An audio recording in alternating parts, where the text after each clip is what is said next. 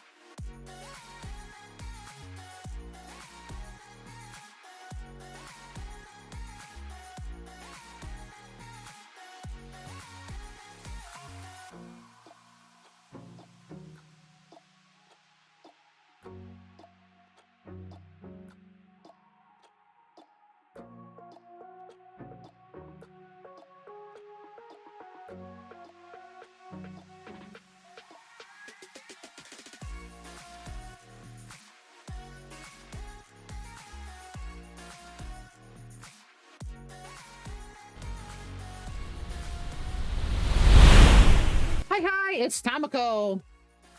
We're here. I have food in my tummy because I don't know what it was. I left work today and I was like, do I stop and get something on the way home or just eat something on when I get home? because I had quite a few leftovers when I got home, and I was like, I'm gonna just eat something when I get home. Because I just didn't want to stop and eat and grab something when I got home, or stop and get something on my way home, because I was like, traffic's already gonna be bad. I had to leave work late because I had a escalated issue that it took me almost an hour and a half on a phone call, and I was like, okay, yeah, let's get something on the way home, or at home. So I was like, nope, straight home. Woo. Plus, I got it fixed. Apparently, it's been going on for 2 days, if I remember. I got it fixed.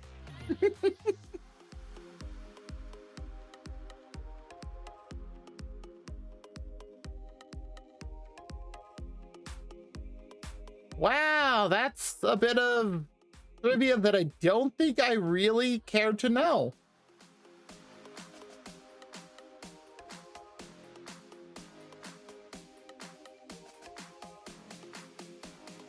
Oh, I mean, mine was just heating something up, so. Specifically mango curry. Oh, it was good. Even reheated, it was still good. And best of all, I think almost every Indian place around me is like staffed by Indians. Like every time I've been in there, the wait staff, the managers, the people back in the kitchen, all Indians. So, oh, hey, Pinks, how's it going? Yeah, like, I'm pretty sure it's authentic, which is, I'm really happy about that. Especially considering that it threw them off one time when I went in one place. I asked them, how hot can you make this dish? And I was asking the waiter about something on the menu, and they're like,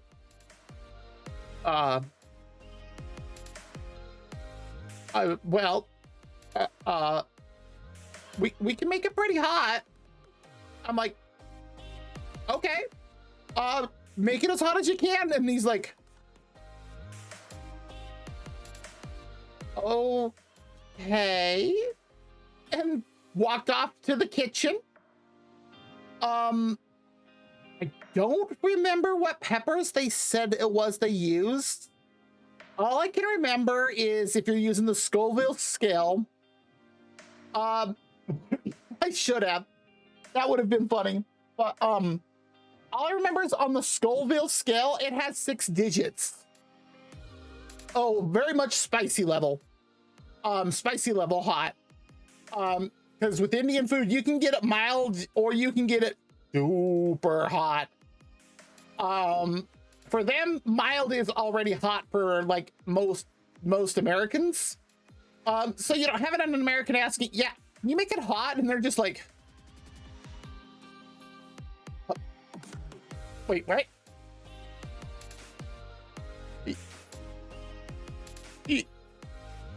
You want it hot? Okay. So I think they purposely tried to make it as hot as they possibly could, and like threw in all of the spiciest things they could. They brought it out, and I could smell that before the waiter put it on the table, and I'm like, ooh, like my mouth is starting to drool, and I'm just like, oh, this smells good already. And I'm pretty sure the waiter's just like, hey, I'm starting to eat it, and oh, it is definitely spicy. It was very spicy. The song is called Ham Sandwich. Okay. It was very spicy. My face probably got maybe about the same color as my model's cheeks. As I'm about halfway through my meal, and I had gone with my mother, my sister, and her husband. She hadn't married him yet, so I guess it was boyfriend at the time. But they were, of course, just like, wow. And I'm just sitting there like, ooh, yes, I'm loving it. And I noticed across the way that there are 4 staff members watching from the side, just all.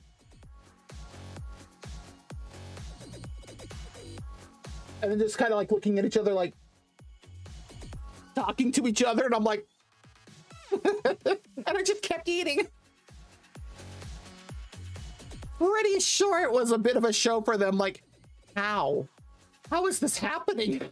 Of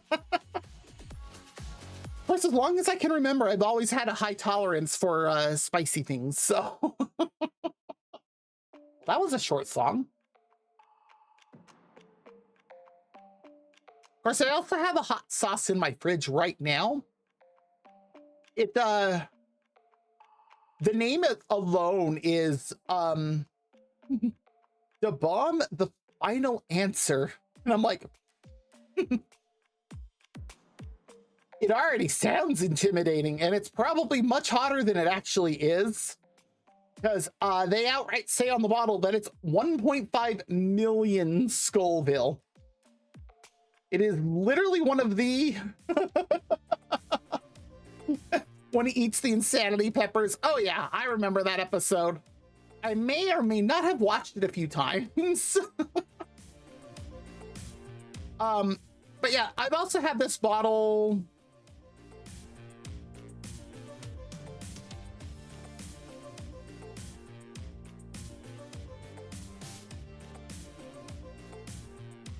for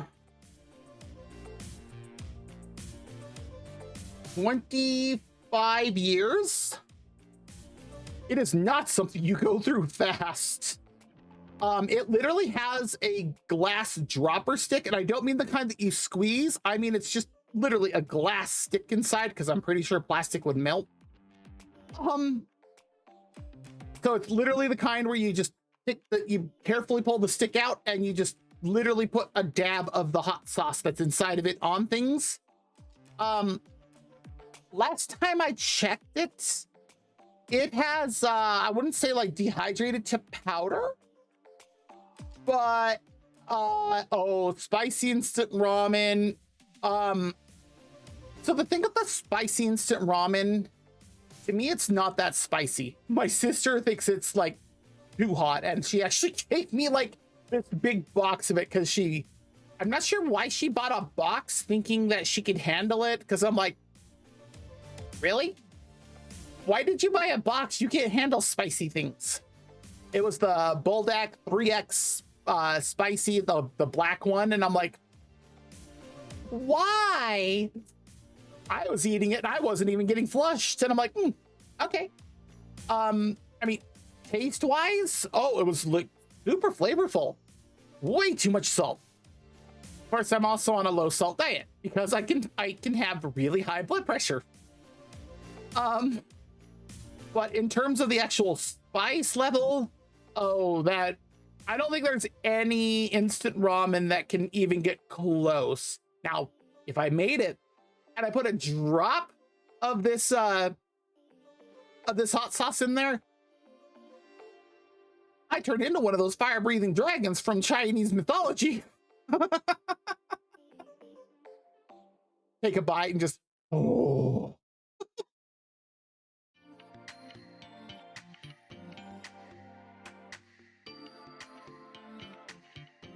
Chocolate diamonds. No, that's fair. Like, between the hot water that you have to cook it in and the heat, oh, it absolutely exacerbates it, because water will not calm down, like spice, like heat spice at all. It actually only makes it worse, especially hot water. So when I'm eating spicy stuff and I see somebody sitting there just like, and trying to fan their mouth and then grab a glass of water, and I'm like, And I'm just sitting there thinking to myself, oh, here it comes. 3, 2, 1. They finish it. And they have a realization that water's not helping. And I'm like, yep. And I don't know what it is that, why I can handle spice so well. Like, I know there's certain areas of the world that have very much a super high tolerance to spicy foods. As far as I'm aware, I have no lineage from them. Oh yes, bread, white bread specifically, helps a lot. Sugar also helps. So having like gummy bears or Sour Patch Kids, something like that, specifically from like American food. Milk, not almond milk. That doesn't do it as much because you actually need the lactose that's in dairy milk. That will actually help. And that's why they say if you get sprayed with like mace or something to like pour milk on your face, because it helps to cut that down. Yeah, I've learned a lot from eating spicy foods, and it's hilarious watching restaurants where I'm ordering that and then just having them go, huh? Like, there's a Korean chain near that's local to me that when you order food from them, they'll also ask you, well, how hot would you like, you know, the toppings on there? You can get it from 0, which is no heat at all, up to a 10, which is super, super spicy for most people. They started out as a food truck and now they have several brick and mortars. And I ordered it from the food truck one time that was being run by the Korean guys who started the company. And they're just like, 10 is really hot. Are you sure that's okay? And I'm like, guys, trust me, it's fine. 10 is okay. And like for 2 minutes, they were just like, 10 is really hot. It's really, really hot. Are you sure? And I'm like, it's fine. Just please give me the 10. I was just sitting there eating it like nothing happened, and they're just like, huh. Okay.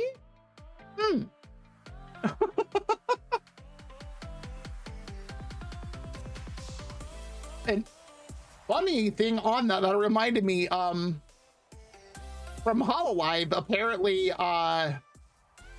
they got some of those 3X spicy ramen noodles, which apparently absolutely wrecked her stomach. I'm not surprised.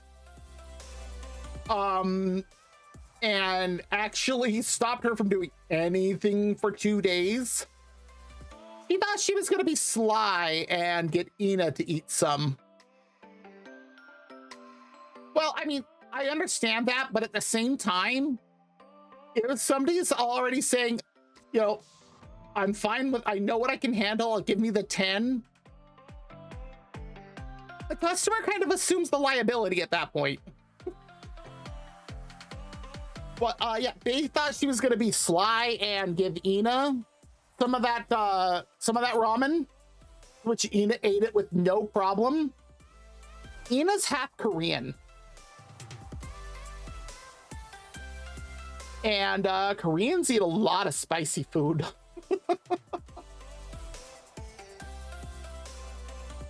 Yeah, Babe's just sitting there like,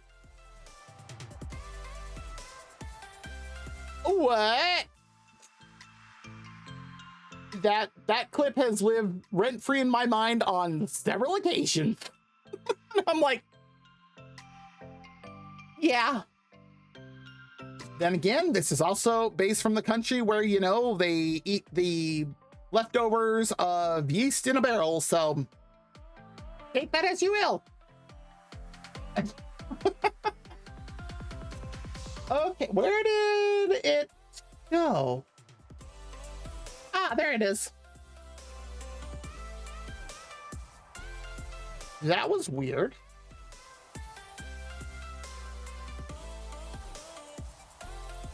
Why did it do that? I went to pull up a window because there's one thing that I want to play before we play. That made very little sense in that order, but okay, what is with some of these songs just stopping? It's kind of awkward.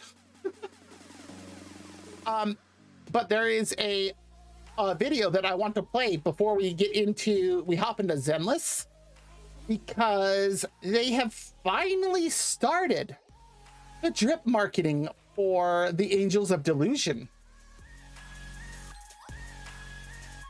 Oh, no, that's understandable, man. And that's how some people I know that used to eat spicy stuff, they're like, yeah, it's not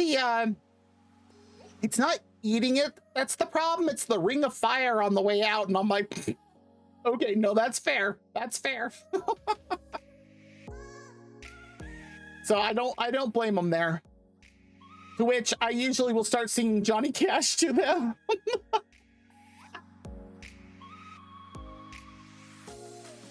That's probably a little cruel, but if anybody should know anything about me, is that I can tend to be a bit of a smartass. If you couldn't tell from some streams that you've probably seen me in when I'm not live. Yeah. But yes, there is a video that I want to play. Where did my mouse go? There's a video that I'd like to play first because they have finally started releasing drip marketing and videos of the Angels of Delusion for Zenless Zone Zero. These are characters that they first showed with like the release of the game back in July 2024 when the game released. But most people haven't seen anything of them. And then last year, during the summer event, during the can't remember what they called it exactly, the music festival thing they did, where we basically were like, oh yeah, we know somebody that can do the festival. And we got Astra to sing, and we just had the guy girl, in quotes, is all they showed her name.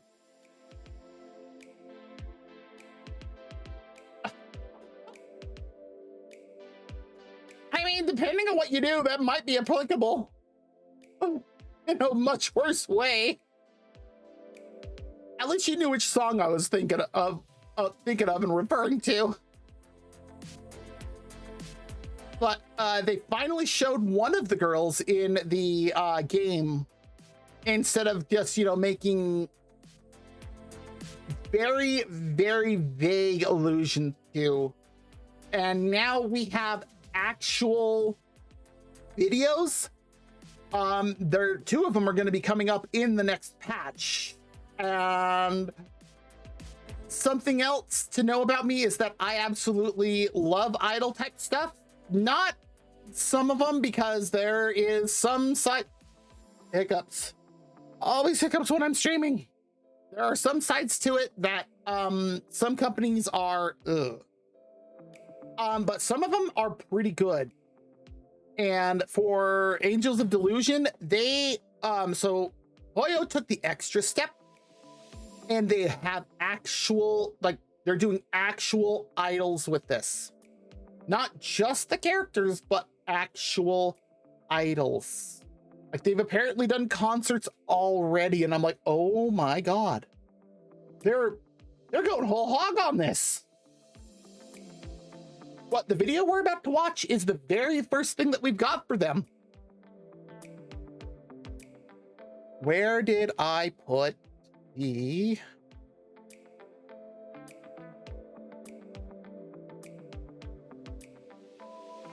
Okay, we're gonna have to turn that off.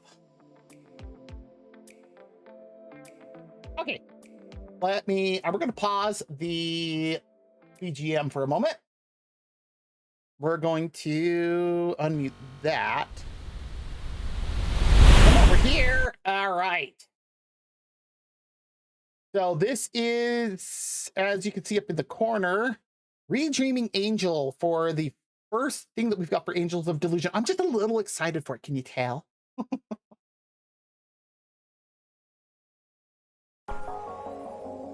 Also, yes, I have watched this several times.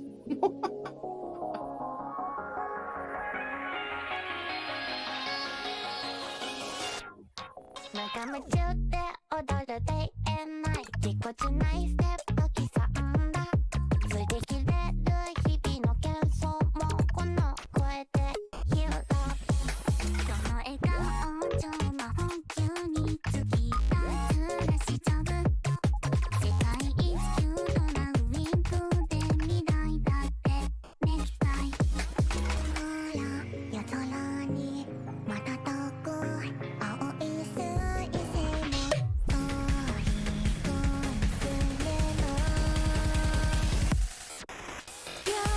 をつかんで離さないでこれで憧れ歌うの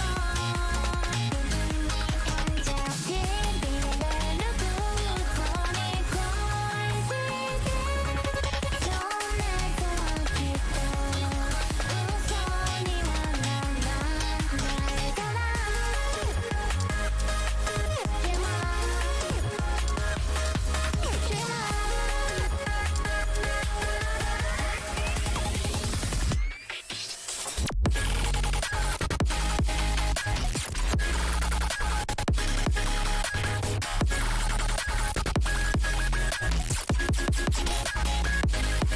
も鏡越しに過ごすスマイルもノイズにまみれた衝動も全部この世の片隅まで響かせて夢のシグナルに手を伸ばし引き寄せてよ眩しいスポンライト盗みなよもう一回ネクタイ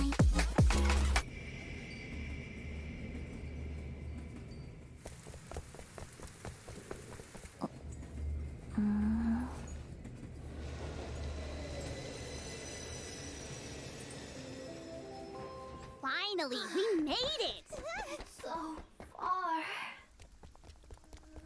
ほら、身にまとう輝きそがアクセサリーさあいずれも遅い夢をつかんで離さないでこれで憧れ歌うのじゃあしびれる空港に恋して情熱はきっと嘘にはならないからでも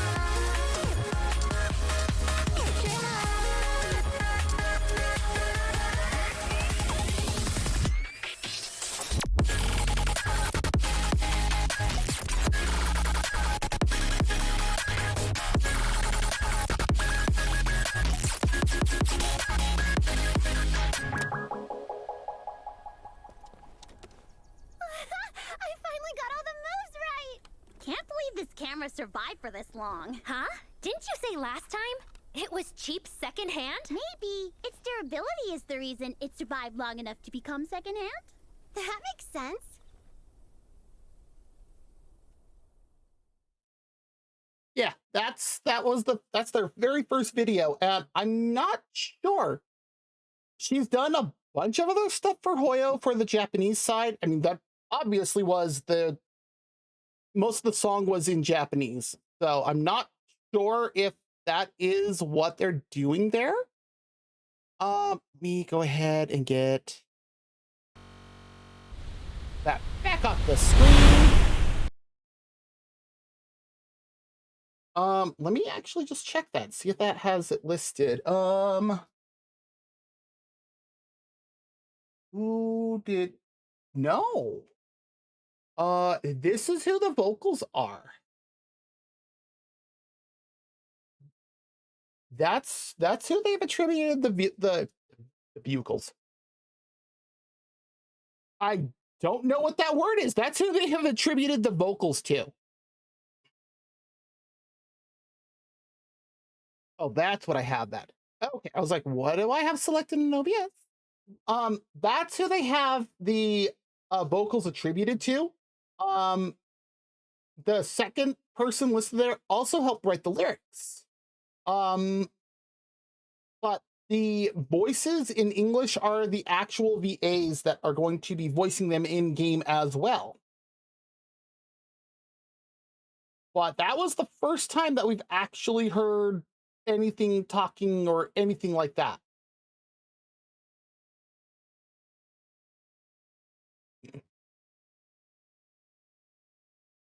And the comments are great. It's okay. First comment, just fell to my knees in random play. Second comment, had to call Neps because someone fell to their knees and screaming at random play. Okay. Third comment, I'm the floor at random play. Someone's knees fell onto me. Also, if you play HSR, yes, you did see Pinacone in there. Considering at the beginning of that, they were doing a intergalactic tour. But no, Zenless is not officially part of the same universe as HSR and Genshin are. They have said that since the very beginning. But yeah, that was the video that I wanted to show. So let me go ahead and... Why did the launcher close? The reason also... That is Genshin. I don't want Genshin. I want... Ah, there it is. There's Zenless. I was like, no, we're going to play Genshin later.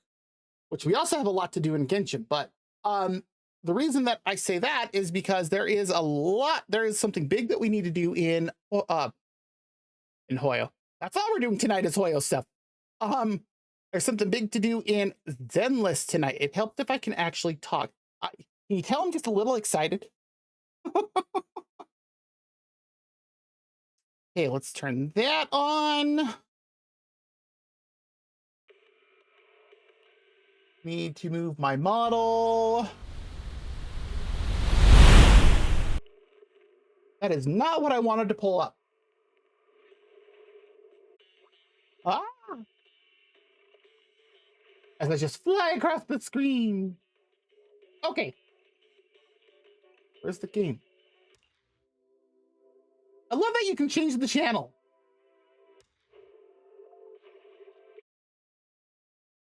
That was one of the silliest, yet one of the most original ways I've seen for how to charge something. Like, you can run around New Eridu and you can see where they've got those, I guess you could call them pods, where Bingbu can sit in them to charge. But if you go into your room at home, at random play, you will see that Eos is sitting in a charger where it is like two comically oversized hands in like Disney style gloves, just like grabbing the side of Eos's head and holding it up to charge it. And I'm like,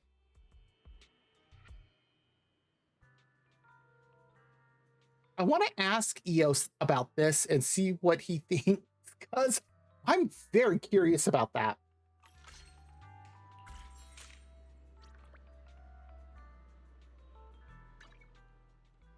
I was gonna say, are you not going to do the thing?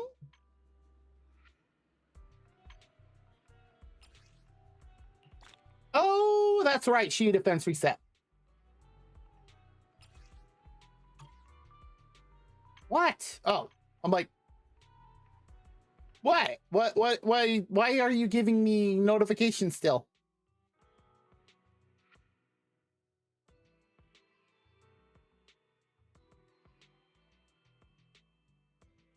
I may have a few of the credits for this thing. Same thing over here. I just wish this wasn't regular master tapes.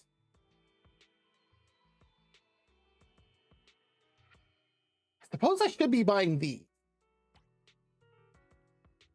It's half of what I have. Potential archive. Oh, I could get 3 of these. Hmm.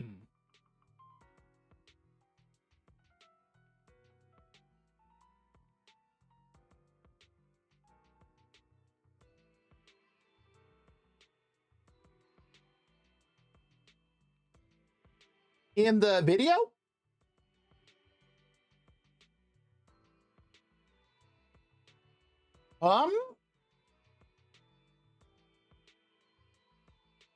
Let me...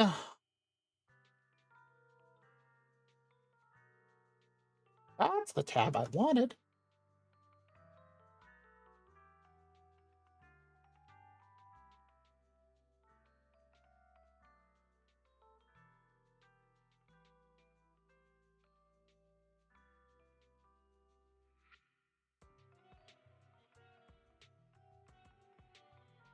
Oh, suddenly bright. Ugh. Yeah.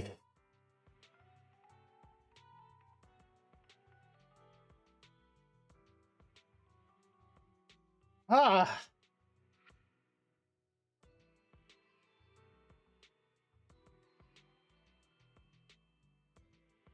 Yeah, this is not entirely what I wanted.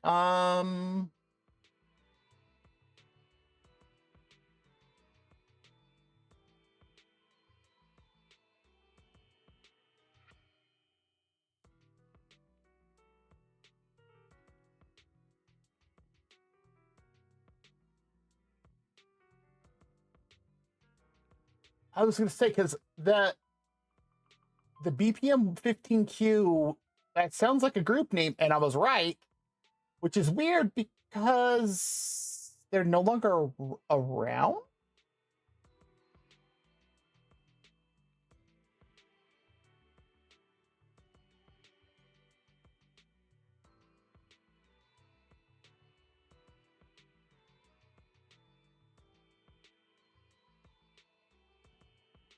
Oh, wait, but now they are. Okay, the information I was reading was out of date. But neither of the people involved are part of it like, they're not VA.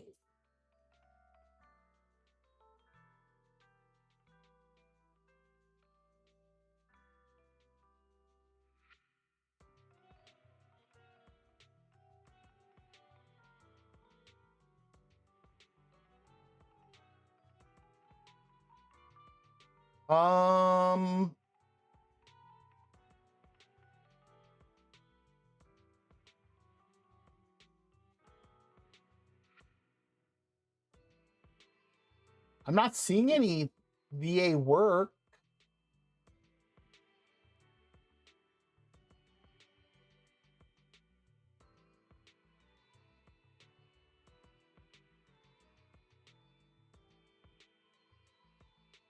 I don't know. Huh. Well, see, that's the thing. They may be new to doing this, and Hoyo hasn't announced it yet. In fact, let me look this up.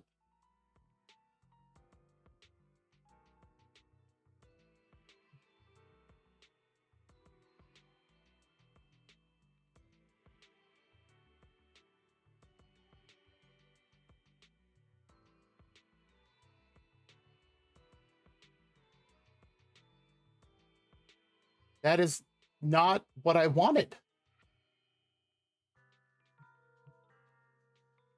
Let's see here.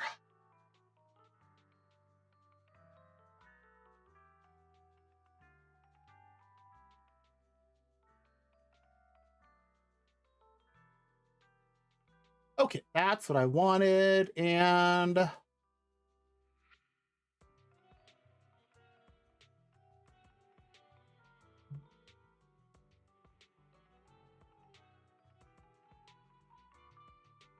well, one of the first one I pulled up, she's both a singer and a VA, but it's not the same one that was doing that song. Now, that doesn't mean that that particular song is the one that they were having them do. That might have just been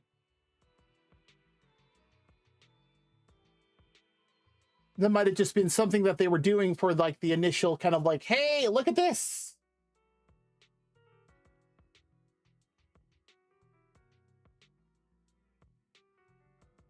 Although her Japanese actress, I do recognize a lot of anime she's been in. Yeah, she has done a lot.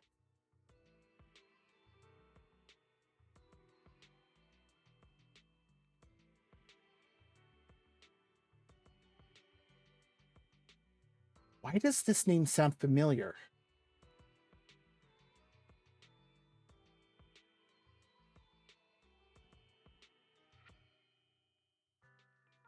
That's why.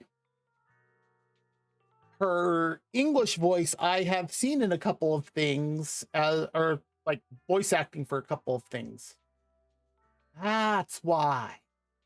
Well, this is going to be interesting. But you also have to remember, Oyo comes out of China, not Japan, so they might do things different.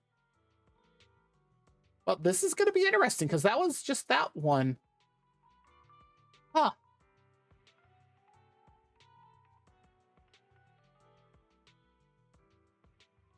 And who was it for the other one? Oh, they haven't announced the English. And who is the Japanese one?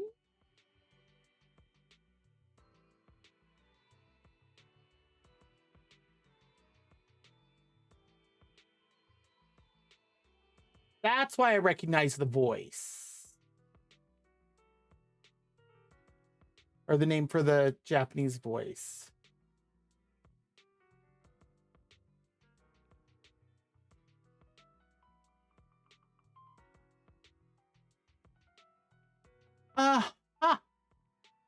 Yeah, that I definitely recognize the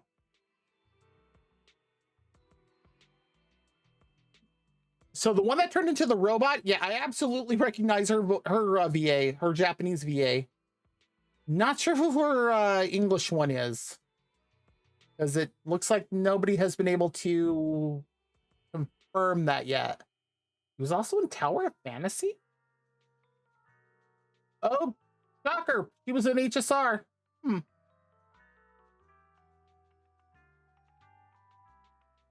shocked by this information. But yeah, the VA you're referring to, man, I don't see them listed at all. Interesting.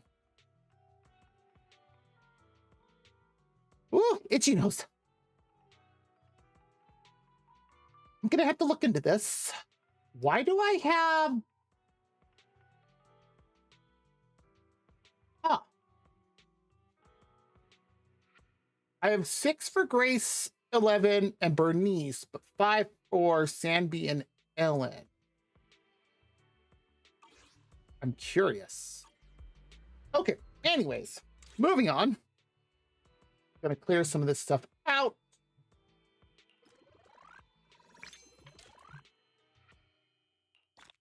Nine days left to get 7 more levels.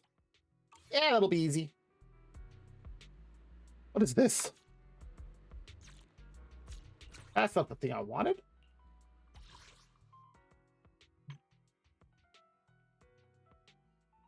The game company's on here? Since when has the oh, because they're level 5. I was like, when has it been possible to have more than 50? Oh, my cat's asleep on my bed.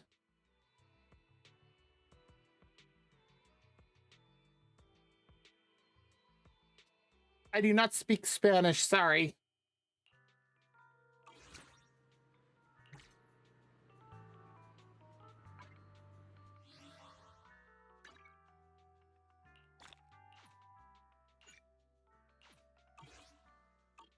Okay, now this is why I showed that video. If we go into events. Oh, look who it is. It's the same three. It's the angels right there. Why do I have something here? Oh. I still want to see Eos actually use a bazooka. I really want to see this. Please? Poyo, Zenless devs, can we give Eos a bazooka?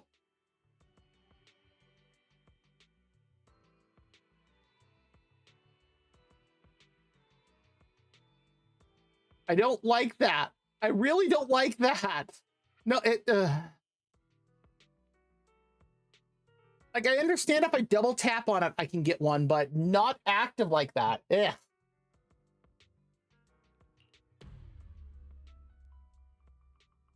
That always looks so ominous.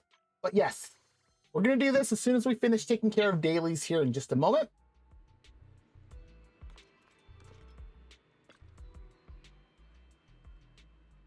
Oh, I need to finish this. That's right. I'm going to do that.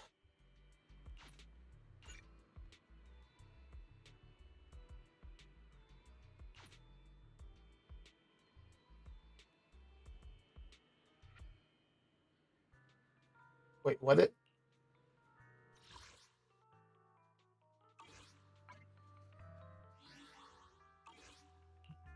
That was the dialogue that couldn't be replayed in the video archive? Really?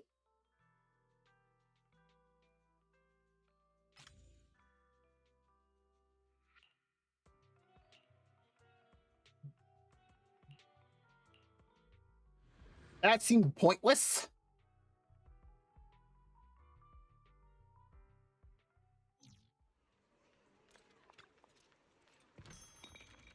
Now, in terms of when the Angels release for the next patch and doing polls for them, I am not sure if I'm going to do it. Oh, this is always hilarious. Look at this kid giving the adult what for.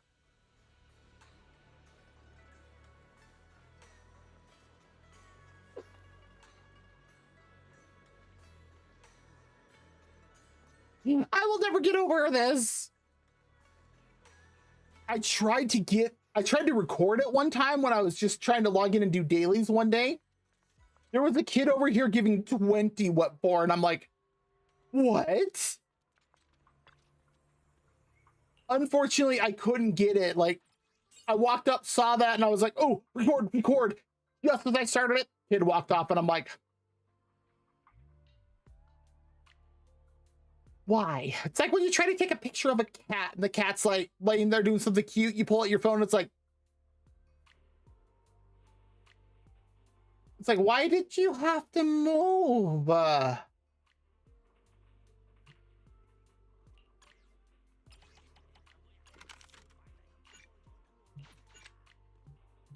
Who's over there screaming in Mandarin?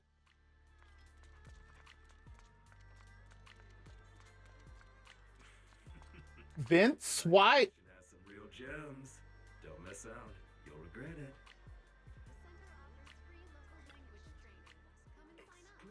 it. Oh!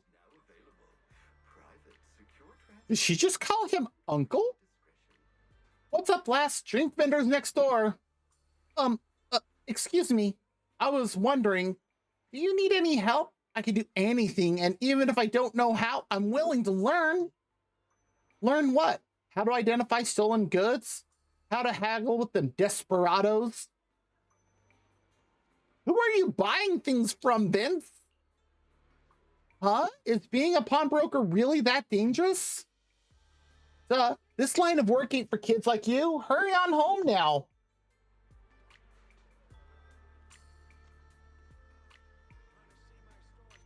Yeah, it looks like she just came here from school or something.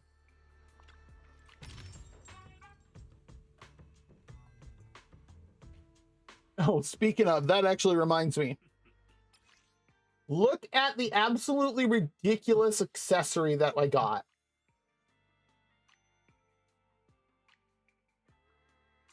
Why are the whiskers floppy?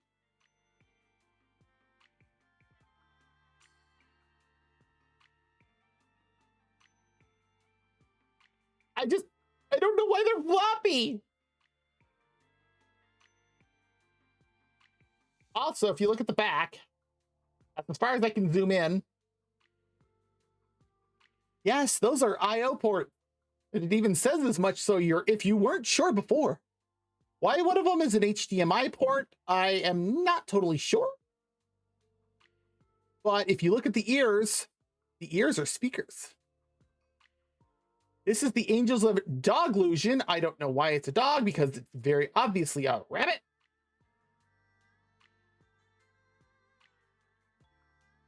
This was something that we got in the last patch that we could buy here from Vince's store.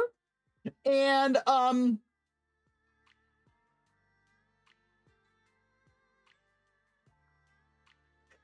I don't even know what to say to that.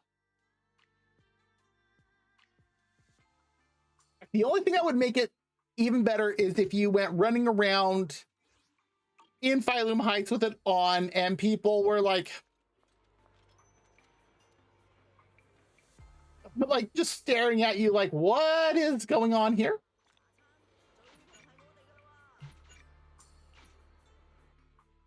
Okay. What was it I needed? Oh, that's right.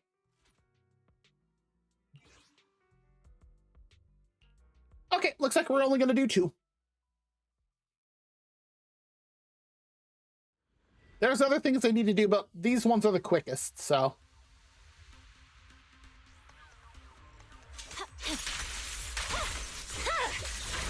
Weakling. That will never not be funny to me. We just started. I know we just ended. 6 seconds. Not my fastest time. Only off by 1. But it's like, okay, we're done.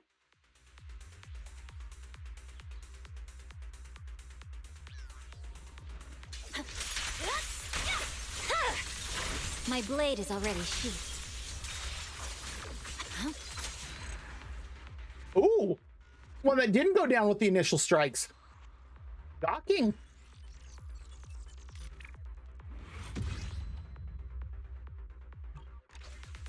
Gonna need some of those investigation logs because that's character EXP material.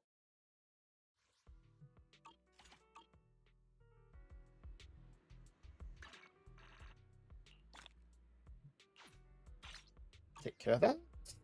And this 2/3 of the way. Okay, now we can do this. This does make me wonder exactly what this event entails. We're in random play.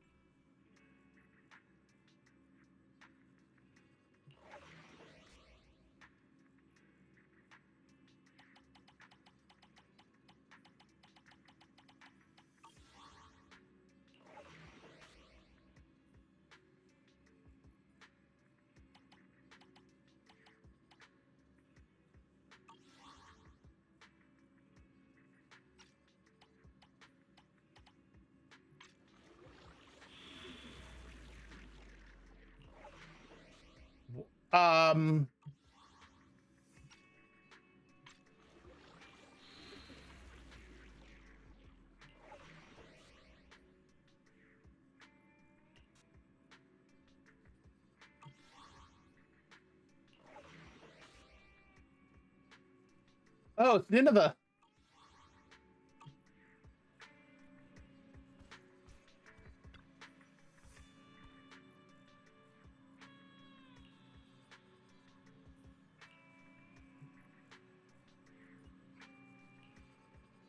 A special commission? What?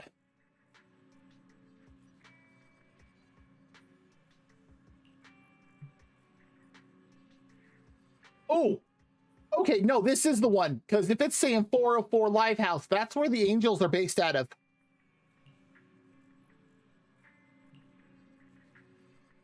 Okay. Yep. 404 Air. Which is actually hilarious for a name for this.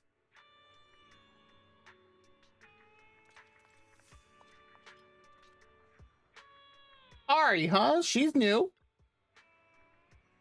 Welcome to the 404 Air live music venue.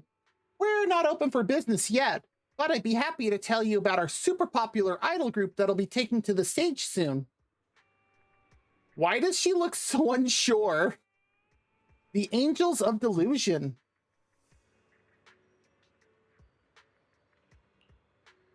A commission?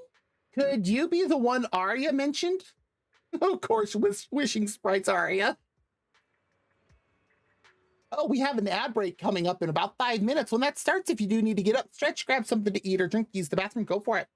Before Ari could finish speaking, a figure with pristine white wings appeared at the entrance of 404. Yeah, there's Arya. Yes, I already do know their names and a lot about them. Like I said, I may or may not be just a wee bit excited. Hello there. Sorry to bother you, but you must be the muse sent by the wishing sprite, right?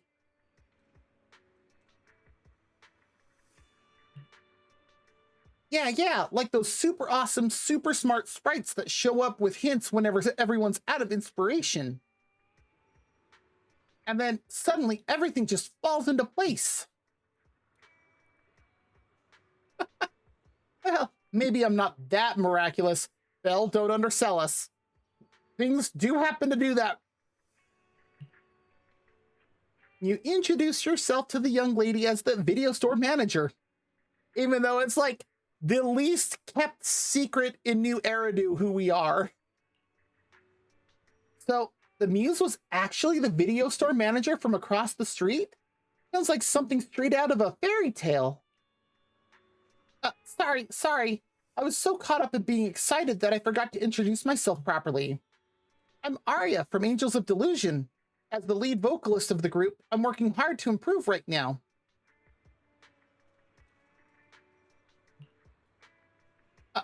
It's not like I'm that amazing. It's just Nyangang and Suna really believe in me. That's even better that her friends believe in her like that. But lately, everyone in the Angels of Delusion has been stuck without any inspiration. I didn't know what else to do, so I had to ask the wishing sprite for help. Okay, who's the wishing sprite? The wishing sprite actually reached out to me.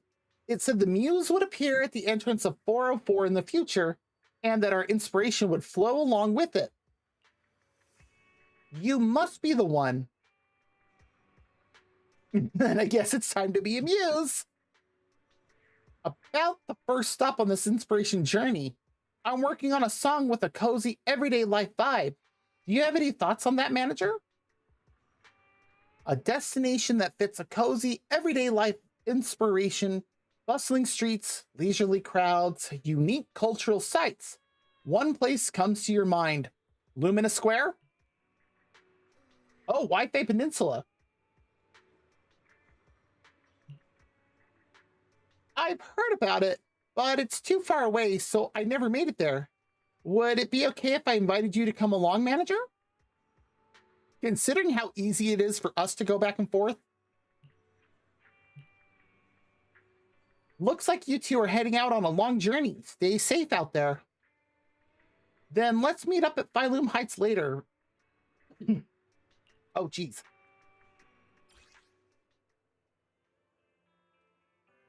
He still looks super unsure about this. Go with Arya to Phylum Heights to look for some inspiration. We have 12 days to do this. I think that's actually the end of the current patch. And there's Arya.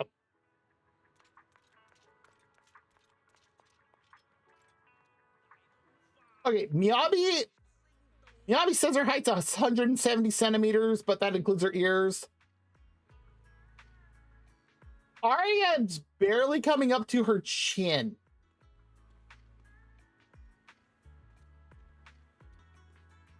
She's so small.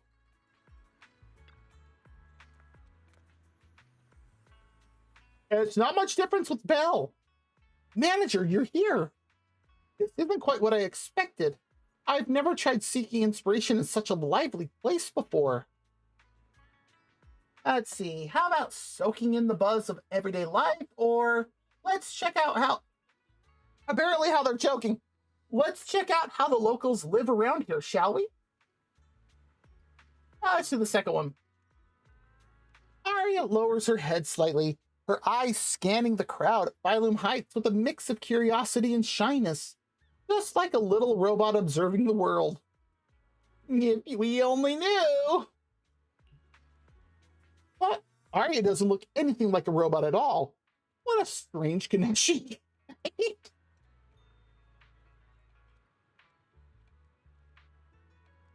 Wow, are we going to keep getting dropped hints like this? Beneath what seems like an overwhelming chaotic rhythm, there are so many small, gentle stories. Kids running out of the convenience store excitedly clutching candy, neighbors bantering loudly over a game of mahjong. From afar, you can hear the disciples training at Swabian Temple, and the restaurant owner calling out to customers. Sweetie does like to do that.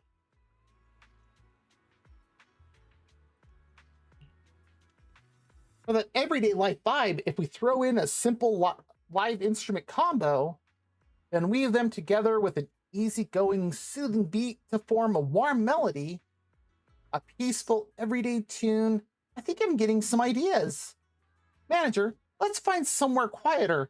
I've got a new idea I want to share with you. Oh, and there goes the ad break. So if you do need to get up, stretch, grab something to eat or drink, use the bathroom, go for it. We'll be back in 3 minutes.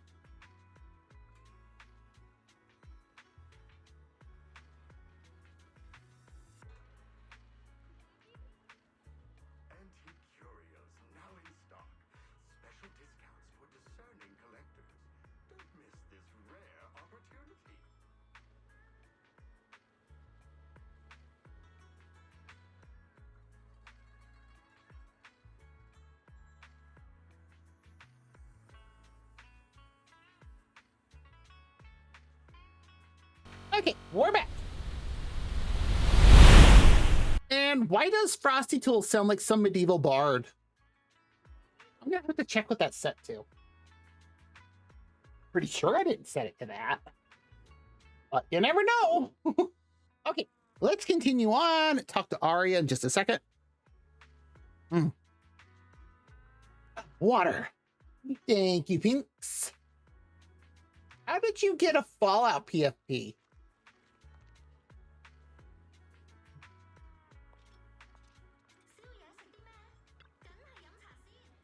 Even the most ordinary everyday life might be a series of small miracles. Sometimes the most touching notes can be found in the seemingly simplest melodies. A piece depicting a warm, everyday scene, and just like that, it's done. White lattice. Arya pulls out her phone and starts to play the melody she just came up with using a synthesizer app. Oh.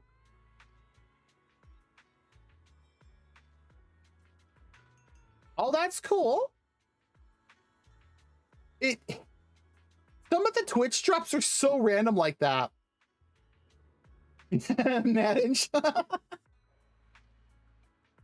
I somehow got one where I have a Japanese maple leaf. I think it's a maple leaf.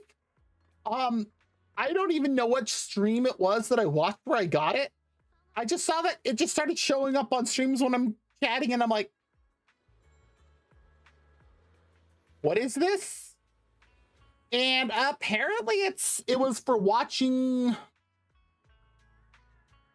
I want to say Ghost of Tsushima from a specific time frame, and I'm like,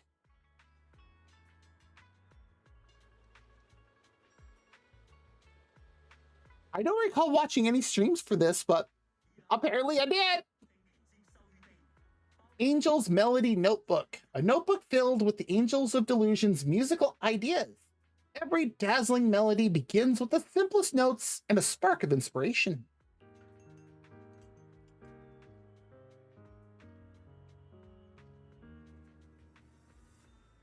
Ooh.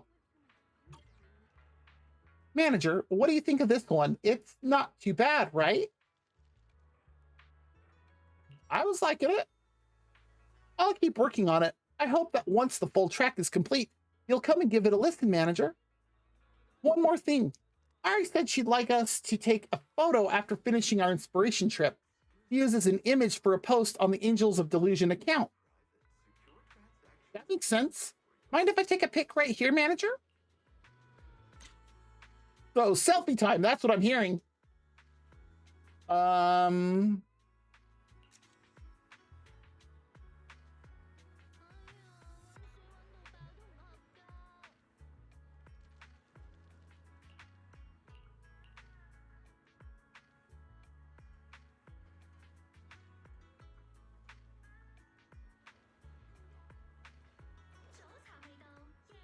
That's not what I wanted to do.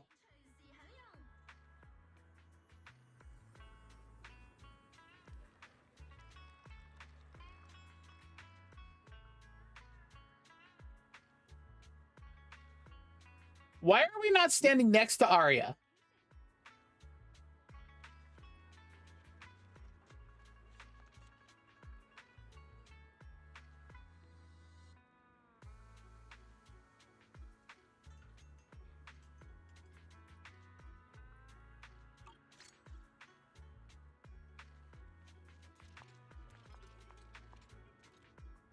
Also, I'm going to switch it back over to Belle.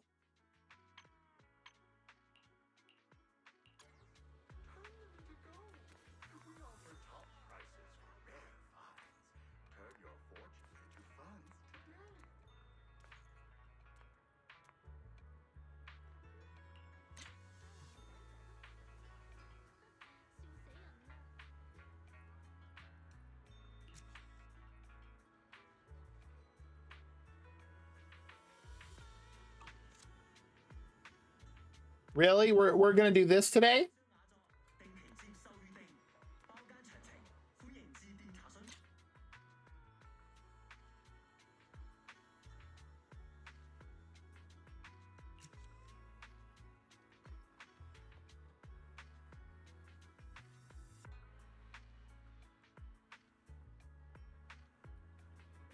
Oh, what? Did you find your fish?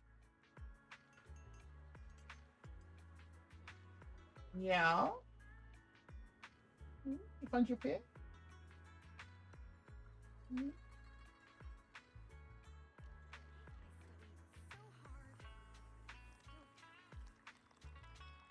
My cat had to let me know she found her fish. Okay.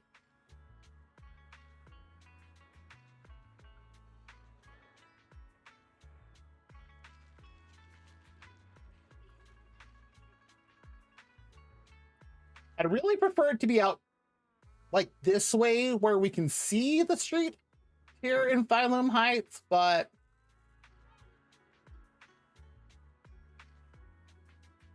go like that. Do we want the current color or do we want...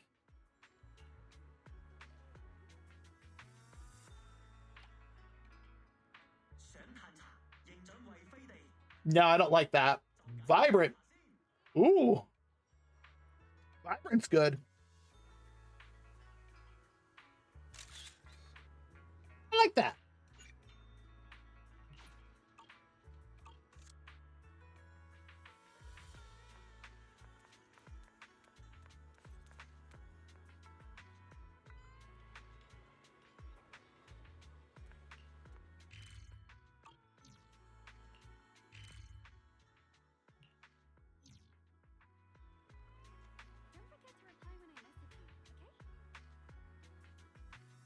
What?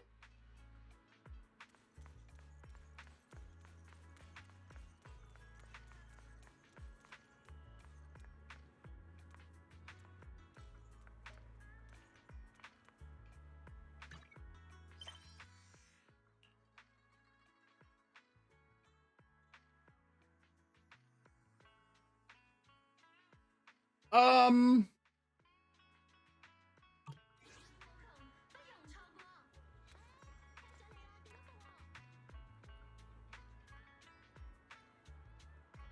Antique curios now in stock. Special.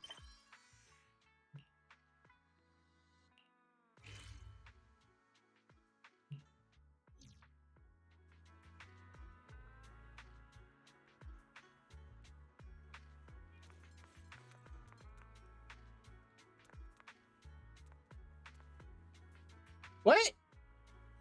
Hey, what? Wait, what now?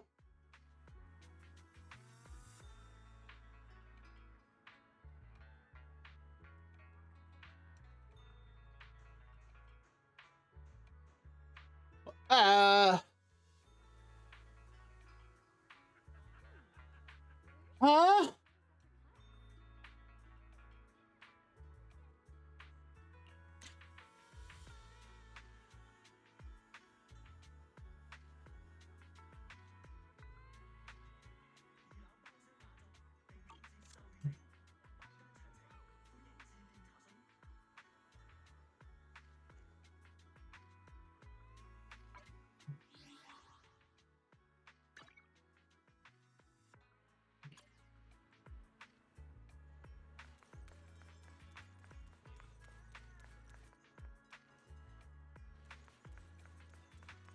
Nope, it's still doing it.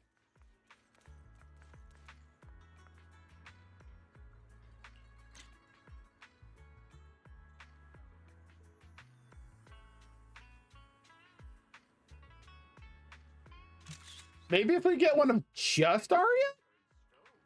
Go. We will unlock the secrets of your forgotten treasures.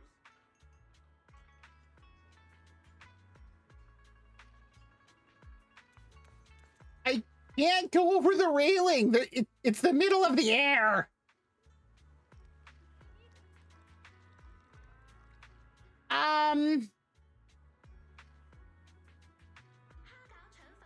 Why?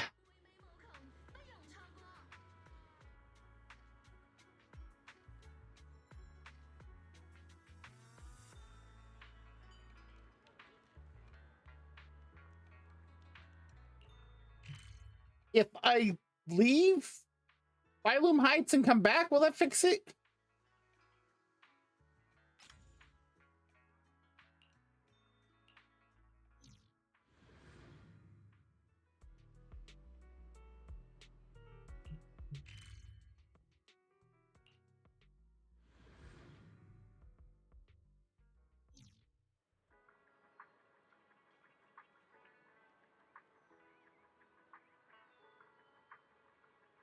I love that the camera is like, target spotted.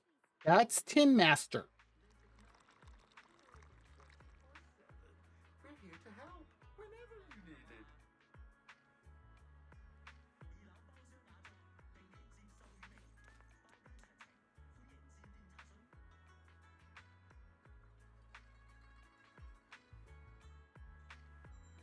Um,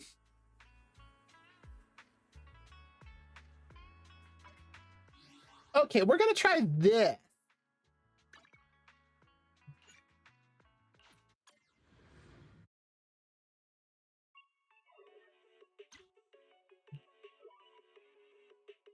Maybe logging out, logging in will fix it? I have no idea.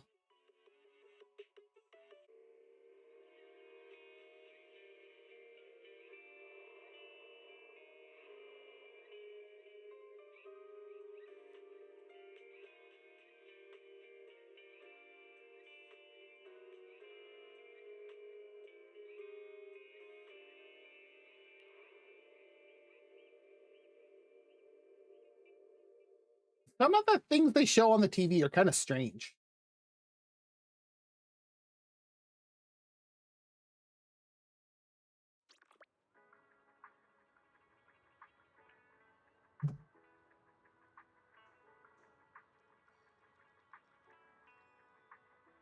Um,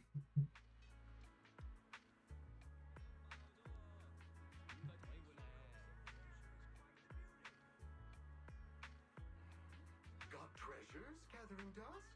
Turn them into gold. We offer top.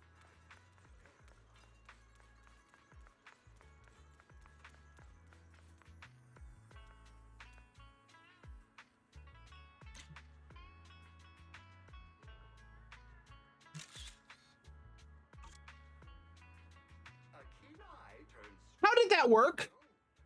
We will unlock the hidden worth of your forgotten treasures.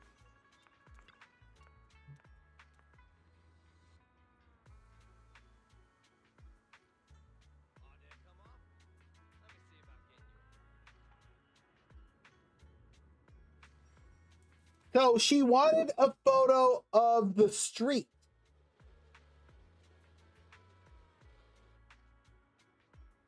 Just say that.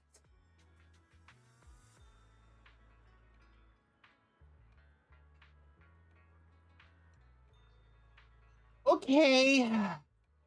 Manager, these photos are amazing. You captured the neighborhood and all the corner shops perfectly. If we ever make an album about the laid-back pleasures of everyday life, I'm definitely using this photo for the cover. And with that, the mission Ari gave me is complete. Thanks for everything, manager. Let's head back to 6th Street for now.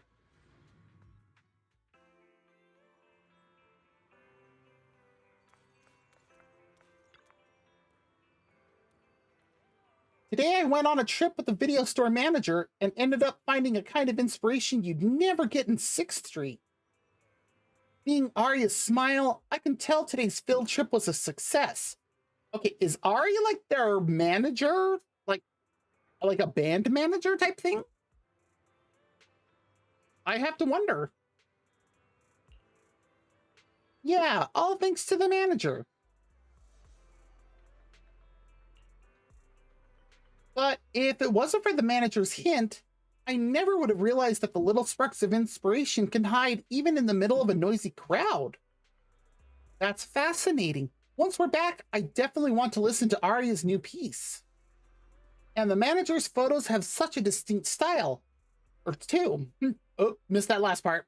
Paired with Arya's inspiration journey and Ari's artistic flair, today's post for Angels of Delusion is officially up. Oh, wow. Not joking. Okay, so they really did want just an actual photo of the street. That is not what I was getting there at all. Around the next street corner, daily life is really just a chain of small miracles. Notes are simply vessels for telling stories, and the most beautiful stories unfold on the streets we know best, right beside every Delulu. Yes, that is what their fans are called. This warm, everyday themed track White Lattice was composed by Arya and inspired by an ordinary day in Phylum Heights. We invite every Delulu to listen together.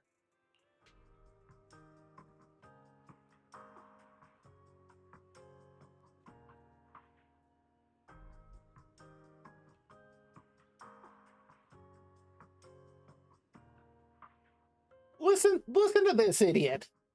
How did you just go straight into composing a new song? That's not how it works in band mangas. You're supposed to wander around struggling for inspiration and stumble into some fateful moment that gives you a sudden flash of genius, and then you start writing.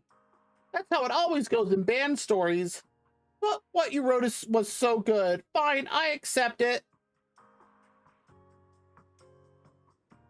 Put down your books and go touch grass.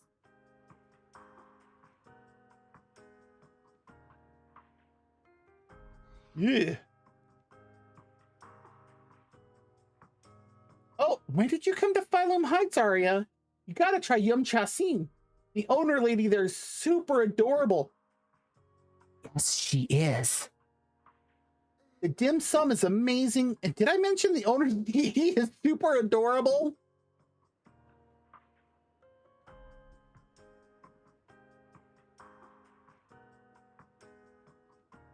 Did she write that herself? Oh, definitely. I mean, well, and look at the rewards too. Look at all those polychromes. What? 300 polychromes just for what I just did there. And that's it. Please support our amazing lead vocalist, our one and only bright-eyed little Arya. Crystal voiced little Arya, cheerful smiled little Arya. Wow.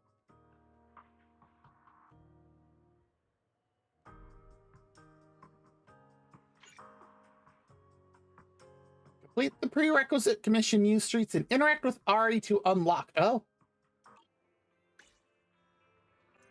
Oh, now we got Suna out here. So Suna's the one that we met at the summer event last year, who was just listed as Shy Girl, when she got to meet Astra and got very, very excitable and started flubbing up her words.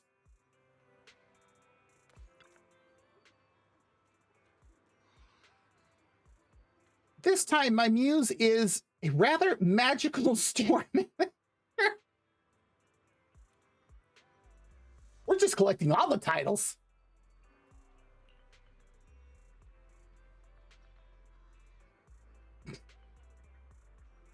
Oh my god.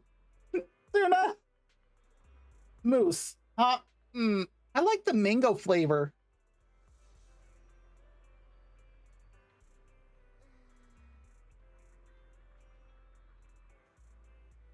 Okay. It's Muse. Muse. A muse who brings inspiration. The store manager from the video store across the street. Random play, that sounds familiar. Oh, I remember now. Nangong said she once borrowed a dance tape from your store. Manager, you're right on time as always. I'm sorry, are you the... Are you the moose? No, the manager? I wasn't trying to make fun of your shop or anything. You don't remember us? No, wait. It's not that I don't want to talk about your store. No, what I mean is... sorry. Whenever I talk with strangers... Wait. Here we go. She's finally remembering. Wait, speaking of which... Don't I know you from somewhere, manager? I think it was at the concert at Fantasy Resort. You're Miss Astra's... I'm messing up in front of Miss Astra's friends would be even more embarrassing.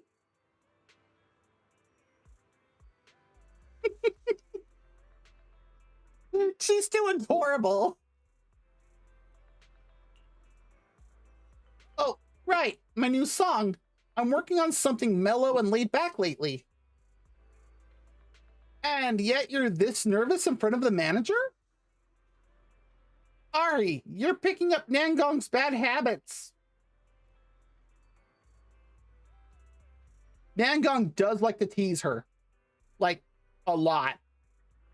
Huh, I'll handle the intro.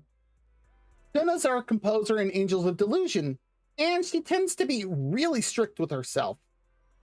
I do handle the composing work for the group, but that's only because I'm even worse at everything else. Aww. But if you're willing to help, then I'd like to give it a shot. So if I'm trying to write something light and relaxing, where would you suggest I go for inspiration, manager?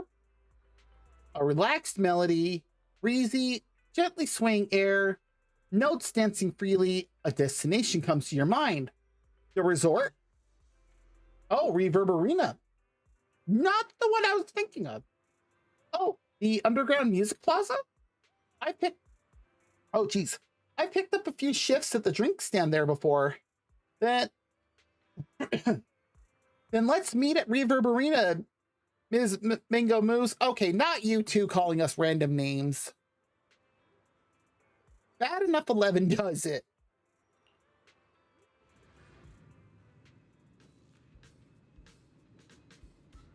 Pulchra? Okay, before we talk to Suna, need to show something. Look at what Pulchra's doing. One, it's the wrong direction, but two, Bernice has given her such bad PTSD that she is holding her tail. And that was in what? 1.3? Poor Pulchra. Like, wow. I suppose we could just quickly do this. Oh, it's you. It's a band signing event. Have you heard of a band called Colonel Tim? You haven't, right? Me neither. Of course, someone hired me. My connections and business reach are pretty extensive, you know. But when I took on the commission, I was expecting an underground band like this wouldn't be very popular. I never expected I'd have to wait in such a long queue. What a miscalculation. This is exhausting. Forget the line. Why don't we go check out somewhere nearby instead?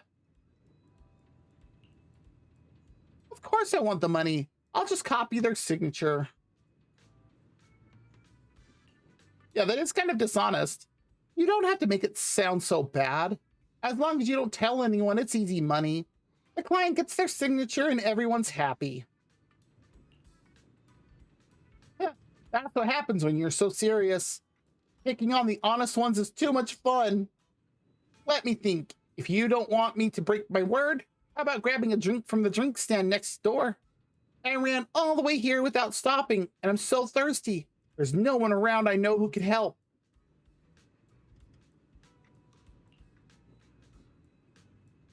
Wow, so generous. I won't hold back then.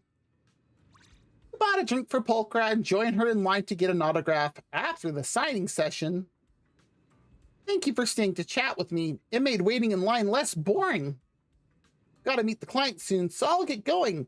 See ya.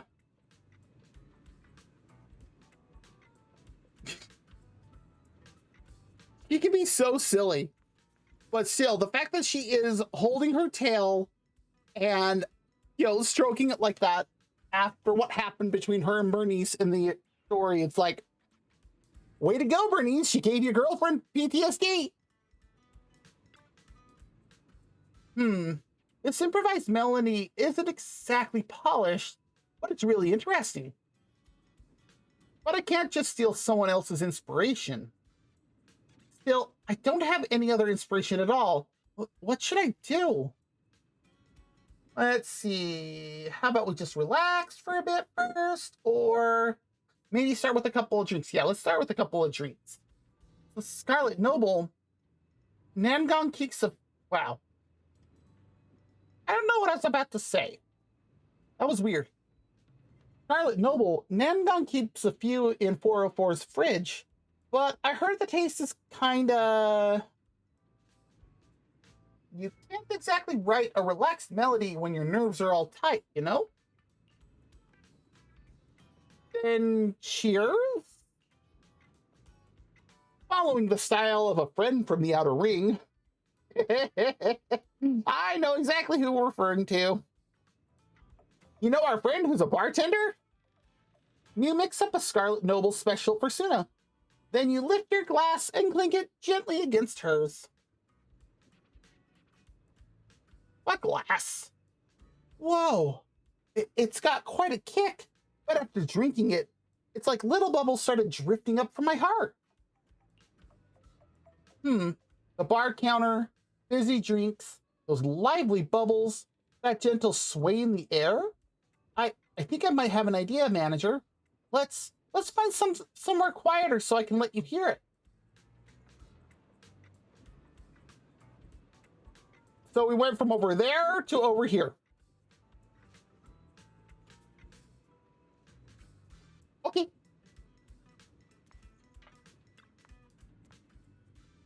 With that easy 6/8 groove holding everything together and a melody that bounces as lightly as soda bubbles, yeah, she's definitely a composer if she can say something like this. And the chords, those need to move with the same spark and lift as the manager's special cocktail. This one's called Bar Top Special. Could you maybe give it a listen for me, manager? Tuna pulls out her phone and starts to play the melody she just came up with using the synthesizer app.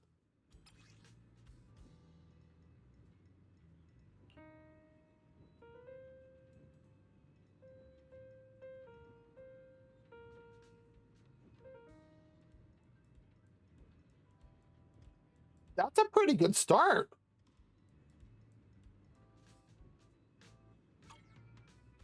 Manager, what do you think of this song?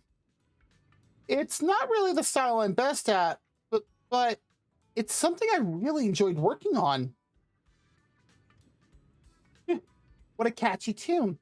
It makes me want to start swaying already. Really? I wrote it while thinking about that moment we clinked glasses at the bar. If you think it's good, then maybe everyone else thinks it's not bad too? Oh, and Ari asked me to take a photo of our field research spot as a memento. How about we take it right here? Uh-huh.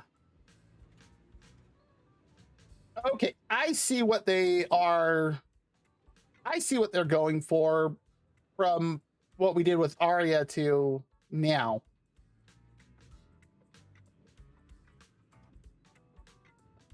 Well, first off,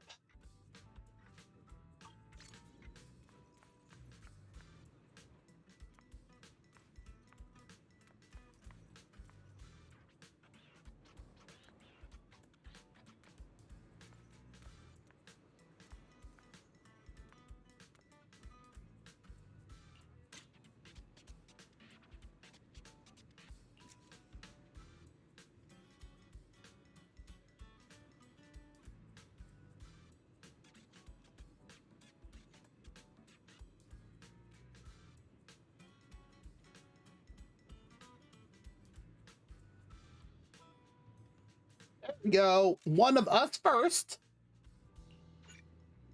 Yes. And now we'll do this one.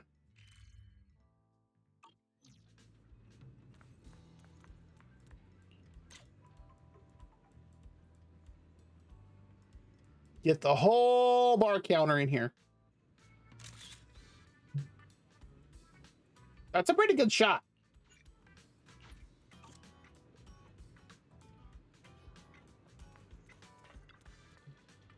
A bar counter with drinks placed all over it, neon lights that flicker and pulse. What a vibe!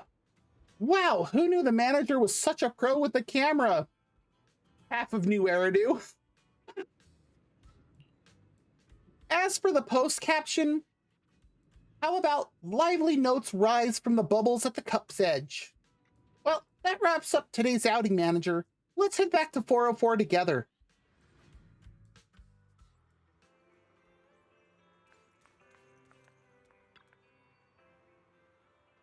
It's different from the usual style, but this song is absolutely amazing. Exactly. The impromptu performance we've never seen before. The Scarlet Noble special I've never tried. All of it gave me... Oh, geez. All of it gave me completely new inspiration. And this Ms. Mango really does have a flavor that stands out from other mousses. 11, you got a competitor for names.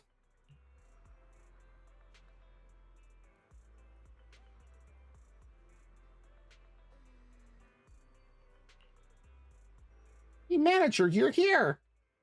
Suna and I were just talking about today's piece. We both agree that it's going to give our fans a whole new kind of surprise. Thank you, manager. Hearing this melody is like feeling soda bubbles dancing on your tongue. Sure to give the bar a boost, and my tips too. I hope so. I really hope everyone enjoys Bar Top Special as much as Ari does. Oh right, one more practical task, Suna. Use the photos that the manager took today and post today's tweet for Angels of Delusion. We're actually using that word, huh? Well, why not? The website doesn't anymore. Bad subject. Mango mousse plus a bar-made signature drink. If a signature drink isn't enough to chase the worries away, just add a little fizz. Gonna hope Bar Top Special can be that kind of easygoing melody. One that helps everyone forget their troubles for a while. Inspired by Reverb Arena's Mango Mousse and a Scarlet Noble special, lively notes rise from the bubbles at the cup's edge. We invite every Delulu to listen together.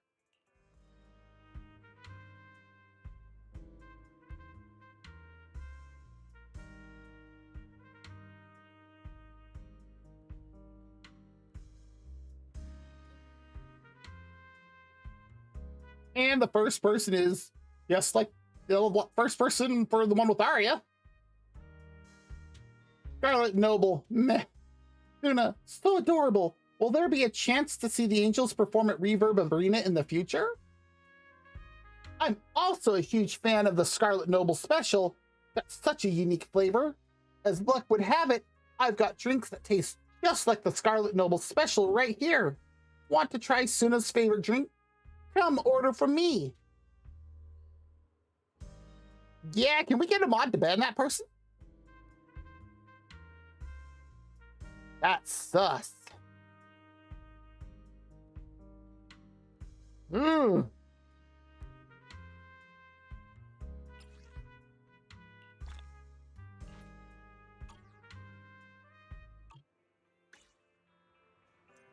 and now Nangong's out. Oh, she's got open-toed shoes. I just realized that. Also, look at her back. Her wings are actually attached. Oh. So are Arya's, but she's a different case. But yeah, Nangong's wings are actually attached. Oh. And they did keep it. You can actually see her angel name on her wings. They did keep that little detail.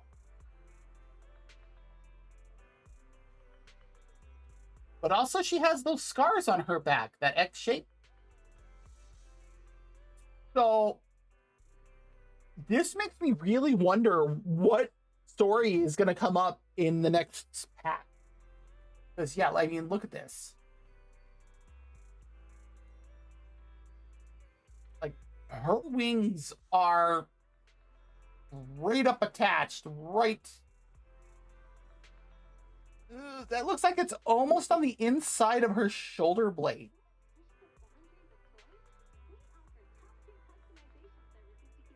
Also, I want to know how she does that with her hair.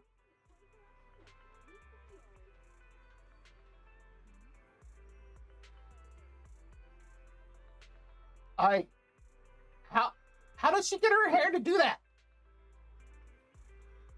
That is wild. Yeah, look. Those look like they'd be cybernetic wings, kind of like Neko. Tons of hairspray. Yeah, I don't know if she could actually fly with them. I don't think any of them can. Suna's are on her backpack, but Arya and Nangong actually have them attached. Again, Arya is a different case because she's actually an intelligent construct, but Nangong's are like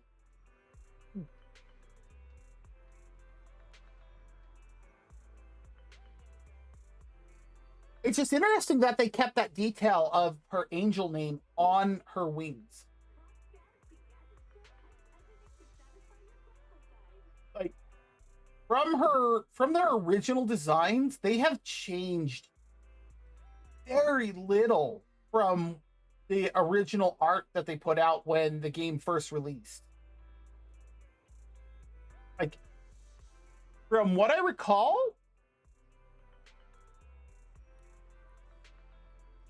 there's very little that has changed.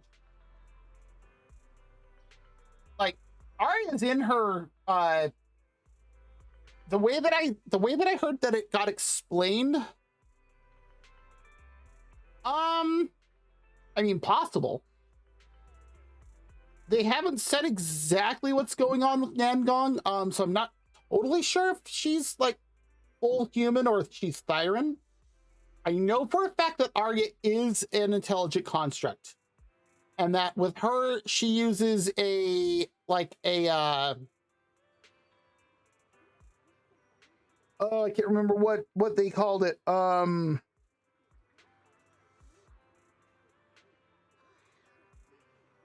I can't remember what they called it. Essentially, she produces a visual, like a visual avatar that she shows up or shows to everyone all the time, to where she looks human. Because she, like, in her intelligent construct form, she gets very nervous and shy of how she's going to be seen by everybody. So she has this human form to fit in better. So I'm really hoping that we get to see what exactly dynamic has happened here to cause all of this. Also, I just realized Nangong has a lot of ribbons. The edges of her dress, several on her arms, her hair. Even Arya's hair, which doesn't make sense as that, but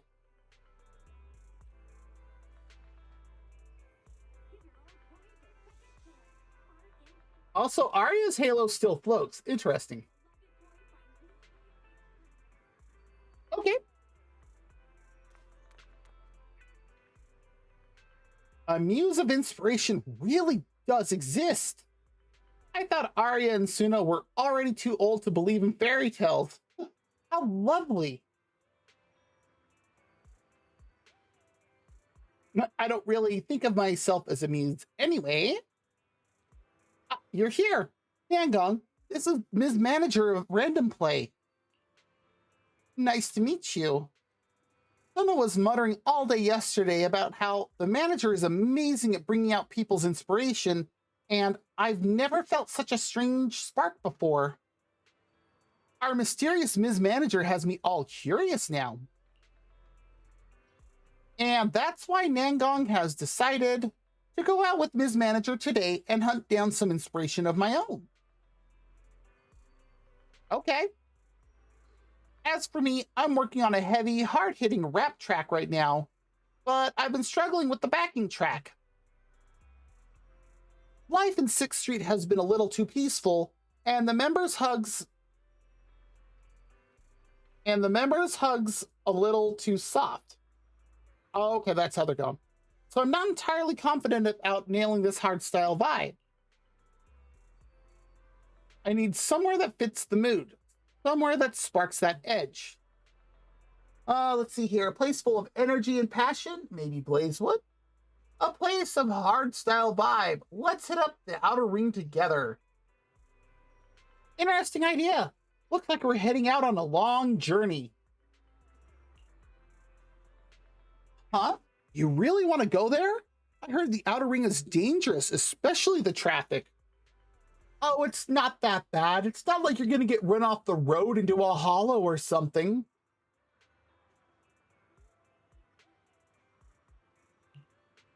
No worries. The manager clearly knows the outer ring like the back of her hand. I can't go wrong following her. Let's meet up at Blazewood then.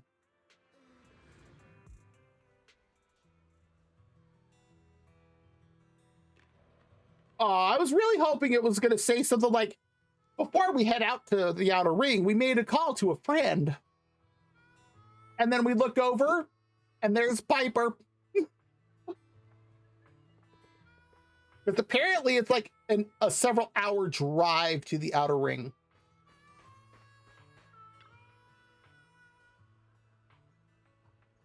Such a completely different vibe from the quiet, ordinary days back on 6th Street. As expected of your recommendation, manager. Perfect for brainstorming something fiery and high energy, right? Blazewood definitely lives up to its name. Aside from the untamed cacti and those carefree tumbleweeds rolling wherever they please, you can hear engines roaring down the highway every now and then. It just feels so free. Whoa, look over there. That rider looks so cool. How about we go ask her to let us borrow her bike for a bit? Before you can stop her, Nangong is already jogging over... Oh, geez. Nangong is already jogging over to the motorcycle she's been eyeing. You want to ride my bike? I don't mind lending it to you, but kid, you got any experience with motorcycles? I've ridden Suna's little electric scooter before. Does that count? No. Oh, just popped my neck. Ooh. Oh, that feels better. This thing's no joke to handle. If you try driving it without proper training, you'll be in some serious trouble. If you're just looking to experience the local culture of the outer ring, and not the medical services at the Blazewood Clinic, I'd suggest you skip it. They, don't seem to have a medical license. I'm shocked. Do you see this face? This is my not shocked face.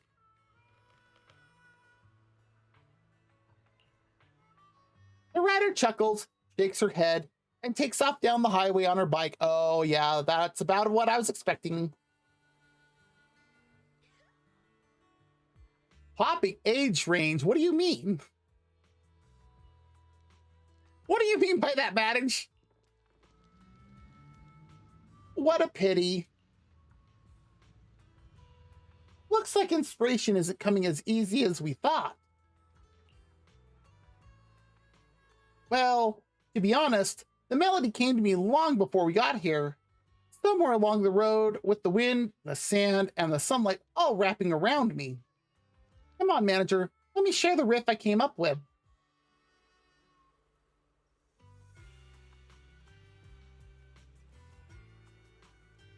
Why do I get a feeling it's going to be a shot either down Blazewood or out towards the hollow?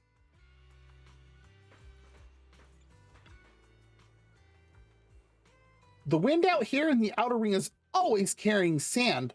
How about adding a bit of that rough texture into the backing track? Oh, hey, Zeno, how's it going? The chords should rise like the roar of an engine, growing louder in the scorching air. Tumbleweeds and cacti, bikers and scorching winds. Oh, long day? Ah, lots of Genshin. Okay, that'll do it.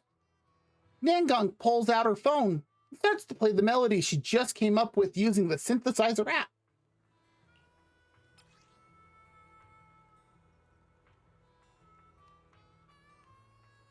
So do they all share the same book and they're just each taking it with us when we go out to do these?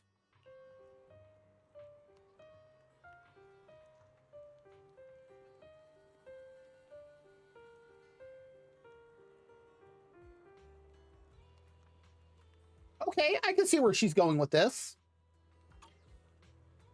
It'd make a nice backing track, right? Just let me work on the lyrics and instruments.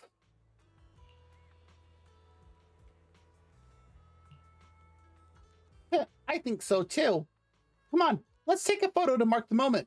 Ari put it on my to-do list after all. Okay, so Ari is their manager.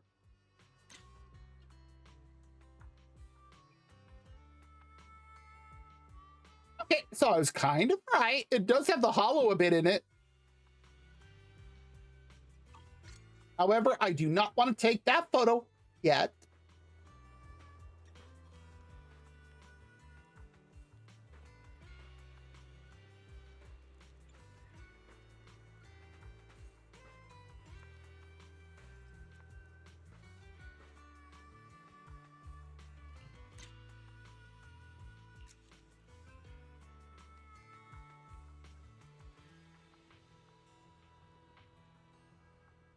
Oh, yeah. Oh, yeah. Nangong is definitely taller than the other two.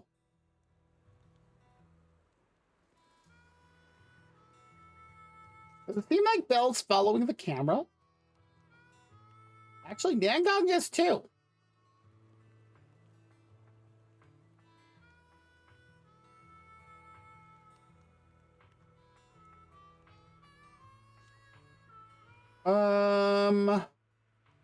Right there. Perfect.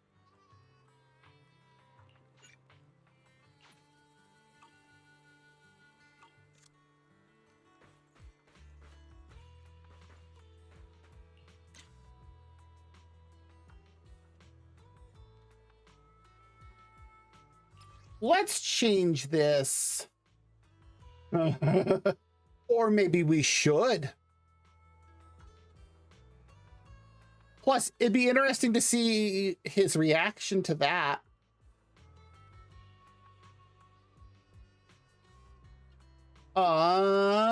There is a specific filter.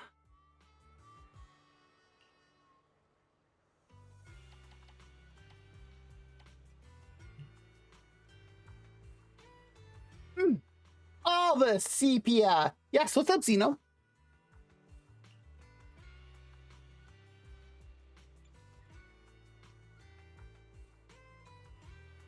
I have not seen the drip marketing for Varka yet. I figured they were going to be doing it soon, but I haven't seen anything yet.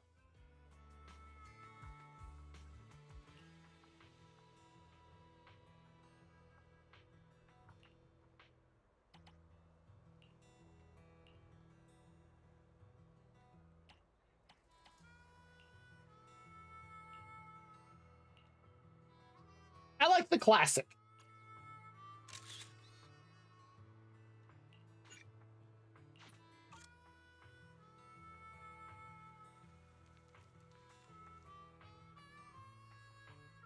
Oh?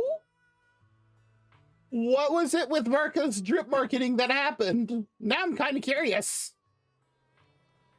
Let's capture the scorching air of the outer ring in the photo like this.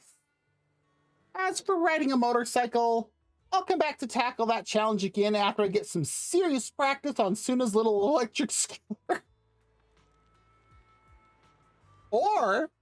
or I can hook you up with somebody to, you know, teach you. Oh. Ouch. But that's good that you've got a guarantee for Varka now, though. When does his banner start? Is his up next?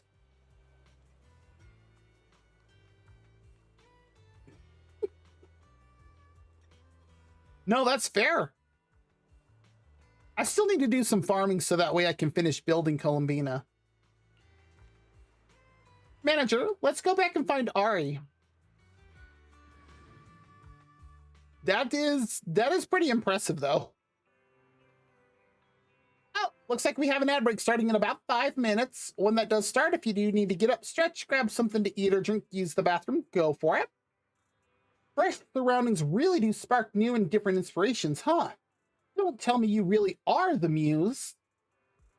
Don't you dare disappear on us once we find our inspiration this time. After all, manager, you're a part of our creative journey too. No, that's understandable. I mean, I would be too for that. I'm happy that you were able to do that. No, that's fair. I mean, it could have been worse. You could have lost it on, Ari's really pulling out all the stops to promote our show. We won't let all this hard work go to waste, right, little Aria? I'll do my best. I'm just hanging out here with everyone. Oh. So instead, you're going to save it for Varka now? All right, let's post something on Nangong's creative process along with our keepsake photo from today. Jeez. Time to kick the engine into gear, hop on a ride, and set out on a red-hot road trip. Tumbleweeds and cacti, bikers and scorching winds. To capture the grit of a hard-hitting beat, Nangong headed out to a small town on the outer ring and penned this raw, old-school hip-hop melody. Oh no, that's understandable. I think he's supposed to be a Claymore, isn't he? A Claymore user? Even the angels have a cool, rugged side, and with the outer ring's blistering heat comes the pounding rhythm of Reborn from Adversity. We invite every Delulu to listen together. For promotional use only, please don't ride a motorcycle without training and proper protection. Stay safe, Nangong. Okay, so she does have a level head. A Claymore Anima?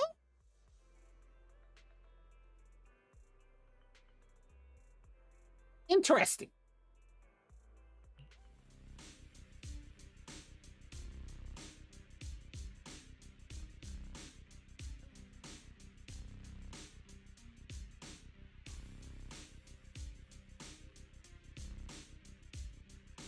Okay, this track is not bad. This beat's perfect for some hardcore rap. I don't know about that, but never thought a cute girl would create this kind of style. Getting smacked in the soul by a fluffy white puppy plush wielding a giant bone. What?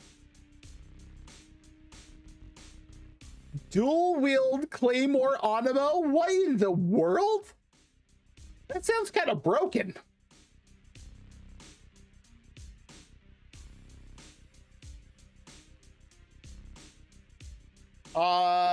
Mods, can we bonk this person?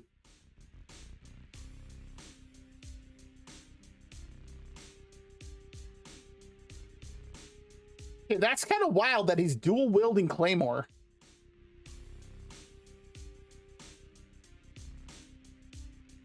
Then isn't is it I know that's a Hydro Claymore?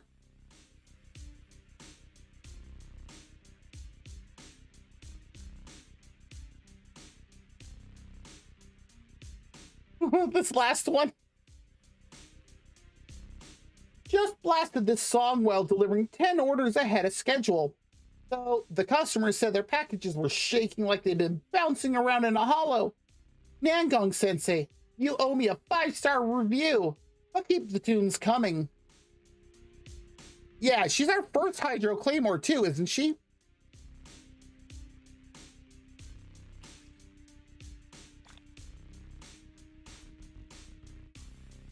You know what?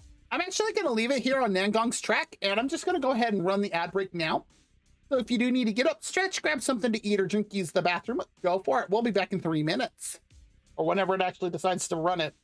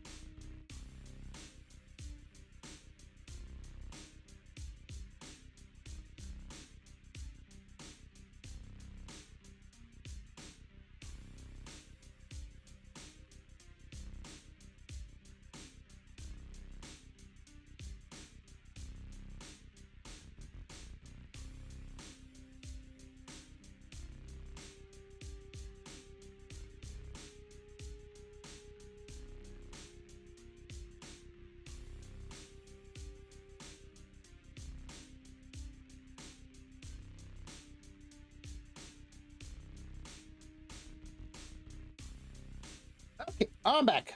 Need to let my dog out. Ah, there's the button. That is a very good question, Madish. Why are you subjecting yourself to it again? Okay, let's continue on with these last two. Whoa, they've all poofed. Hello, Miss Muse.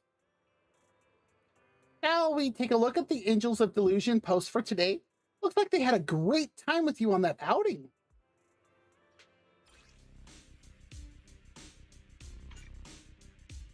Aww. Can't finish it up yet. Okay, we'll do the last two next week then.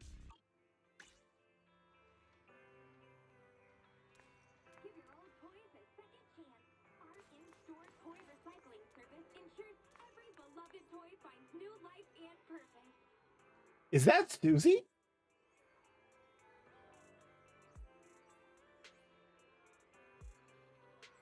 Okay, I think I have hair inside my headset.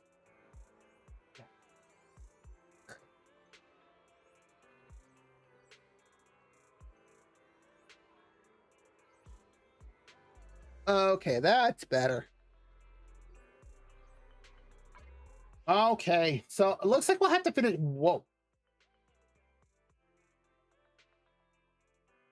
How did I get so many polychromes?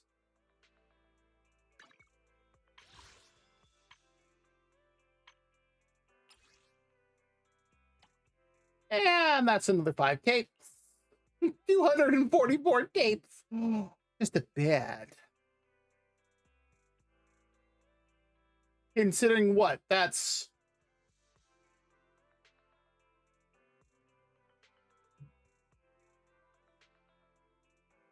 At most. At the absolute most.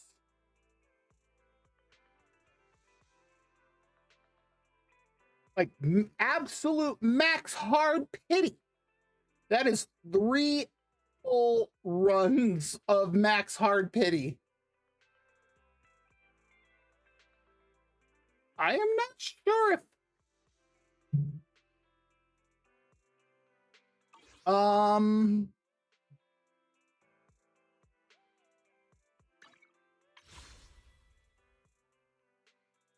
I know I have pulled Xiao Guang.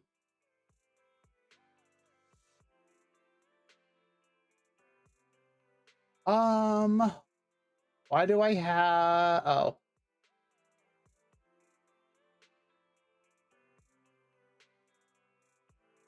Where is that?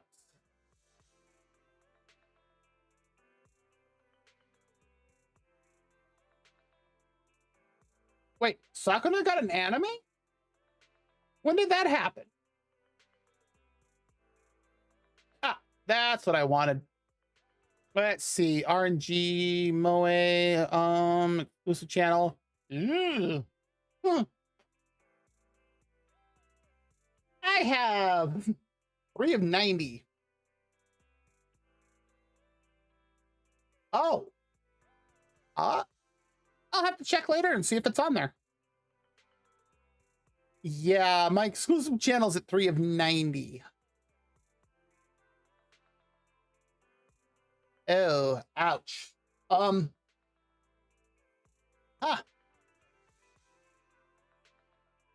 Okay. Well, looks like I'm pretty much starting from scratch here when the next patch comes out. Well, at least I know I have plenty of polls. And I don't think there's anything else.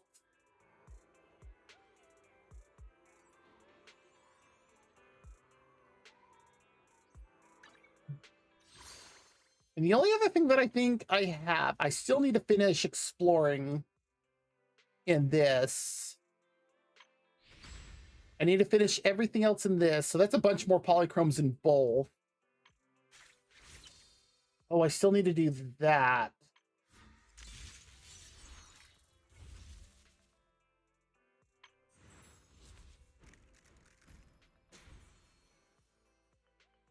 So it just barely came out in 2024. And that's another 60 polychromes as well. Oh, and I still need to do Xiao Guang and Xiao Xiao. And yep, Xiao's also got, okay, so I still have a way to get a bunch more polys before. Okay, I'm gonna have to do all these. Probably do them Saturday night.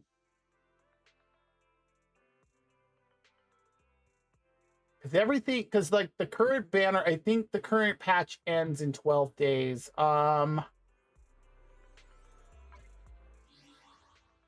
Where is the...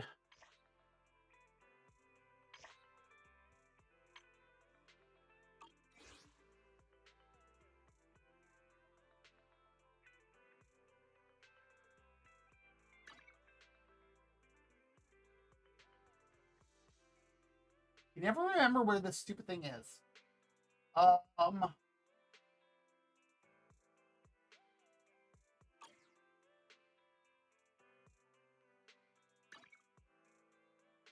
Then under note, yes, here we go, events calendar.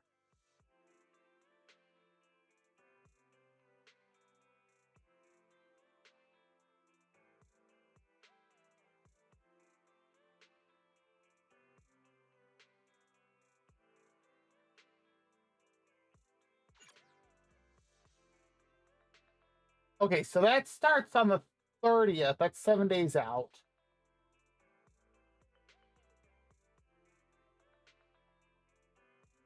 But, and this is the current event going on.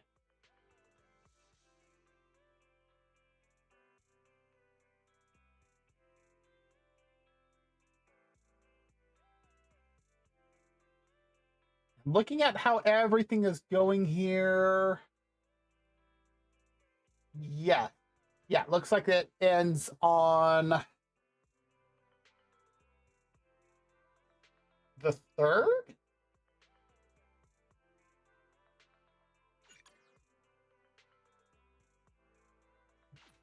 Not what I want. I just want to see what the date is.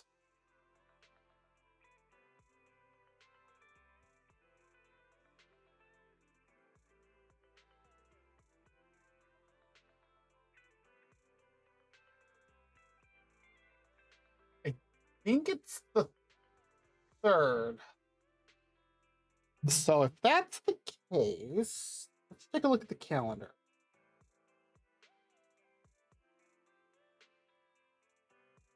That is a Tuesday. And that's usually the day new patches release.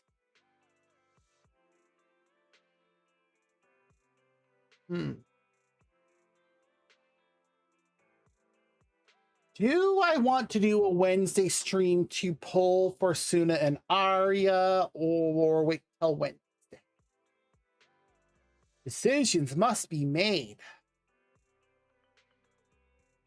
Well, we'll figure it out. That's not for like almost 2 weeks.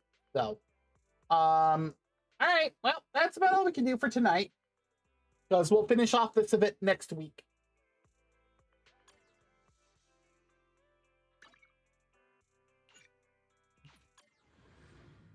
All right, let's switch over to Genshin.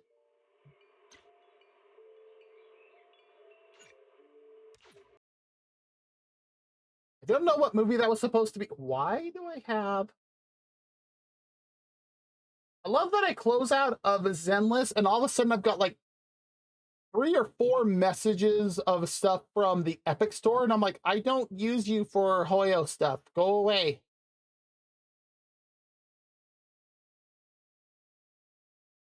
Where is the Hoyo launcher though? Speaking of. All right, Genshin. Let's pull up the category. There we go.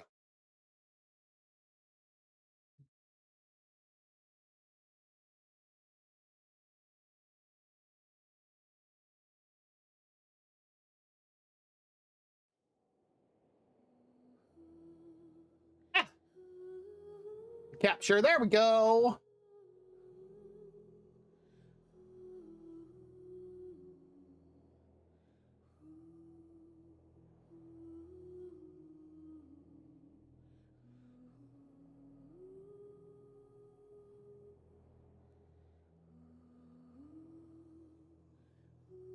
So for Genshin, I know what the roadmap is that we need to take in order to get caught up. We're just going to take care of dailies. I have also been trying to get Columbina's weapon. That is not going well.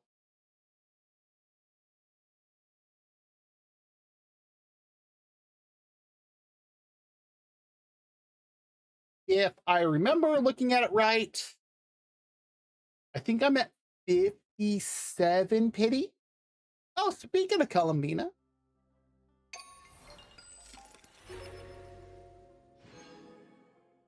It changes both the look and the sound.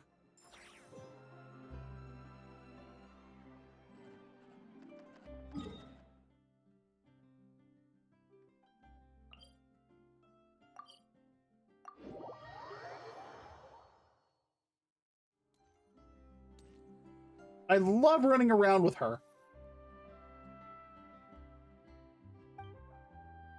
Oh, this one. I have done this one like almost as many times as Timmy's dumb pigeons in Mondstadt.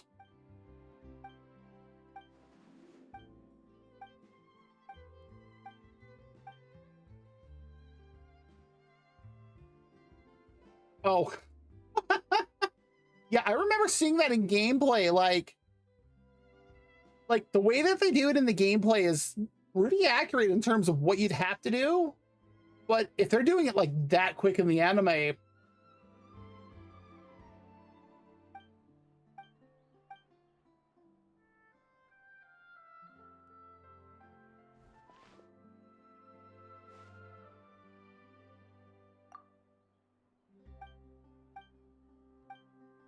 all he's doing is looking for some forms to get something taken care of. But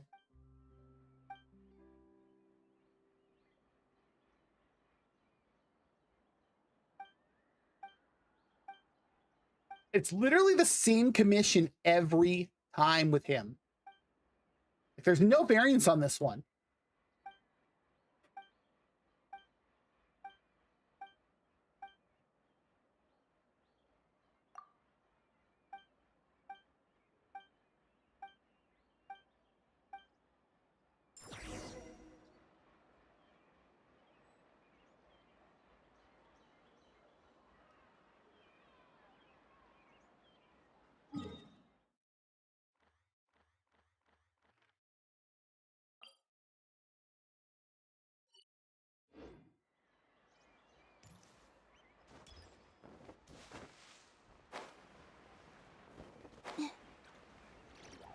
Bonk. Oh, wow, that actually, she caught it.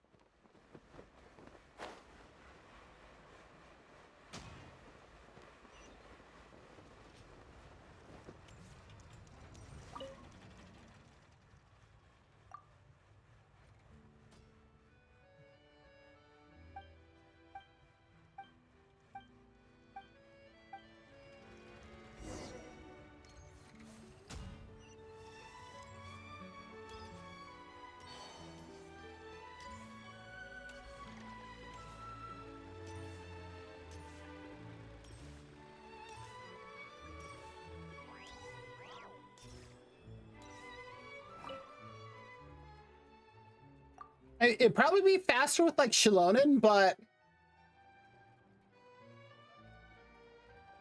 little watery mollusk girls?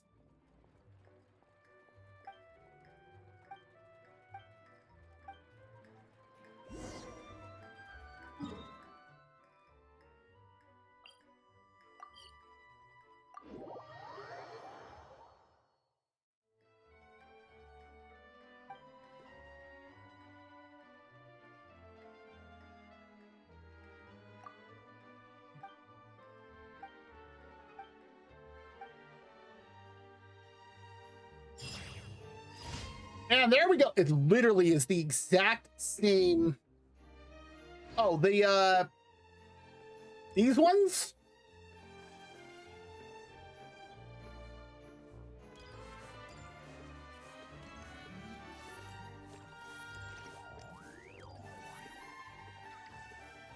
I hope the weather's nice like this tomorrow as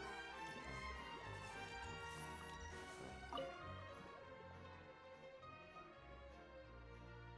we go. Now that I caught her when she was stopped. Eesh. Those are melusines. So I think they're like part mollusk, part snail or something. I'm not 100% sure what it is. I know they live underground next to the sea.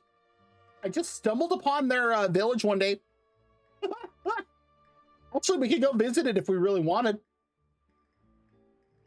Such fine weather. You think so too, don't you? I'm patrolling and enjoying the weather as I do. Whether rain or shine, it's a good day for a melusine. What's curious, though, is they have wings.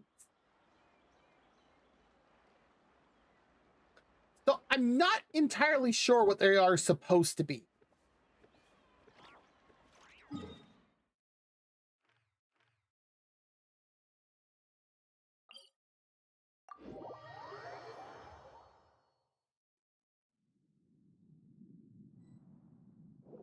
There it is.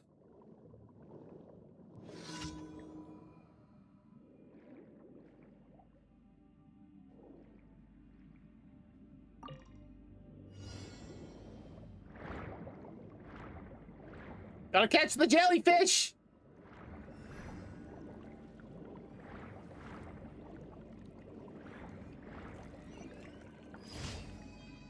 Caught it. Maybe I will grab some more of these.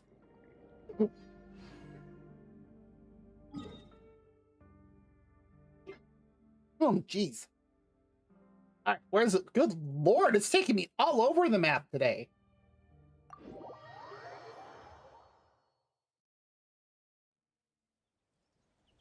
Ugh. All right, what is this? Time trial. I really love Columbina's animations.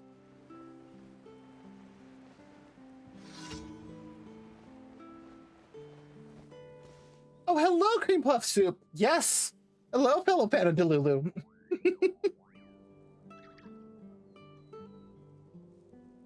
We have what, 12 more days till next patch?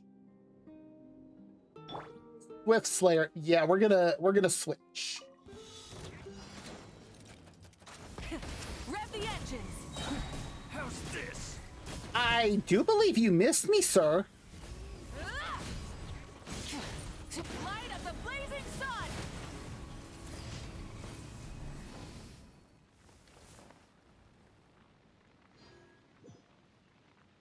He missed me and then we proceeded to run all over him. Oh, I do believe it would be layered. Oh. Aw, none of them dropped anything? Confining themselves to the heavens.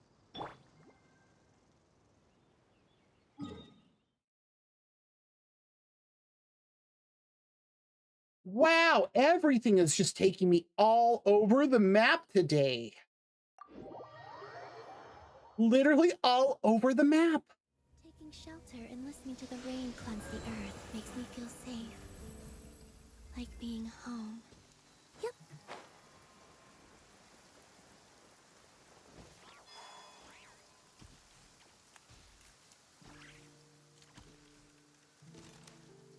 That Osea block is at the top of the tree.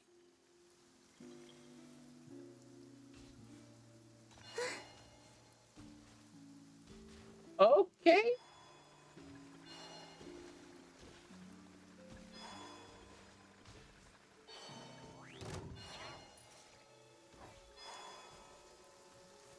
Oh, Breacher Primuses. Eh. Oh, really?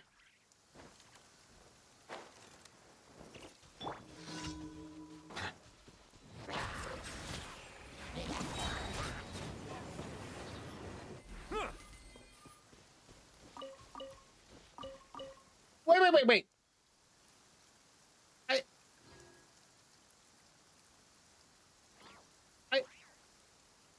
What had a shield up? I took it out that fast?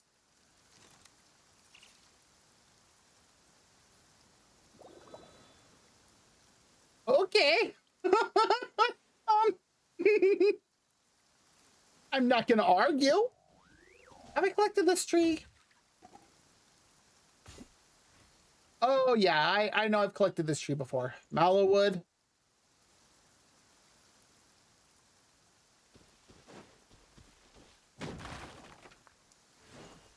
That is a hit.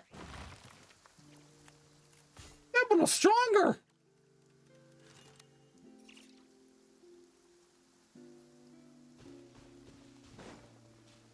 Is that what I think it is?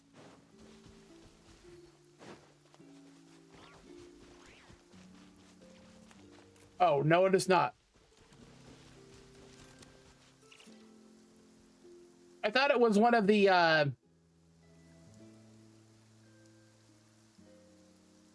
Shrines of the Deep, but nope, it is not. Uh-oh.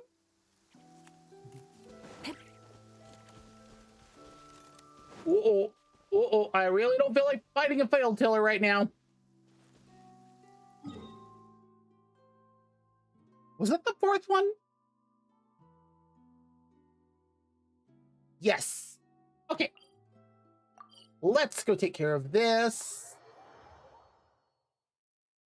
Oh, you're dripping wet. That must be uncomfortable. Let's take a break. I'll use my fire to dry you off. I would imagine that she can use her fire and also control the temperature at which it goes off. So that way she can do that without burning you. Today's commissions. Ad Astra Abyssosk. Welcome to the adventurous.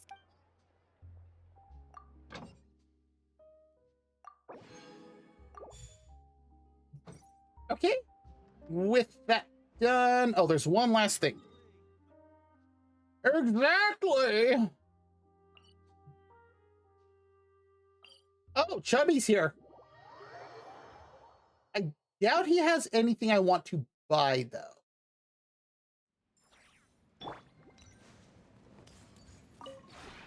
This realm is truly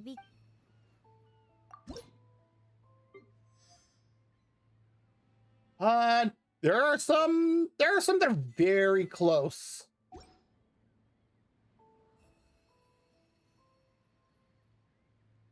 If you ever have any questions. Now, where is he? Of course. Of course, he's all the way up there.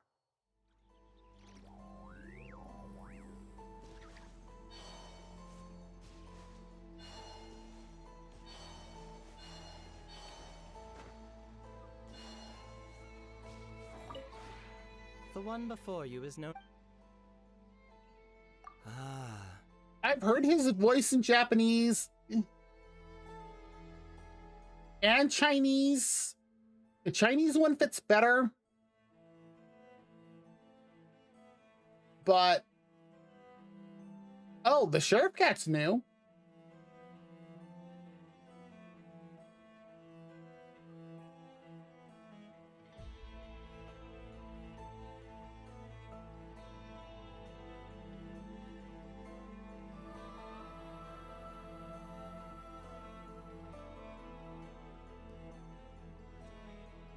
So if you have more than one cat and you put a sheriff cat out, the sheriff cat will encourage the others to be active. That's what I'm getting here. That's hilarious. I'm almost tempted to do that.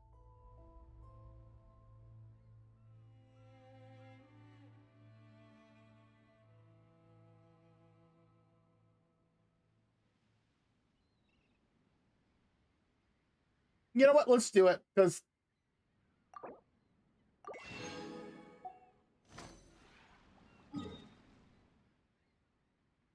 I think I have the cat here.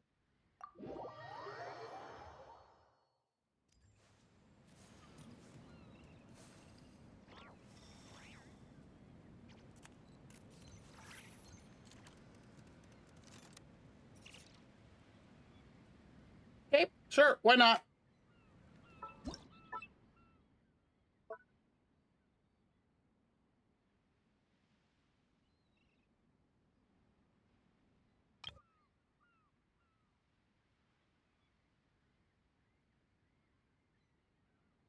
I do not understand this. I have almost nothing out. You've reached the max amount.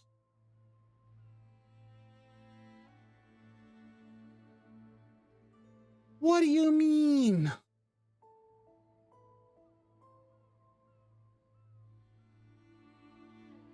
It's the reason that...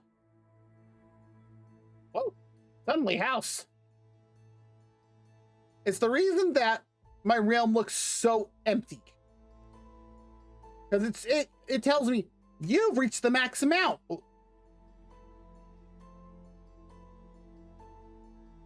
What do you mean I've reached the max amount? Like, I have a few items here.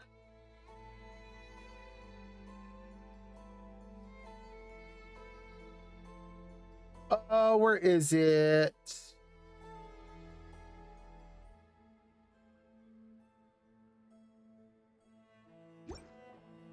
Down below, down here I only have a few items.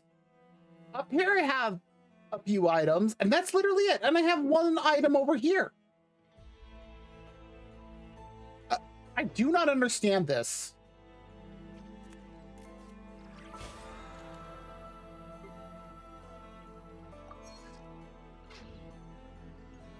Why?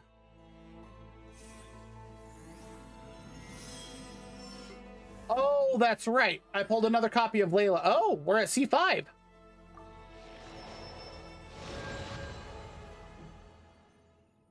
Oh, we're almost done with that.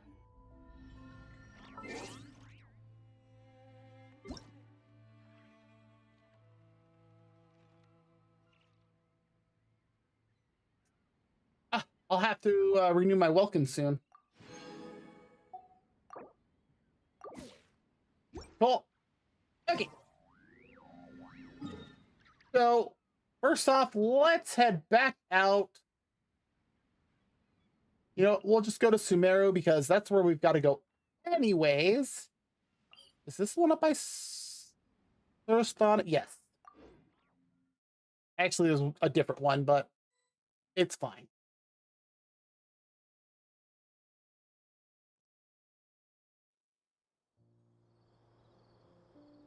What the? Come on, serious suggestions, please. I'm not trying to write a thriller here. It's supposed to be an essay, you understand? Oh, hi, Luna. How's it going? Essay. That means facts and logic.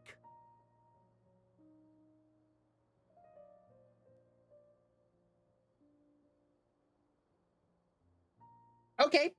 I still like this discussion over writing than the one that goes on in Inazuma. Oh, nice. Congrats. Well, if it's facts and logic you're after, you shot yourself in the foot with your choice of research topic, didn't you? Whoa. The Tara Suna mystery. When so much remains unexplained, there's little to be objective about. Unless, of course, you restrict yourself to textual criticism. Why is he... Why...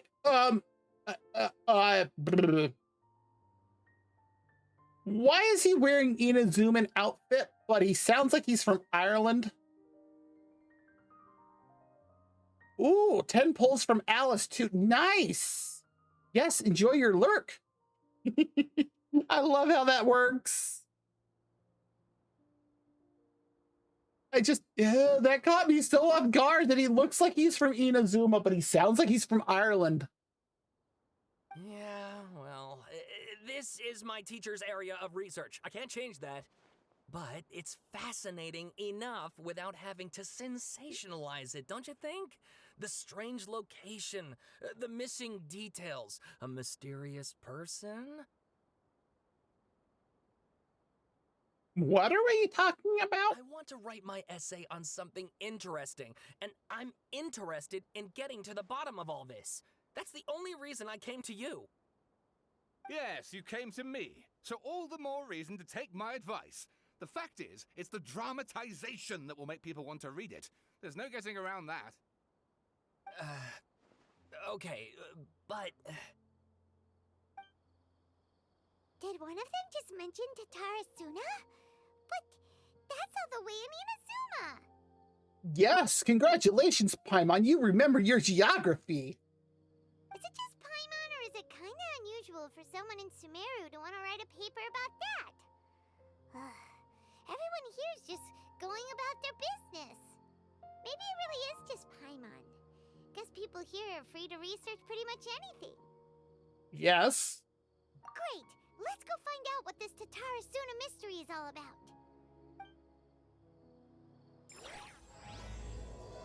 Oh, this is literally what I was planning to start, so this works out perfectly. I accidentally started exactly what we came to Sumeru for.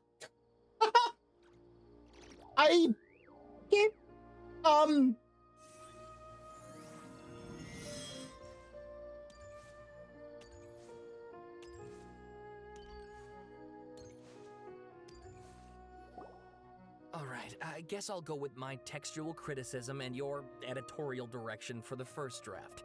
I have a feeling that the missing Kabuki Mono will end up being the main focus of this paper. The missing Kabuki Mono. Oh boy. If only we knew where to find that traveler. From what they say about her, this seems like the kind of thing she'd know about. Speak thy name, and we shall appear. Oh, you're the traveler, you say? Have you not heard all of the absolutely thing to absurd rumors about us? Hey, what's with that face? Don't believe us? If you don't believe me, I'll go. No, of course I believe you. Actually, I first heard about your great exploits when I was still in Inazuma. Like how I beat your Archon?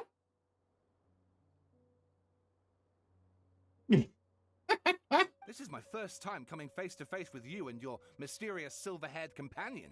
I couldn't believe my luck, and out of force of habit, I started, examining the evidence. Sorry. You should be sorry. So what, for the love of... Sorry, we don't get out much, so our social skills are kind of lacking.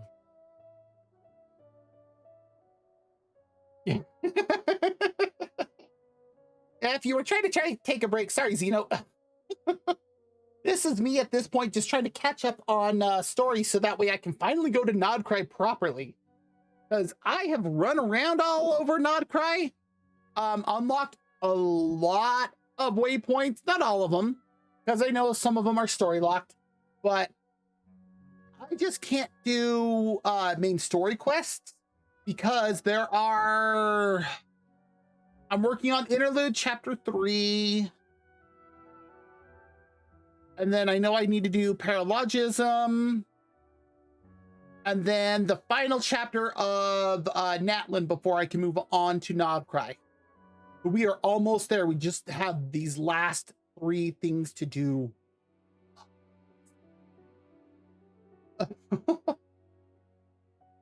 Traveler, I hear you've helped many people a great deal and been to many places.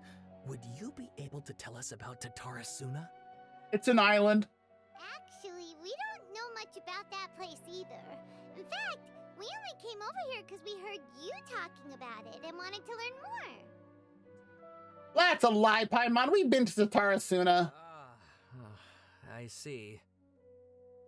My teacher chose this area of research as a personal challenge.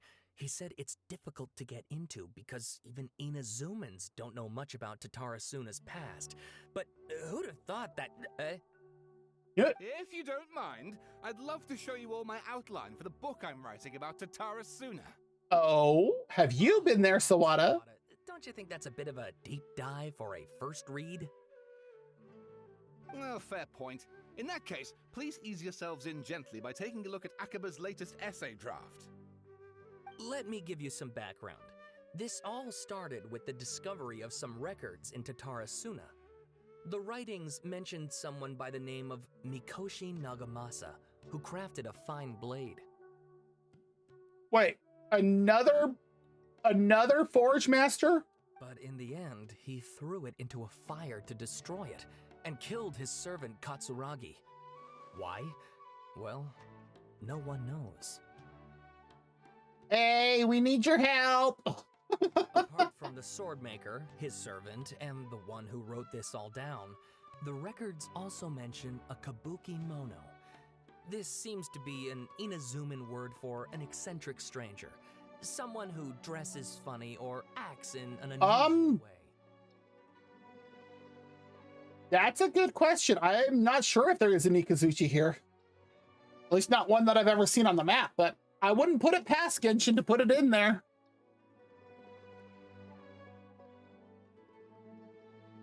That's right. Akaba's teacher has spent quite some time researching these events on the ground. This kabuki mono lived in Tatarasuna for a while before disappearing without a trace. And shortly afterwards, as Akaba mentioned, things got pretty ugly. Why? Did they put makeup on a chimp? So first this strange person goes missing, then a murder happens? Seems kinda fishy to Paimon. Yes, my thoughts exactly. So I helped out too. I asked everyone I could think of if they knew anything about what happened back then. And wow! Did I get lucky! Settle down, dude. Stop shouting! I'm gonna agree with Paimon. This part's important. I just wanted to make it stand out. You can do that without shouting. It just so happens that a friend of mine works at the government records office. He looked into it for me, and I can now confirm that all the aforementioned individuals did, in fact, live in Inazuma over 400 years ago. Remember what I said earlier? Hey, can you help? We need to talk to Shogun. Even back then, Tatarasuna was already at the center of Inazuma's smelting industry. The man in charge was a government official named Niwa. Curiously enough, it seems like he went missing too. Oh, nice. Yes, she is a huge help. That's why I'm so glad I pulled her myself. So when I finally am able to do Nod Cry properly, that's gonna be so much help. How much exploration have you already done in Nod Cry? Could it be? Wait, so there are 2 missing people in this story now? Actually, that's a good point. That's right! What's more, Niwa is a name with a lot of history to it. Have you ever heard of the great swordsmith clans of Inazuma?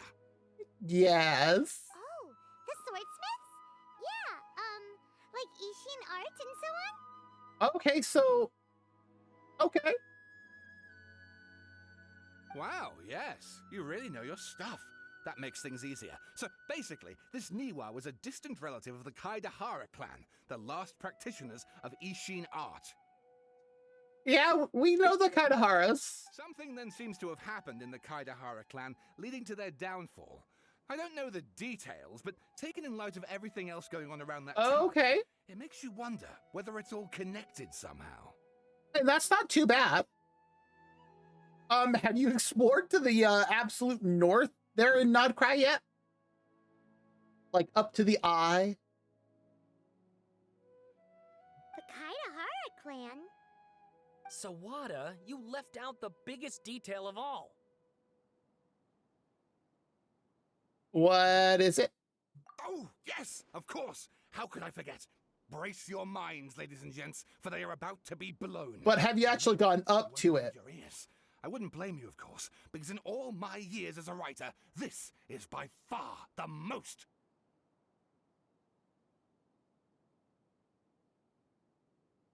I know the dude's trying to be dramatic and be all like storyteller-ish. Oh, this is being a bit much for me. Get to the point, for Pete's sake. I'm gonna agree with Akaba. According to information acquired by Akaba's teacher, the Kabuki Mono was not a human. Well, I don't even mean... Oh my god, I already see where this is going. I don't mean necessarily the world quests, but just like going up to the gigantic friggin' eye. And like experiencing its effects. Oh, itchy nose. Whoa! A puppet? The Shogun puppet that the Electro Archon made should be ruling Inazuma with her as we speak. it couldn't be her. Yeah, you like that effect? Isn't it fun? Yeah, the first time I went up there and it started doing that, I'm just like, what is going on?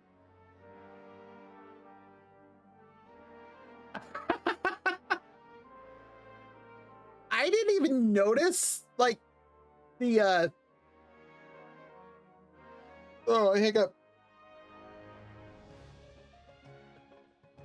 Okay. I didn't even notice what was, like, happening until, like, I got the second... Yeah, the second waypoint, because all I was doing is unlocking waypoints. And then I realized that I could see the abyss bar climbing, and I went,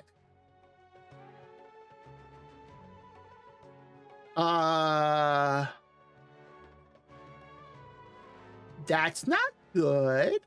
And then I looked up at the top and saw that it had the thing about that stuff, and I'm like, oh, well, isn't that just friggin' fantastic? Except because I haven't started the quest to do that stuff, I can't light those lanterns. Yeah. And I'm like, well, I noticed you can actually get behind it and get very close before that actually will trigger the abyssal contamination. And I'm like, loopholes. Like, you can literally get up all the way on the mountain behind it and get literally right behind it. And I was like, oh, also I found a spin crystal. So I was just like, oh, okay, I see how we can do this. Gotcha. I got you, game. The Kabuki-mono has to be the balladeer, but what was he doing 400 years ago in Tatarasuna? Being mopey is my guess. Aha! Judging by the looks on your faces, you do know something after all. Maybe. What say you buy us a drink and then we'll tell you?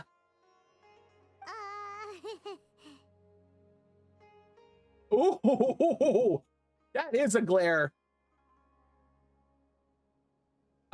What does it take to unlock the Luna Compass?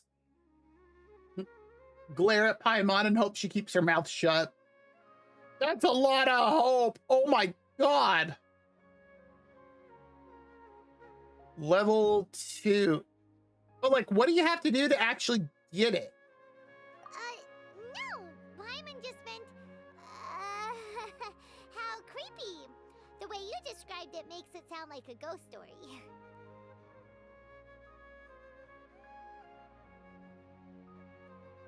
I don't think I have any of the quests to do that to be able to get it, though.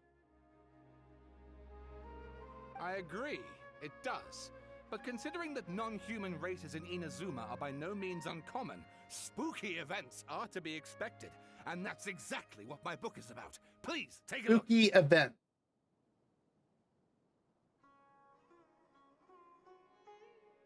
The only quest that I almost started in Nodcry was the I don't remember what it's called, but I know it involves like the tower or something like that, where there's something with where you have to fight like tons of abyss or something like that. When I was trying to collect flowers for Columbina, and I saw that and I was like, nope, nope, nope, nope, nope, nope, nope, we're out. I teleported quick. 3 meeting points, huh? Whoa. Oh my god, it's a novella. Oh, and please read my essay draft as well.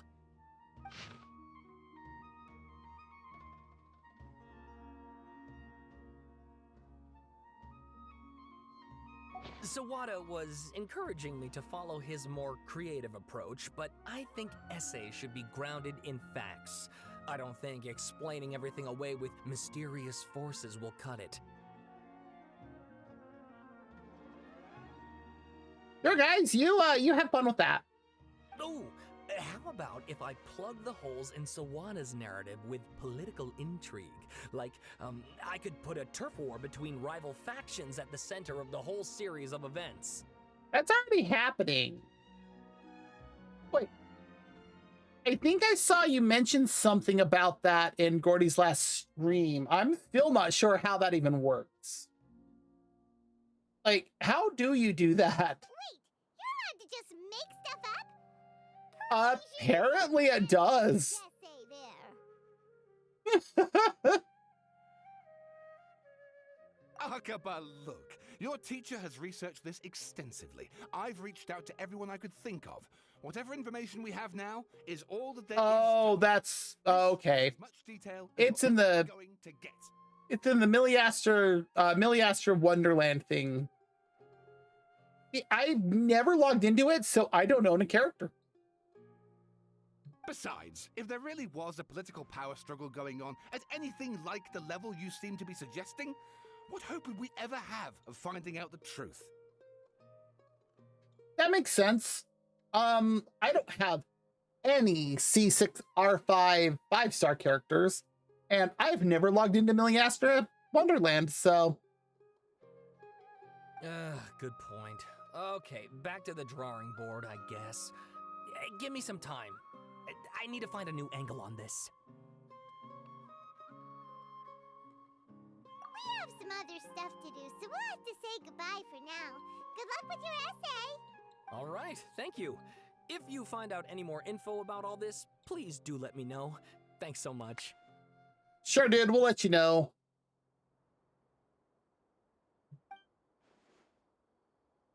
Yeah, I don't think he's gonna know how you fight in the abyss. Hey, so that thing they were talking about, it has to do with the balladeer, doesn't it? Okay, then even if we did know something about it, we probably couldn't share it with them, huh? See, I wouldn't mind C6R5ing Mawika with her SIG, but... Ooh. I can only imagine how much more powerful she'd get. And it does look like we have an ad break coming up in about 5 minutes. When that starts, if you do need to get up, stretch, grab something to eat or drink, use the bathroom, go for it. After all, we kicked his butt and got him locked up. Information about people like that is usually super confidential, isn't it? Yes. If you ask Paimon, Akaba should just pick a different topic. There must be as many essay topics as there are trees in the forest. There's no point in...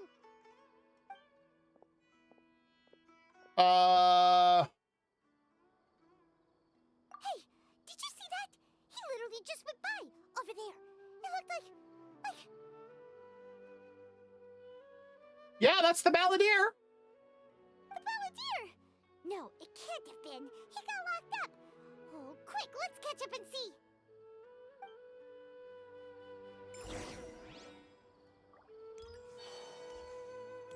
I have no idea at what point in the story this is with him.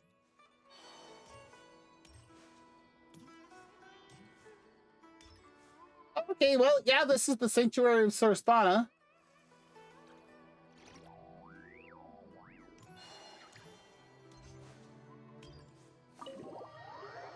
Do we actually need to go in?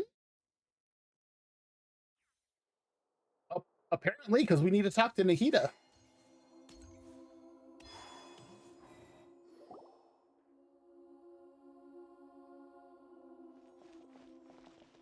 Traveler, Paimon, there you are. Nahida! Bad news. We just saw the balladeer strolling around in public. Wow. Did he escape or... Ah! It's him!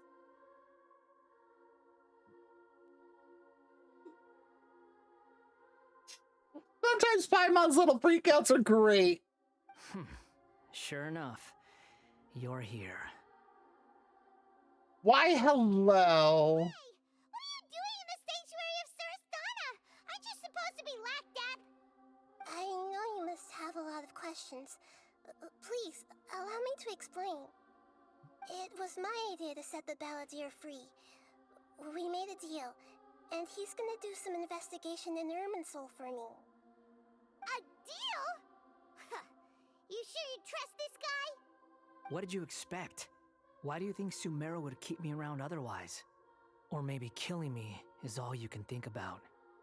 I mean, to be fair, you kind of started that. But if that's the case, why haven't you done it already? Don't flatter yourself. It was... Nahida said there's still some mysteries in you to figure out. Ah, so if it were up to you, you'd finish the job? Guess I had you all wrong. There I was thinking you were just getting cold feet. That is an extremely impressive hat. I'm not sure entirely how that works, but yeah. Well, that escalated quickly. Not a good start. Could I ask you all to please calm down? Just threaten him with the nose. Oh, wait.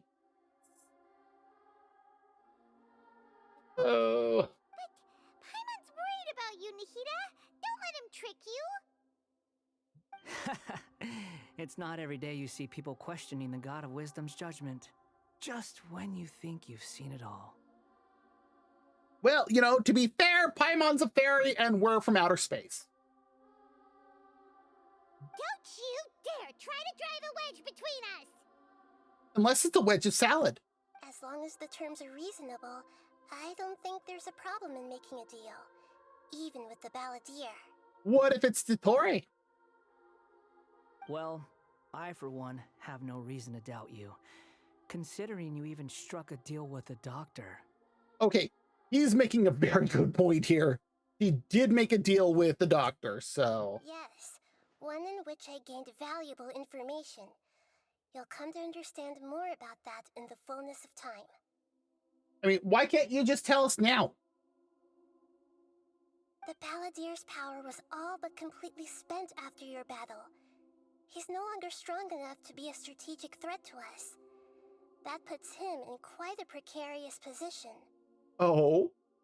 And it looks like the ad break is about to start any moment. Plus, he's a former harbinger with knowledge of many of the Fatui's sensitive secrets. Being stuck here in Sumeru could make him a sitting duck, depending on how the Fatui plan to respond. Okay, that's fair. Wait, has father said anything? Wait a second. Farmer? You mean he's not a harbinger anymore? He did say that, yes. I take no pleasure in saying this, but it seems as if the doctor had no intention of welcoming back a loser, so...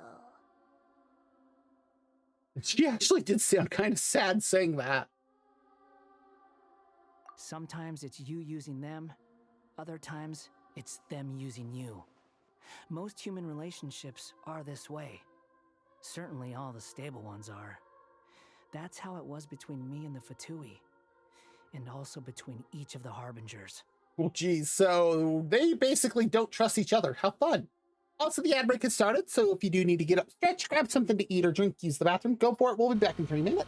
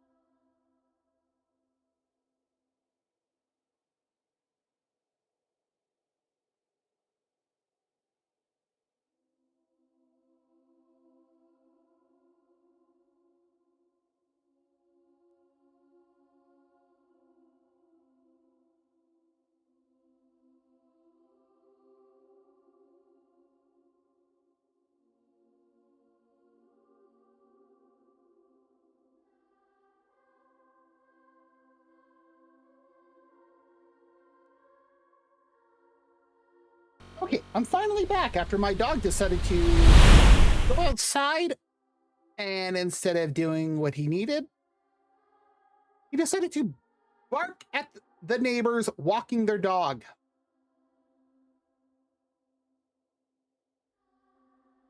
It is 32 degrees Fahrenheit, 0 degrees Celsius outside.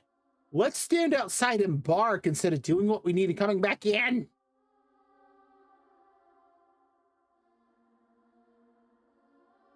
Yeah, my dog is weird.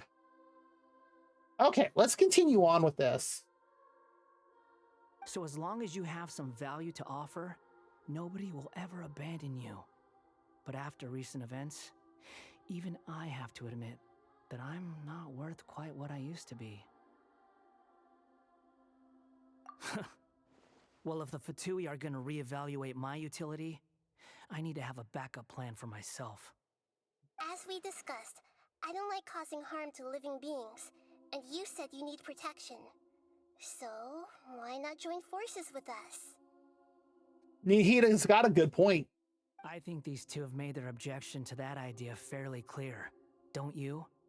And they're your friends, so I guess you'll be siding with them. I mean, she literally just made the offer to you, though. Yeah, obviously! Nihira, don't listen to him! Then let's put that discussion to the side for now. We still have time. Today can be a trial run. Where we go from here will depend on how well we manage to cooperate today. All right, then I'll do what we agreed.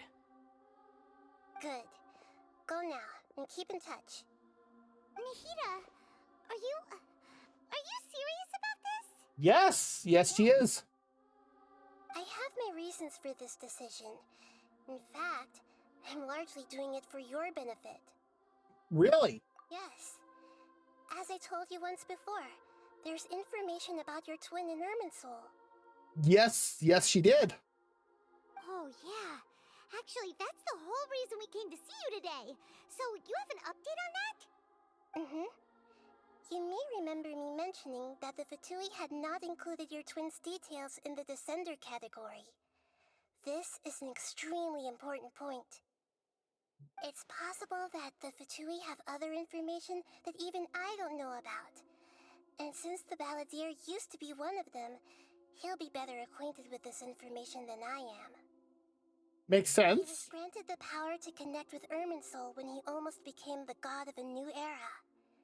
Even though he no longer has the Gnosis, some traces of its power remain in him. He can still connect. Well, how fortuitous. The amount of information in Irminsul is vast beyond description. Sifting through all of it without knowing what to look for would take too long, even for me. Even for the god of wisdom, huh? So I asked the Balladeer to search in Irminsul for any information about the Descenders. He's more familiar with this kind of information, and should be able to find it more quickly. Exactly! Or what if... Paimon just doesn't trust him! He's treated us as enemies every time we've run into him! To be fair, he was also a Fatui Harbinger before, so I mean... I understand. But sometimes, everything is dictated by which side you're on. Oh, How things will go in the future depends on what information he brings back. And Traveler, I know what your heart desires most of all. okay, that was kind of creepy. Our minds have connected several times before. There is a corner of your heart reserved for an intense longing.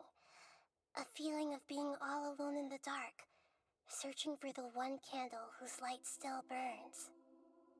I mean, he's got a point. It has been, like, our one point this whole time. As Sumeru's deity, it is my responsibility to be on guard against the Balladeer. But as someone who counts you as a friend, I want to do something for you. If this deal with the Balladeer can give you the answers you've been longing to find, then it's worth it. That's fair. It's my pleasure, really. You're Sumeru's hero. You've more than earned it. And she just did this. Like, no asking, no begging, nothing. Paimon's still worried about this idea. Is there anything we can do to help? I was going to contact you about that, but then you suddenly showed up on your own accord. Seems like we have a telepathic connection. I mean, considering all the times you kind of just did that before. In fact, I was going to ask you to supervise the balladeer on my behalf while he carries out the task I assigned. Even though he only has a fraction of his full power left, that's still a fraction of a former harbinger. If you could accompany him, it would put my mind at ease. Of course, I'll be there to help guide you through Irminsul from the outside. Oh, that's what we're going to do in this. Oh, boy. Great. Thank you. Prepare yourselves. I'm going to transport you into Irminsul. Off to the World Tree we go. Wow. It looks pretty different here compared to last time. The colors are gentler. Much That must better, mean yeah. everyone's at peace now.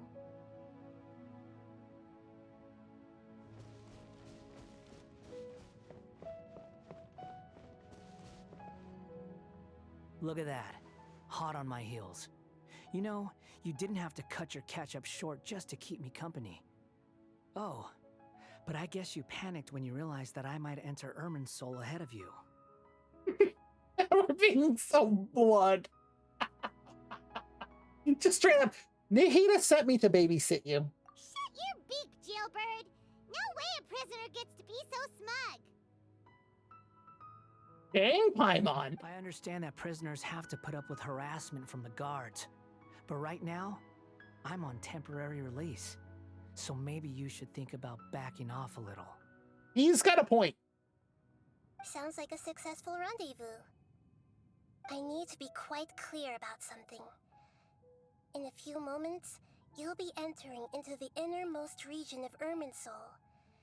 It is an environment like no other, and the most important place in all of Sumeru. Like, all up to that? Unlike anywhere else, Irminsul's inner region consists exclusively of torrents of information. You must put aside your differences and be extremely careful as you navigate your way through. I know there are many grievances between you on both sides, but it is essential that you remain calm after entry. This is as much for your own safety as anything else. Fine. Let's call it truce. But only until this mission's over. Let's cut each other a little slack, shall we? We are gonna be traveling together after all. He's got a point. For my agreement with Lesser Lord Kusanali, I'll be at the front. It's my job to lead the way and get rid of any obstacles in our path. All you have to do is keep your pretty eyes open and try not to fall behind. You sure are confident. Paimon will give you that. You make it sound like you're even more experienced at adventuring than us. If there are no further objections, I suggest we get going. Or did you need some time to mentally prepare yourselves? Ew! Ugh, the snark on this guy. It's unbearable. We can start now. Irminsul access granted. Initiating connection procedure. Is this a small sapling? Oh, darn it! Come on, let's catch up with him. Is she gonna be like this the whole time? Wow. So this is the inside of Irminsul.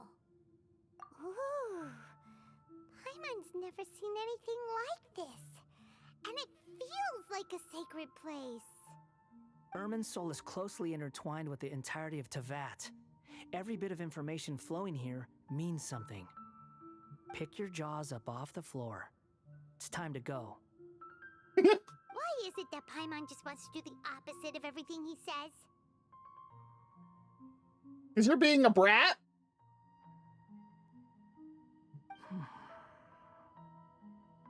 Lesser Lord Kusanali, we will now proceed to the heart of Irminsul. Can you still sense where the heart of Irminsul is? Yes. Permission to begin searching for information there? Permission granted. Go ahead. Let's go. Stay close. Don't go running off. Hey, so say we did go running off in here. What would happen? What are you smirking at? I was just imagining the look on your travel companion's face if you went and got lost. Anything's possible in here. You can't rule anything out. So if you want to stay safe, your best option is to stick close to me. Okay, that's fair.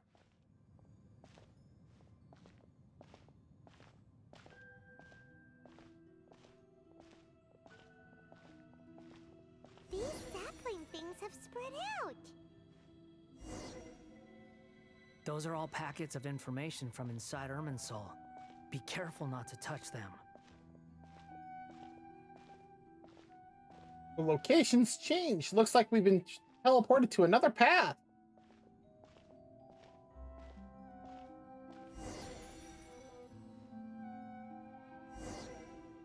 It looks the same in every direction.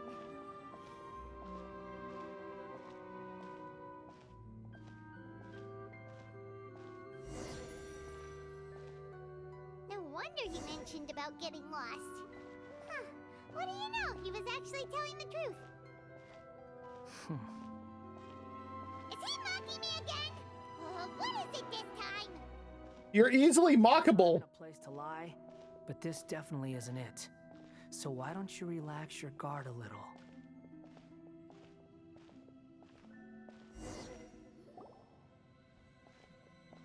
We're here. What a huge tree! I mean, it's the entirety of Tevat's everything. This is the center of Irminsul. All the information in the world is flowing through it. Kusanali, Good, you made it. Are you ready? ready when you are. Then please begin. Preparing to access cognitive currents. Establishing waypoint. The Balladeer's actually doing what Nahida tells him. Guess he must want to stay alive. He hasn't put up any resistance, and he seems good at working on the front line. Maybe he had a similar role in the Fatui? First Akaba and Sawada stories, now this. What a strange individual. The rest is up to you. If you discover anything at all, make sure to share it with us. Will do. Huh. For once, we're the ones with nothing to do. So far. Traveler, Paimon, would you like to talk? Nahida, is this a telepathic conversation? I've also invited Paimon to join.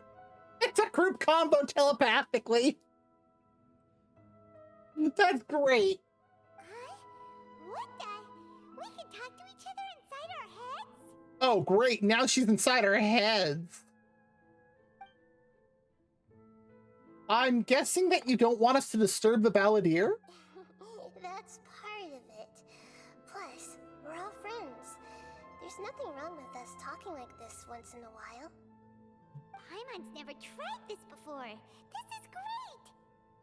So, Paimon's been wanting to ask you something. Don't you think the Balladeer's a bit of a walking contradiction? He's always talking back, but he seems to listen to what you say.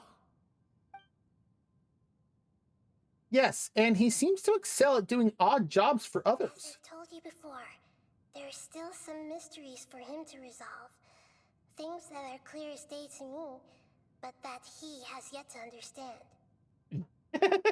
But she can't just tell him because I am sure that would be bad for him. Perhaps today will be the day that he finds some answers. I'm willing to bet that's exactly what happens through this interlude. Is it about his past, the betrayals, and the other events in Inazuma? Well done. Smart and attentive as always. Actually, I caught a glimpse of a few things when I ran into Hypatia and Pardee Yai. You relate what you saw in the Balladier's mind while there. You made contact with that part of his mind. Well, it's true. Betrayal turned the Balladeer into the person he is today. Oh. Huh. Paimon thought nothing could get under that guy's skin. Turns out, he can get hurt and angry just like anyone else. Everyone has a history, Paimon. Even if you're a puppet created by the Electro Archon. Speaking of puppets, we ran into two people at the Academia today talking about an essay. Turns out their topic was about the Tatara-suna incident. Nahida, do you know anything about that? If you mean the mysterious events, the kabuki mono and so on, yes. I know about all of that. Oh, well. Really? Because from what they were saying, it sounded like lots of Tatara-suna's history is still unexplained. And most of the information we have now is just from people filling the gaps with their imagination. At least that's what they thought. I actually still need to do a lot of exploration in Inazuma. Oh? How interesting. Those two managed to deduce quite a lot through guesswork alone.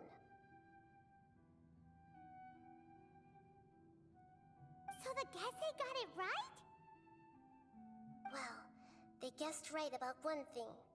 Tatara-suna was sabotaged. Not sabotaged! Must be a riveting conversation you three are having. Funny how all the good ones happen when I'm not involved. Ooh! What makes you think we're talking to each other? Don't insult me. You're having a private conversation without me. Obviously, I must be the topic of said conversation. We have every right to keep certain things confidential. Of course you do. You can't have your prisoner knowing too much. Ooh! So, have you found anything yet? Still looking. Don't get your hopes up, though. You and your twin come from outside this world. It wouldn't surprise me if there was nothing on either of you in Irminsul at all. Oh! Wait, how did you know about that? Did Nahida tell you? It's not like we've never met before. And anyway, you're world famous. It'd be more surprising if I didn't know a few things about you. Yeah, every conversation with you is hard work, but your attitude is better than I thought. Right now, we have to keep the peace. I'm not interested in creating more misery for myself, and making cordial conversation is something I can manage. Well, at least he has social skills. Wait.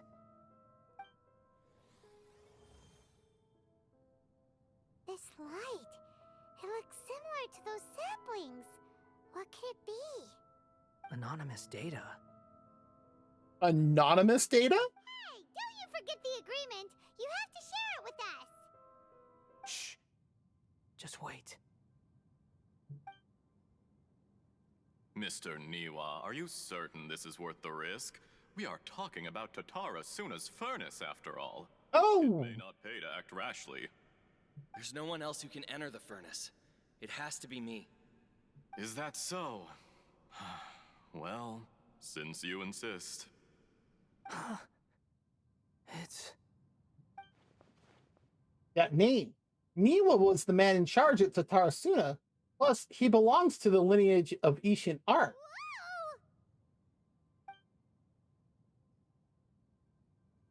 That was trippy. I have been in Tatara-suna for some time now. You have shown me great hospitality, as has Mikoshi Nagamasa, and indeed, everyone else. Under your leadership, Tatara-suna is a warm, welcoming place, like a giant village. People are gainfully employed, their lives have purpose, they are motivated. As I understand, the Raiden Shogun has, in recent years, eliminated much of the evil that plagued Inazuma. As for Tatara-suna, It was originally established as a means of safely disposing crystal marrow. Disposing crystal marrow? The forging industry with crystal marrow as a raw material has since flourished, Ah! giving rise to generations of swordsmiths. Some world-renowned, others unknown, all passing on their legacy.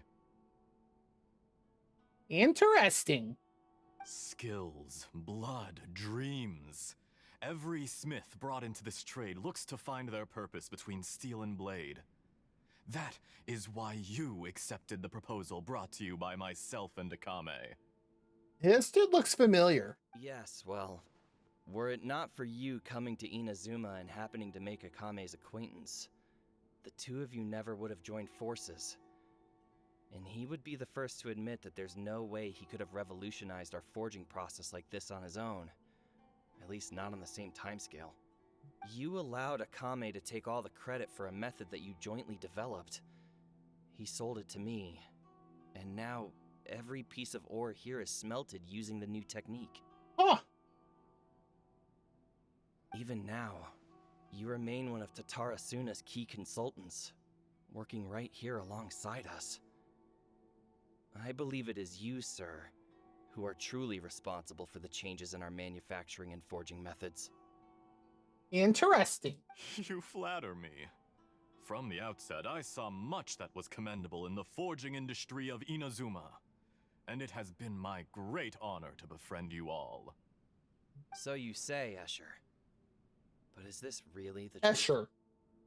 My good sir, what do you mean? I tried to resist thinking it was all connected, because I didn't want to speculate. And I didn't want to believe that things could turn out this way. What have we gained from adopting your new technology? Ominous black smoke? Mounting production problems? Worker fatigue and casualties are up and continuing to rise at an alarming rate. Oh, that's not good. And recently, as you well know, someone died because of that strange filth inside the furnace. We've kept the truth from spreading outside, but still, I suspect you understand it better than I do. None of the people who went out to get help have come back. Now, our mutual friend, the Kabuki Mono, is taking the Golden Feather to Narukami Island to seek an audience with Shogun. This is our last hope. But that doesn't faze you, does it, Escher? Nothing does. Otherwise, why would you still be standing there with that smile on your face? Yeah, that's actually kind of creepy. I'm just surprised that you finally chose to be so sincere. I'm sure you've been harboring these suspicions for quite some time.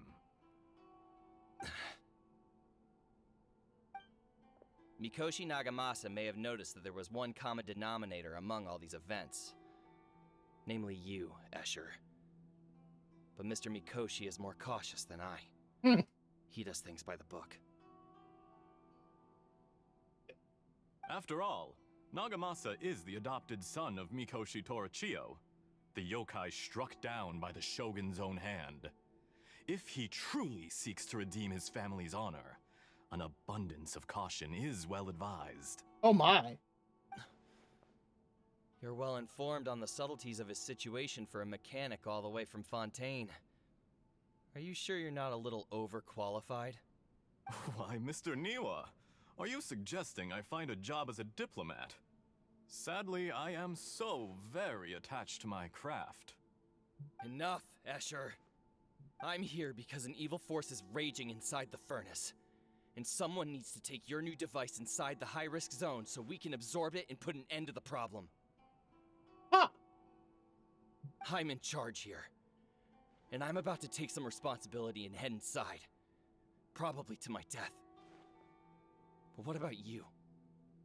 What are you still doing here? That's a good point. Judging from the look in your eyes, you don't seem to trust me. Drop the act! We're past that now. Whoever you are, it looks like your plan to destroy Tatara Suna has worked. Huh. I just want to know what you're still doing here. What's left? Don't you have all your answers by now? Honestly, I'm just waiting for the right moment. A moment like this, where you finish talking and I stop you from entering the furnace. Oh dear. You.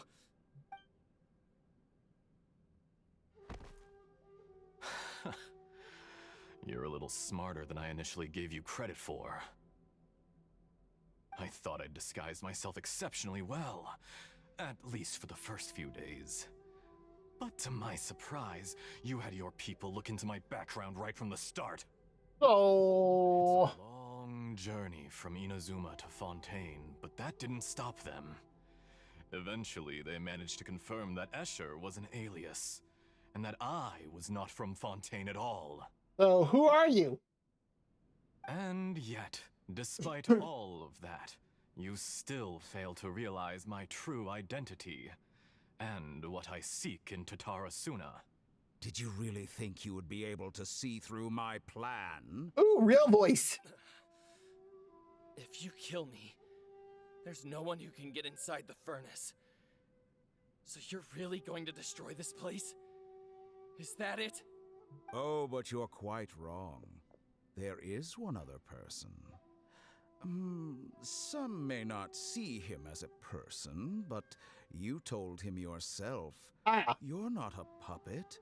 You're a human. You're just missing a heart. No. Whoever you're working for won't get away with this. They'll be found out. But this makes no sense. What are you really trying to accomplish by all this? Why go to... Oh, I clicked too soon. It's no trouble at all. Patience is a virtue which I have in abundance. This is all part of a carefully controlled experiment. If you must know, I'm happy to divulge my true identity. I'm a Fatui. Oh my god. Call me the Doctor. Are you kidding me?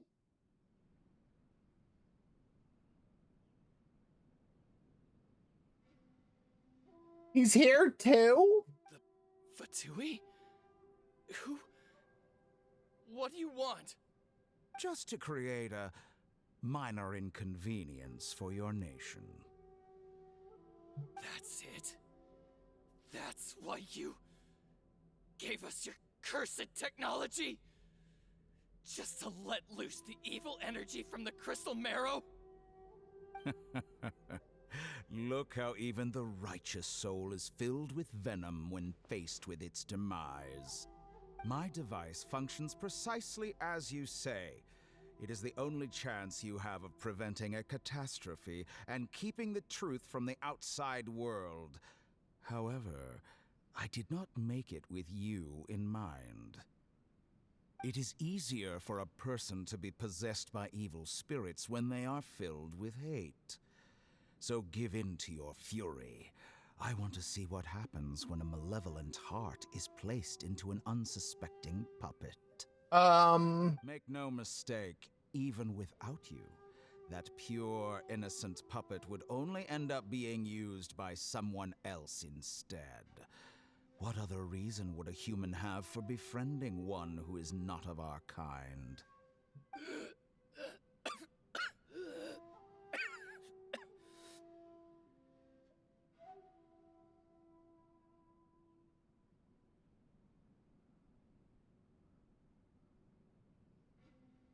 I don't know. Can we consider the Doctor human? If you give him my heart, tell him that both Nagamasa and I see him as one of us.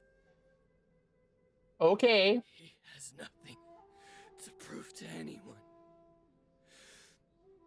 Because not everyone just wants to use other people. The only ones who think like that are people like you. Oh, and there he goes. What a beautiful beautiful way to see the world. It almost makes me feel a little guilty. Then out of respect for you, I shall redefine myself. Think of me as a monster or a demon, if you wish.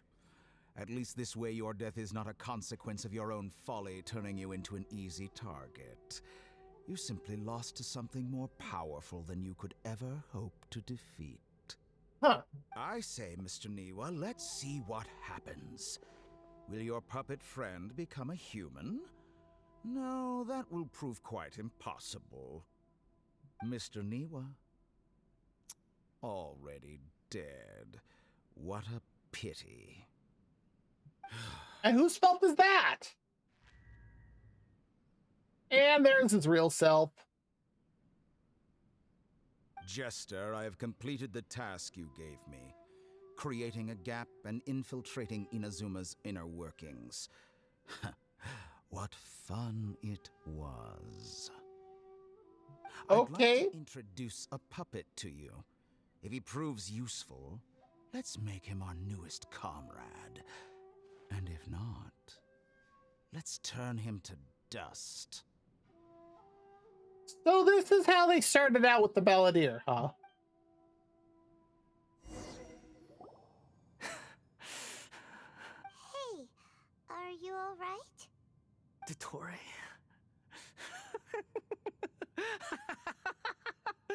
Dottore!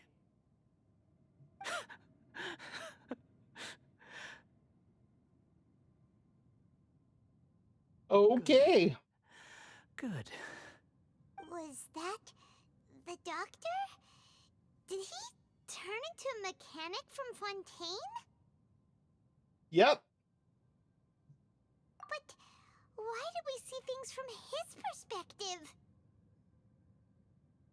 That's a good question, Paimon.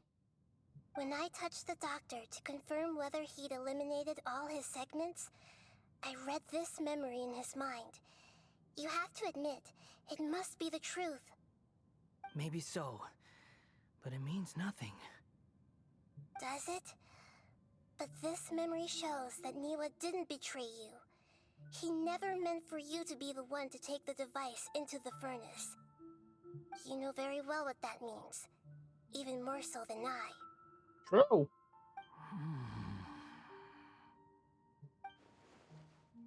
His betrayal was a lie that he has believed for hundreds of years.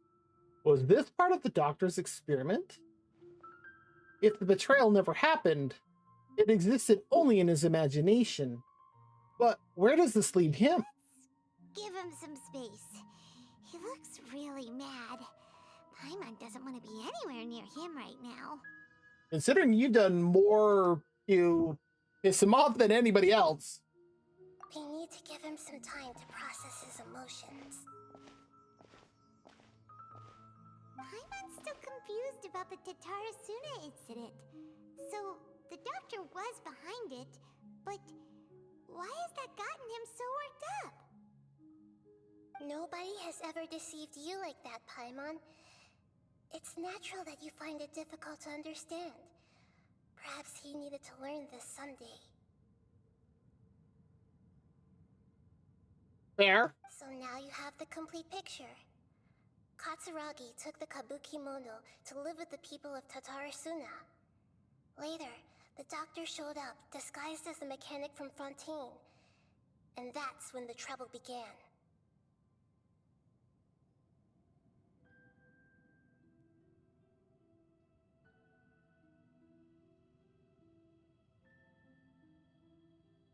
Wouldn't the trouble have began after A basically created him and then went, yeah, don't need you anymore. It was all a horrific experiment planned by the doctor. Everything he did was just to plant seeds of disaster in Inazuma that would bear fruit in the future. Of all the unwitting participants in the doctor's experiment, the Balladeer became the main test subject. After the events you just saw in that memory, the doctor put Niwa's heart into the device and handed it to the Balladeer.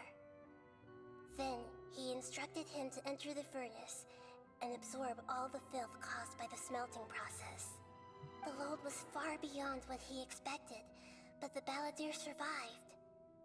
He left the furnace in sheer exhaustion and said to the mechanic, "This device seems to have protected me. What's in it?" The mechanic answered, "Niwa fled this place for fear of punishment, but he left you a gift. He said it's the one thing that you've been looking for." He took it straight from the chest of one of his innocent servants. Oh. The mechanic removed the withered heart from the device as he spoke. The balladeer was stunned that such unthinkable cruelty had brought him the thing he'd been longing for his entire life. A heart acquired through cold-blooded murder is a cursed thing, but it has protected him from the filth. I mean, that's rough. Niwa had completely betrayed him, and yet this very betrayal had ensured his survival. Overwhelmed with anger and sorrow, the balladeer threw the heart to the ground and left Tatarasuna without looking back. Ouch. Okay, I keep getting like an eyelash or something in my eyes.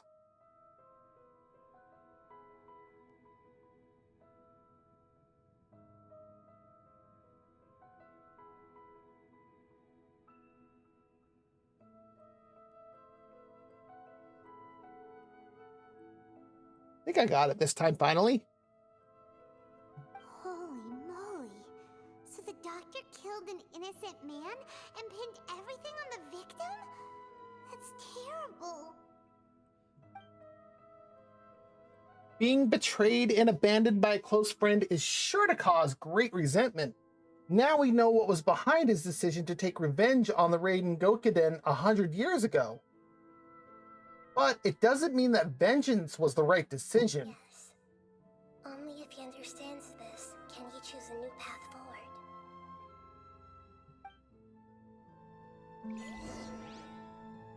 Tottori, you brazen-faced... Niwa didn't run from justice. You killed him. Well, it's clear that he understands that part.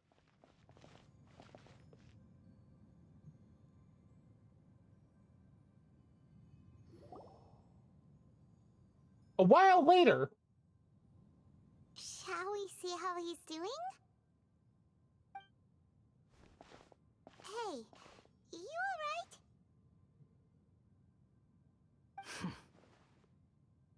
That's a scary expression. Most things terrify you. Are you worried about me? If we didn't have such a history, I'd almost think that qualifies me to be your friend. It won't.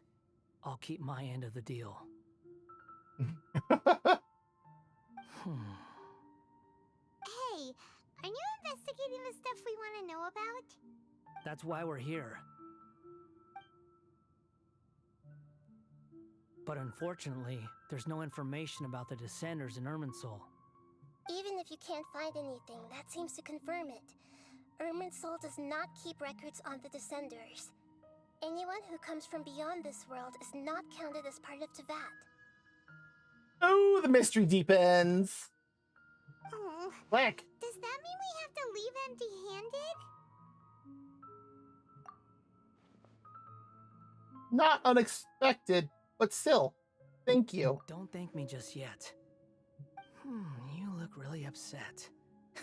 Well, since Irminsul was a dead end, I guess I can share some other info that might interest you. Oh?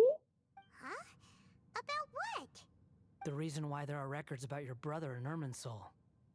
It might have something to do with Conria. Apparently, Conria was his first destination when he arrived in this world. Oh? This'll be interesting. Plus, he only came to this world because the heavens responded to the summoning. Summoning? The heavens responded? The jester told me this himself. You can take his word on this. He was a royal mage in Conria, and lived with your brother for a time. I don't know the details. It's up to you whether you want to believe me. All I can say is, I wouldn't lie to you about this. That's fair. Did you get all that, Lesser Lord Kusanali? Yes. Astonishing news. Does this info count towards my mission? It wasn't from Irminsul, but was it valuable? Very valuable. Look at that smile. Good. In that case, I'll take some time for myself now. Why did he just flicker? Huh? What have you done? Lesser Lord Kusanali was right. My power's all but completely spent. Even if I use all of the divine power left in me, I can't sustain this shield for very long. Oh? I shared a secret with you, and now you owe me. So in return, I'd like you to answer a question for me. Give Yeah. me your hand. Why? What are you gonna do? Kiss it?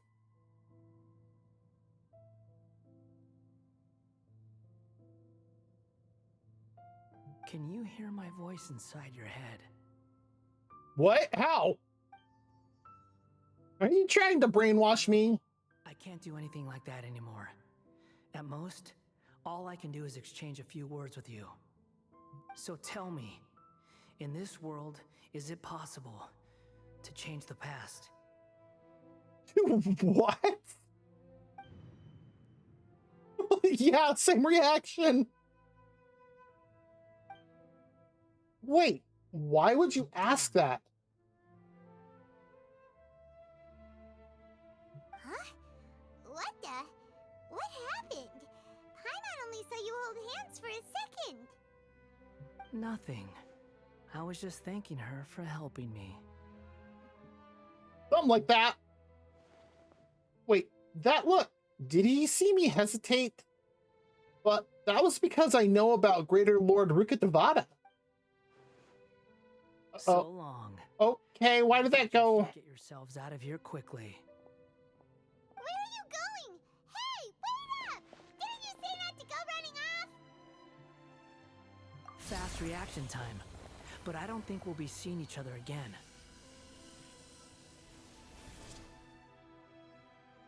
Oh dear. From this day forth, the names Balladeer and Kabukimono will cease to exist. Oh, so he was the Kabukimono. Okay, that's what I thought. Because of me, deserve another chance at life. Hey, Balladeer! Don't do anything stupid! You know, I never did like insects. Hordes of the puny things swarming together can be a real nuisance. And I enjoy nothing more than to stamp them out like the pests they are. Oh my. But if a colony of harmless ants isn't threatening anyone, I guess they deserve to be left alone. Luckily, everything can be set right. It's time to solve this once and for all. Balladeer! Balladeer! Uh-oh, he disappeared. Come on, we gotta find him somehow. What do you propose?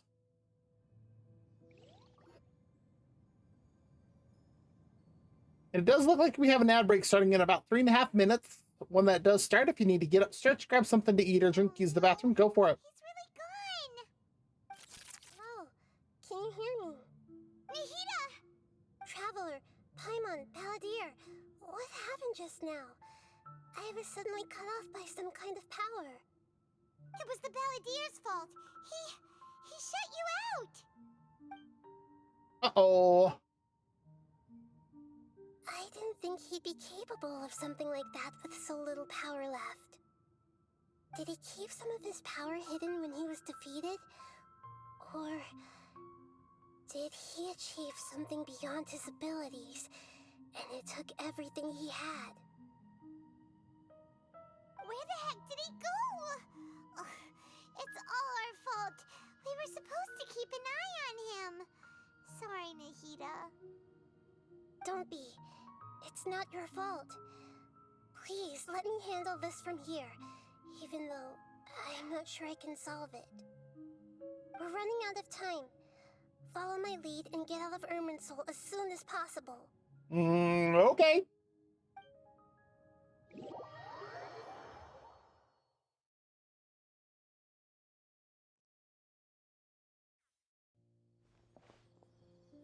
We're out! And we're at, an inn or something? This is an emergency. I'll have to ask you to stay here for now. Everything's arranged, and nobody will disturb you. I'm sorry, but this isn't something I need your help with. Leave this one to me. Okay. Emergency? How bad is it? Nahida, will you be okay? Don't worry. If my assessment is correct, though there may be some minor disturbances, it won't lead to a disaster. Please rest and recover your strength here until I say it's safe. Her voice has gone. Paimon can't shake the feeling that something really big has happened. What do you think the Balladeer meant? And why did he suddenly grab onto you before? Paimon doesn't remember Greater Lord Rukkhadevata, and the Balladier's question was a strange one. It's hard to explain in full, and the truth might be very distressing for Paimon.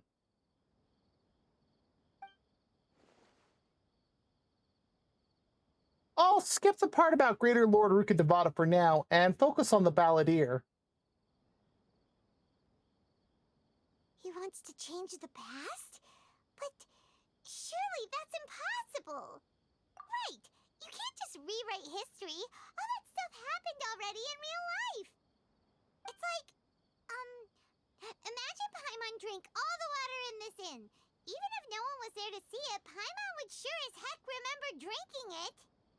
So, why does Paimon still have a bad feeling about this? Paimon can't help but feel scared about what he might do. Oh, Paimon's so confused. Huh? Ah! Way to go, Paimon. Sorry, Paimon accidentally... It's the Balladier's fault for causing Is she serious? stress. Okay, Paimon. But erasing yourself from history?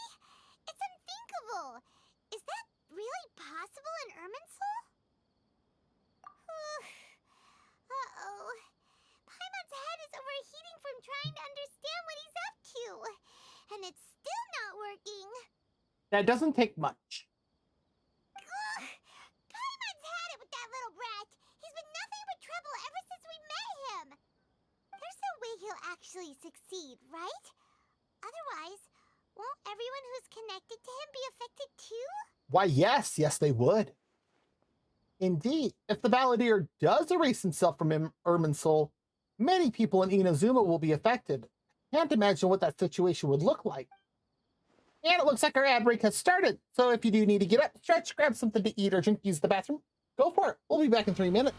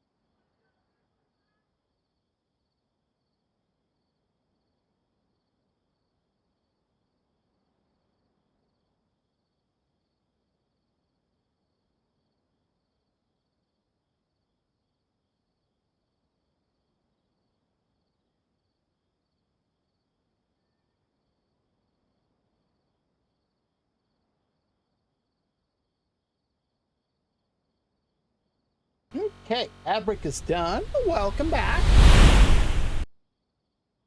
Let's continue on. Worst case scenario, it will affect everyone with a connection to the Raiden Gokuden. Kazuha, Ayaka, Ayato. Will this mean that they'll disappear? There's nothing we can do about it at this point. Hey, have you got any ideas on what we should do next? Seems like now there's nothing left for us to do but to go to sleep. But Paimon's... Oh, hi Matt, how's it going? Paimon won't be able to sleep a wink tonight. So, how about,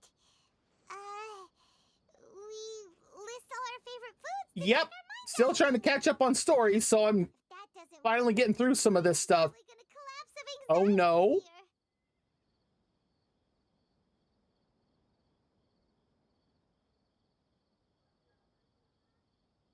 Got a collapse of anxiety. Yep, it is the Sumeru interlude. Alright, Paimon will start. First dish. Munstack grilled fish. Oh, and chicken mushroom skewers. Tea break pancakes. Cream stew. Get ready to be on acid. I have a lot of questions now. Chili chicken. Almond tofu. Satisfying salad. Oh, also Adeptus Temptation. Golden shrimp balls. Triple layered consomme. Lotus seed and bird egg soup. And...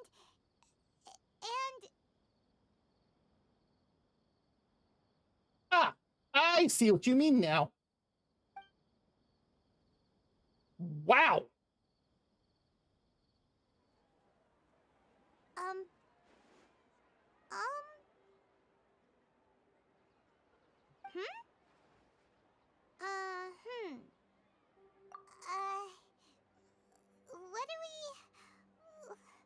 What was Paimon supposed to be doing just now? Paimon was, talking? Huh. Paimon suddenly can't remember what she was talking about. What was it again? The balladeer? Is that a food too? Huh. Is that a food? This girl really is all stomach. There's more? Oh boy. Oh look, it's just like with Greater Lord Rukadevada. Paimon doesn't remember the balladeer? That must mean he actually pulled it off? But how did he have that ability? This doesn't make sense. What's wrong? Your eyes are like saucers. Was it something Paimon said? So, the balladeer. Is that someone's name? 'Cause it sounds like a nickname or something. I mean, technically, yeah. If this is really happening, I need to know what else has changed. Okay, sure. Where are we going? Huh? Fine by Paimon, but is everything okay? You're acting like this is an emergency. It is. And suddenly I'm newbie.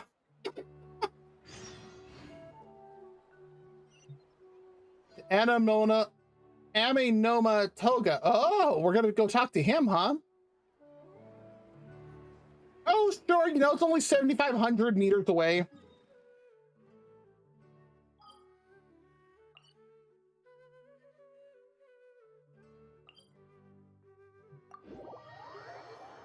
Well.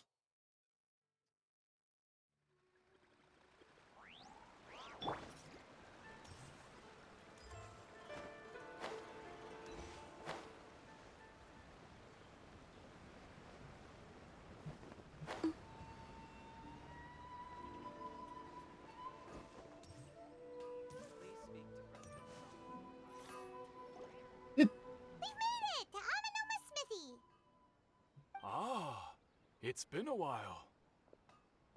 Of course. Go ahead. At least he remembers us. Oh. Now there's a question I wasn't expecting. Very well. I'll tell you what I know once more. The once renowned Raiden Gokuden, comprised of 5 branches: Amenoma, Futsu, Ishin, Hyakume, and Senju. The art of forging practiced by these 5 clans was first taught to them personally by the almighty Shogun. Over time, the 5 branches diverged from one another as generations of bladesmiths honed and perfected their craft until they became 5 distinct traditions. Most of the great swordsmith clans of old have since fallen into decline, and for a long time, only the Amenoma branch kept its art alive. But fortunately, Kaedehara Kazuha recently returned to Inazuma and took up the mantle of the Ishin art. Now, 2 clans remain of the original Gokuden 5. I remember that from the second interlude. If my memory serves me right, you yourself were present when he forged the Ishin blade. Yes.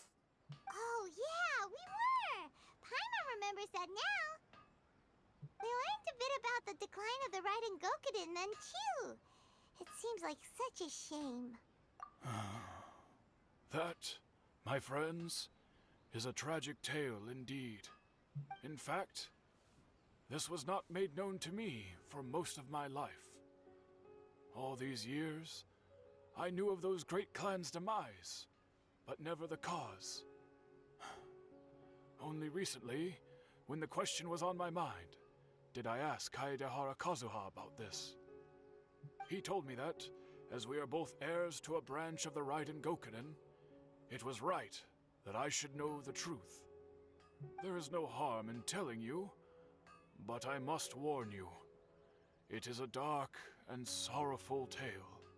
This is Hoyo. Emotional damage is expected. The Raiden Gokuden were the targets of a murderous rampage by a vengeful bladesmith. Oh, I'm shocked by this. Vengeful? Why? 400 years ago, so I'm told, there was a catastrophic malfunction in Tatarasuna's furnace. One brave swordsmith heard the commotion and chose not to flee, but he rushed to the scene, hoping to prevent a disaster.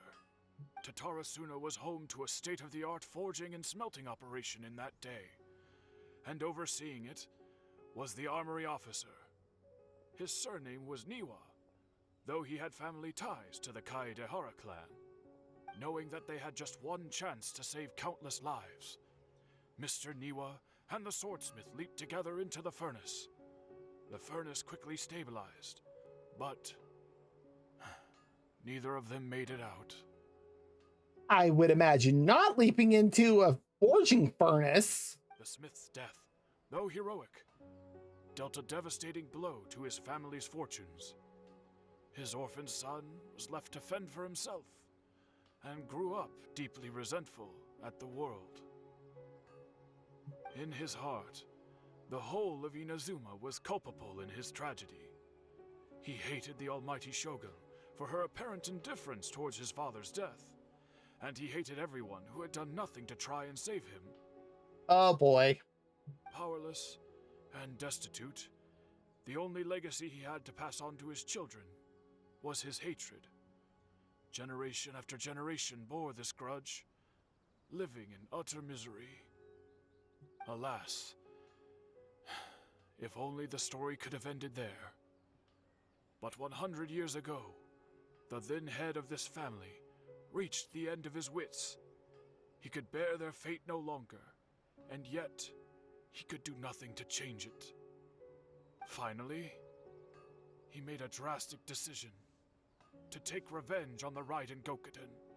In doing so, he sought to vent his pent anger and shake the very foundations of Inazuma's forging industry. In his fury, he murdered indiscriminately, killing even bladesmiths from the Hyakume clan, which he belonged to. His goal was absolute, the devastation of all of the Raiden Gokuden. But when he came to the Kaedehara and Kamisato clans, his killing spree came to an abrupt end. He failed to catch them unawares.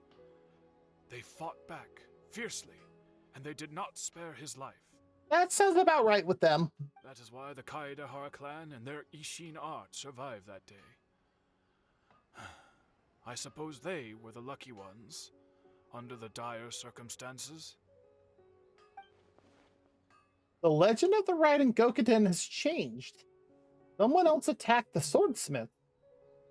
It looks like the balladeer did something in Irminsul, but it seems Niwa still died. Is there anything else you wanted to ask? Kazuha? Why, yes. Just yesterday, in fact. We spoke for a while over some tea. He seemed well. Oh, so he still exists. And he's the same Kazuha I know. Things don't seem as bad as I feared last night. My pleasure. Don't tell Paimon. There are other places you want to visit too, right? Your expression says it all. You can't hide anything from Paimon. You're just gonna say, guess what, Paimon? On to the next stop. Lead the way, traveler. Paimon will be right behind you. So, kind of like our pet.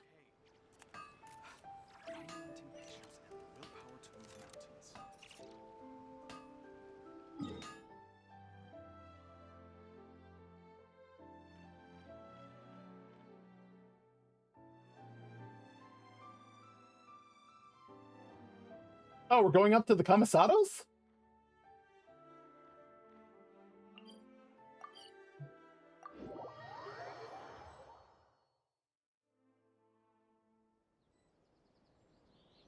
There's an oculi up here I haven't gotten? We're here! This is the Yashiro Commission's headquarters, so... Traveler, it's been a while. If you're looking for the Commissioner and Miss Kamisato, I'm afraid your timing is unfortunate. They're not here right now. Are they out on business? The Commissioner is out on business, and Miss Kamisato is standing in for some meetings in the Commissioner's place. If it's urgent, you're welcome to wait inside until they get back. That voice really does not match. What do you think? Shall we go in?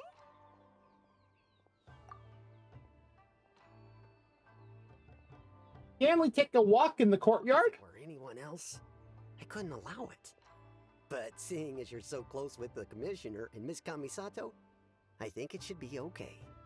I think I've met Ayato like twice. We'll be heading in then. Thanks!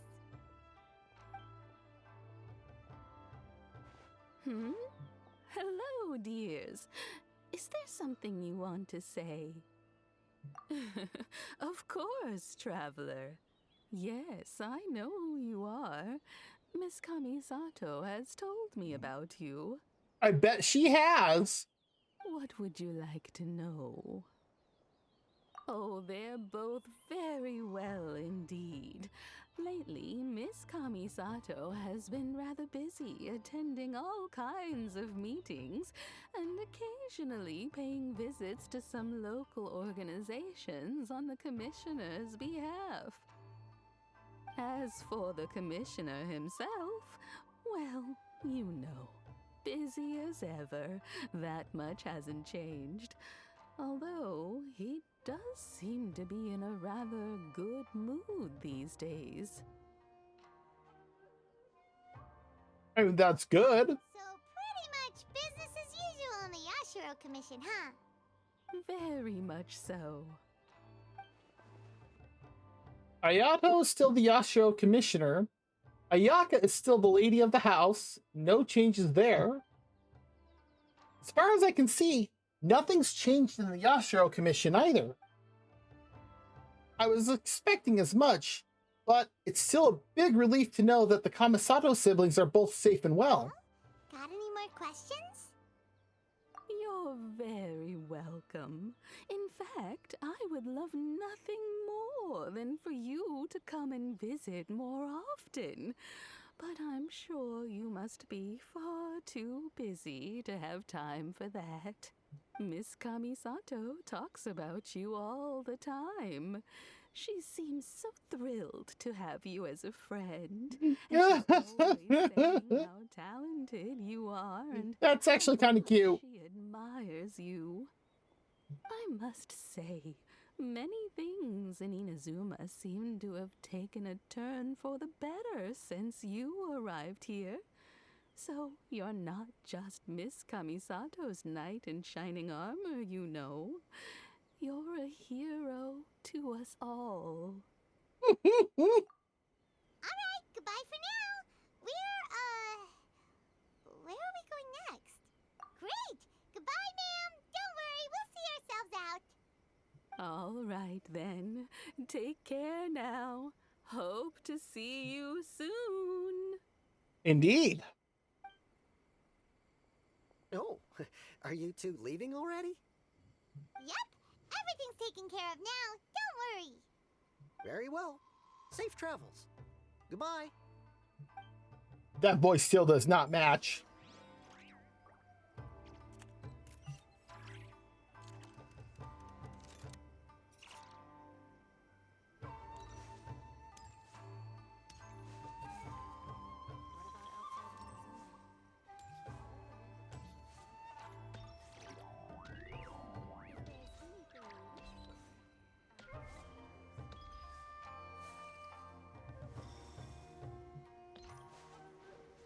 It's not where I think it is it?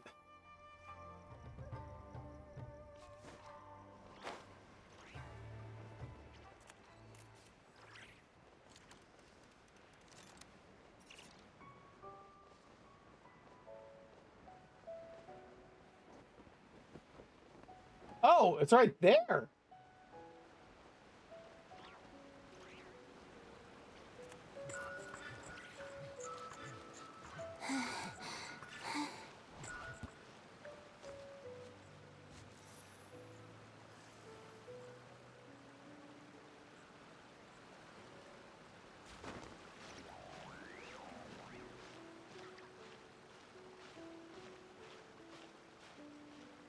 Well, we're gonna grab that and then we're gonna go over to Tatarasuna.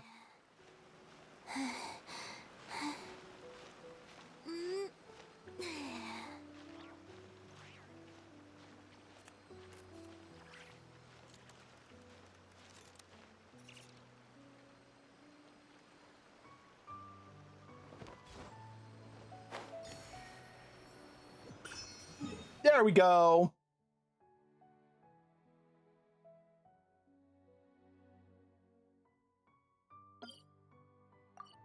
I still can't get into this area. That is not what I told you to do.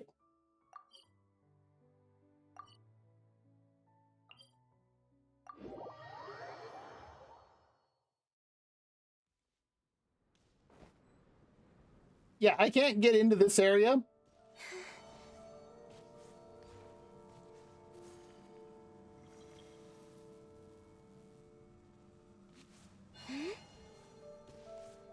There's still the giant electro shield there.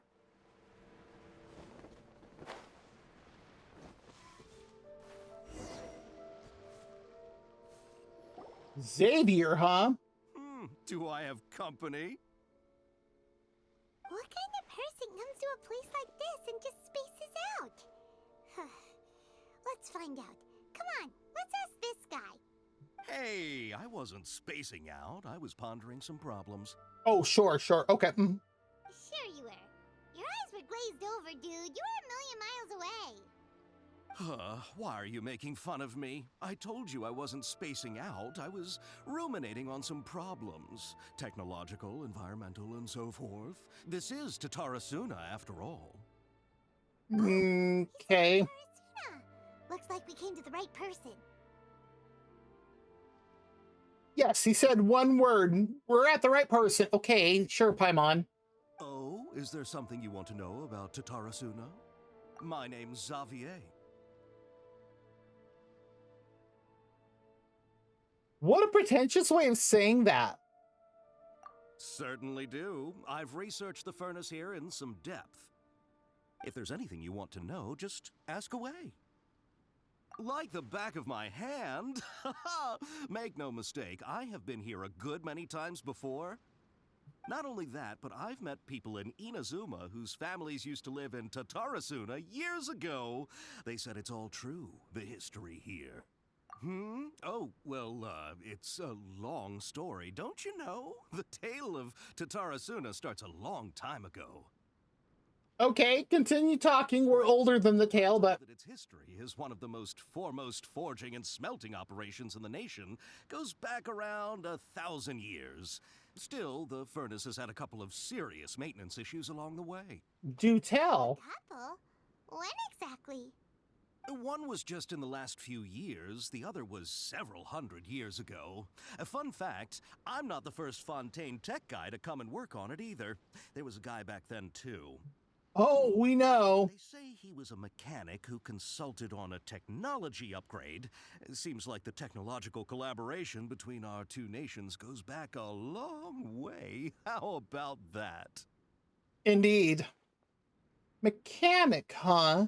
Looks like the doctor still sabotaged the furnace, leading to all the ensuing chaos. Hey, weren't you gonna ask Xavier something about Tatarasuna? Come on, ask already. Oh, I didn't realize you two were here for a history lesson. Me neither. Paimon doesn't know what's gotten into this one today. Feels like we've been preparing for a history exam or something. Sure, we'll put it that way. What brought this on? Did you just wake up today with a sudden burning desire for historical knowledge? Yeah, pretty much. Sure, go ahead. Oh, we're asking about Kabuki. Mono? No, I can't say that I have. I do know the word, Inazuman, for those eccentric types who always go around dressed to the nines. Just the sort of person that I'd like to meet, actually. Oh? But sadly, I've never had the pleasure, nor have I come across anything to do with a Kabuki Mono where Tatarasuna is concerned. So there's no more Kabuki Mono. Did the balladeer really manage to erase himself from history completely? If so, he must have wanted to change the world and revert everything back to the way it was. But so far, it looks like the majority of changes have only affected himself. Of course! Don't mention it. Oh, we're leaving? Okay, bye, Xavier. Oh, you're most welcome. More than happy to help. Farewell. Looks like you got all the That was a weird interchange. Sure, but what's up with you today? Whatever it is, it seems like it's really troubling you. Keep your smile, Spinal Crocodile.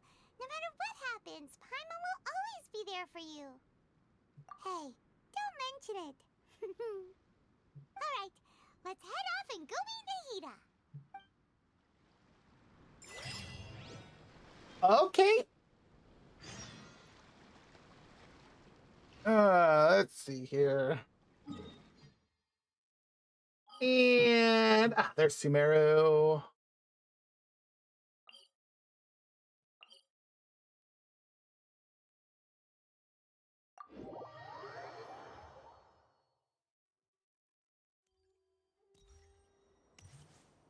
I love running around as Columbina.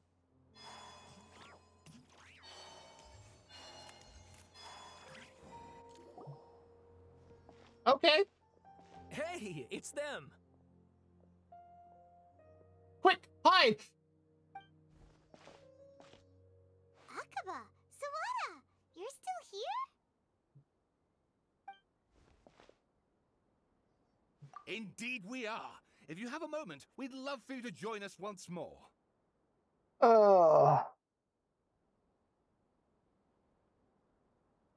Sure. We have time. I would love to help. It's the same topic we discussed last time. Obviously. Still looking for more info about Tatarasuna, huh? Should we join them? Perfect. These two have researched Tatarasuna's past. Let's hear what they have to say. Unfortunately, we haven't made any real progress. Huh? Oh, of course.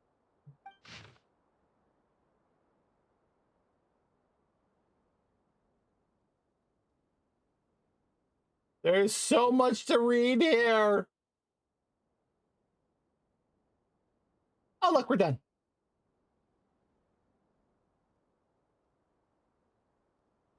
I presume you'll want to read mine as well. Here. Well, yes, but at the same time, I'm not gonna.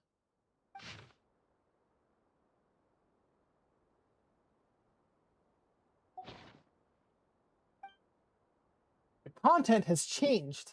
Another effect of tampering with the information in Irminsul. The balladeer said he'd erased 2 of his names. If he really succeeded, it must have taken all of his might, but still. What do you think? Hey, Traveler, remember how last time Akaba was saying how he wished he could gather more information about all this? Well, we just got back from Inazuma, so how about we tell them what we learned? Okay, that's fair. What did you find out? Something big? It's a long story. Basically, we have some friends in Inazuma, and... Wow. There you go. So many new details.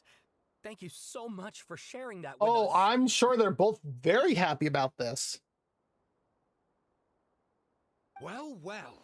So it all comes down to one man's desire for revenge. Huh. You heard this from a member of the Amanoma clan, you say? Then I guess it must be true. All right, just because of that, huh? Ugh. So there's no ghost story here after all.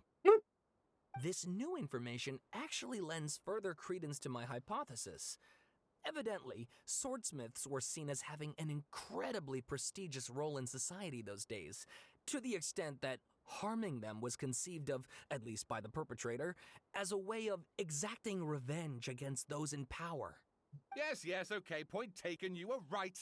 But that doesn't mean I can't carry on with my novel. And they're back at it.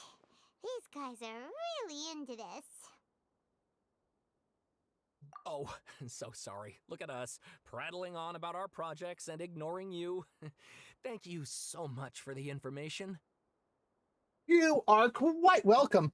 Y'all enjoy your rattling on. You're welcome. See ya. Keep us in the loop if you find out anything else. Will do. New mail.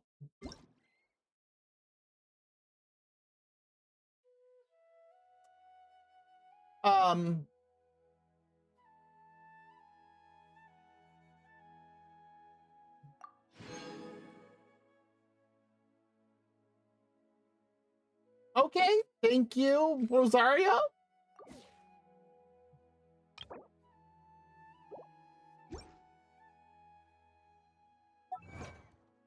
That was odd.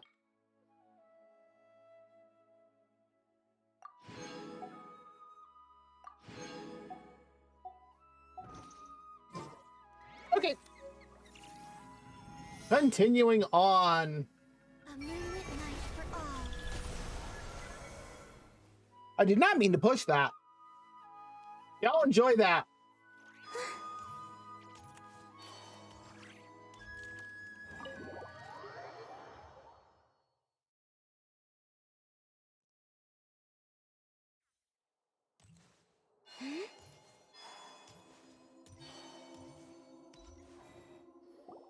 Nahida, we're here! Traveler, Paimon, how have you been? Ugh, where to start? Paimon hasn't had a moment's rest this whole time. That night, we ended up chatting and chatting until suddenly the sun was up. And then she decided she wanted to go to Inazuma.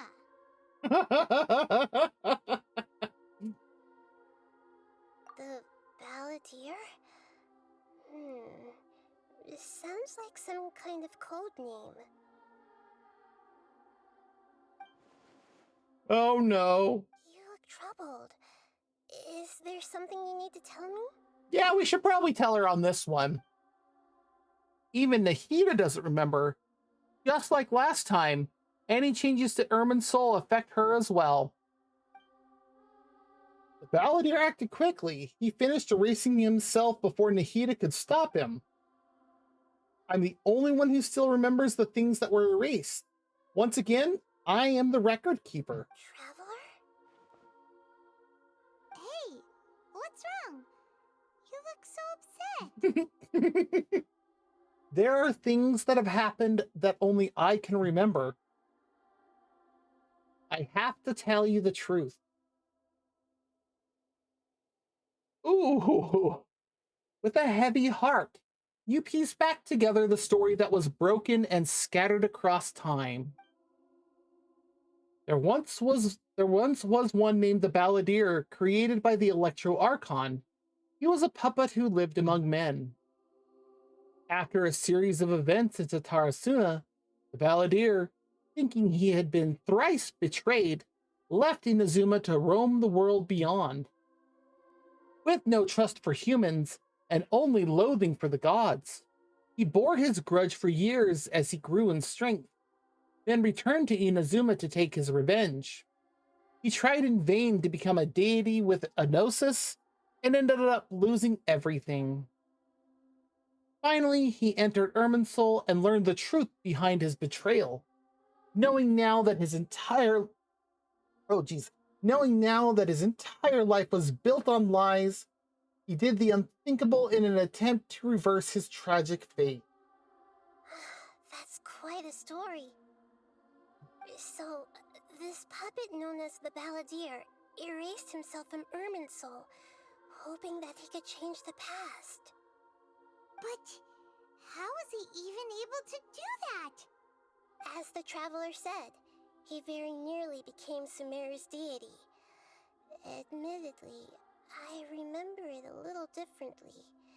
I don't recall finding anyone inside the machine after we defeated Yep, it. that sounds about right. Nevertheless, it does make sense. If someone were to successfully erase themselves from Irminsul, the world would change to reflect the new reality.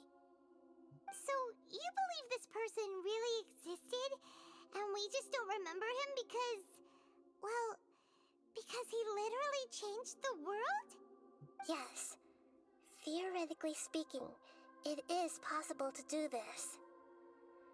But I'm struggling to imagine the kind of person who would dare go through with it. The traveler comes from a world beyond to that. That's why there's no information about her in Irminsul. And it also explains why any changes to Irminsul wouldn't affect her. So if there's anyone in the world capable of retaining memories from a past that has been rewritten, it's you. It's quite incredible when you think about it. You can say that again. Paimon's having a hard time understanding this Balladeer guy's motivations. Why did he do it? Because he's a mopey dude. I can only make inferences based on the information we've been given. As for what kind of person he was, only you remember that. We were enemies after all. I don't know his perspective on all this, so I can't see why he did something so extreme. Did he want to reset everything, or save someone? Or did he want to completely undo his existence? Everything can be set right. It's time to solve this once and for all. Maybe that's all there is to it. I still remember the question he asked. He asked me specifically, and my hesitation gave him his answer. I hesitated because I witnessed Greater Lord Rukadevata erase her own existence, but I can't tell Nahida that. To put it another way, I know why the Balladeer was so sure it could work, but I can't tell them that. Something else worrying you? Something that you can't share? It couldn't change the fate of the ones who had died, right? Once the Balladeer realized he hadn't been betrayed after all, it must have completely changed his view of the people of Tatarasuna. Now he saw them as friends again. Yeah? He couldn't keep hating humans after that. And if he thought there was a chance he could save his old friends, it would be hard not to try. The story makes sense. Every part of it. The Balladeer tried to achieve godhood with the doctor's help. He was unsuccessful, but retained the power to connect with Irminsul. That power then enabled him to change what was recorded in Irminsul and erase himself, even though he didn't have much strength left. Yeah, it does make sense, but it still ended in tragedy for his friends. It just feels so hopeless. He gave everything to do this, but it seems like he got nothing in return. Yeah, he changed the world in many ways, and yet the dead still didn't get its second chance. Those fated to a tragic end could not be saved. What exactly did he want to fight back against? The betrayals in his life? Or did he wish he'd never existed at all? Please wait a moment. I want to check something.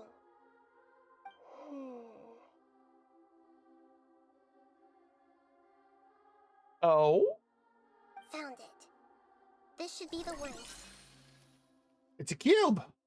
It turns out that I have a strange way of confirming everything she has told us. How? What is it? A record from a personal collection. It was tucked away in a corner. What? You should take a look. Surprisingly, the information is presented to you in a way that resembles a fairy tale. A fairy tale? Who wrote it? I authored this record myself. Okay, that explains why it's a fairy tale. Huh? You wrote a fairy tale that somehow has something to do with the balladeer? When combined with the traveler's narrative, it's clear that this story is an allegory. Everything in it is a symbol for something else. Hold on. So this record survived from the past? The past? What in the world? Yes. Any information about the balladeer or the kabuki mono in other records will have been changed. But I wrote this story in a way that means it was left intact. Changing the information in Irminsul changes to that. But Irminsul can't change information that was well hidden in advance. I guess I must have written this story as a backup before the Oh, really? Irminsul. Really? That's incredible! What a great idea! And that's why she's the god of wisdom. And sending the traveler into Irminsul with the balladeer must have been a further precaution. I knew she'd remember everything. We're a walking hard drive. This story is abstract enough that it still resonates with the present information recorded in Irminsul. But if we connect all the different pieces together, the true story that emerges is the one she told us. The now erased life of the balladeer. But what are we going to do about it?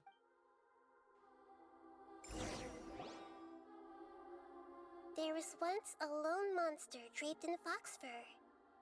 The monster found a family of foxes, joined them, and they became friends.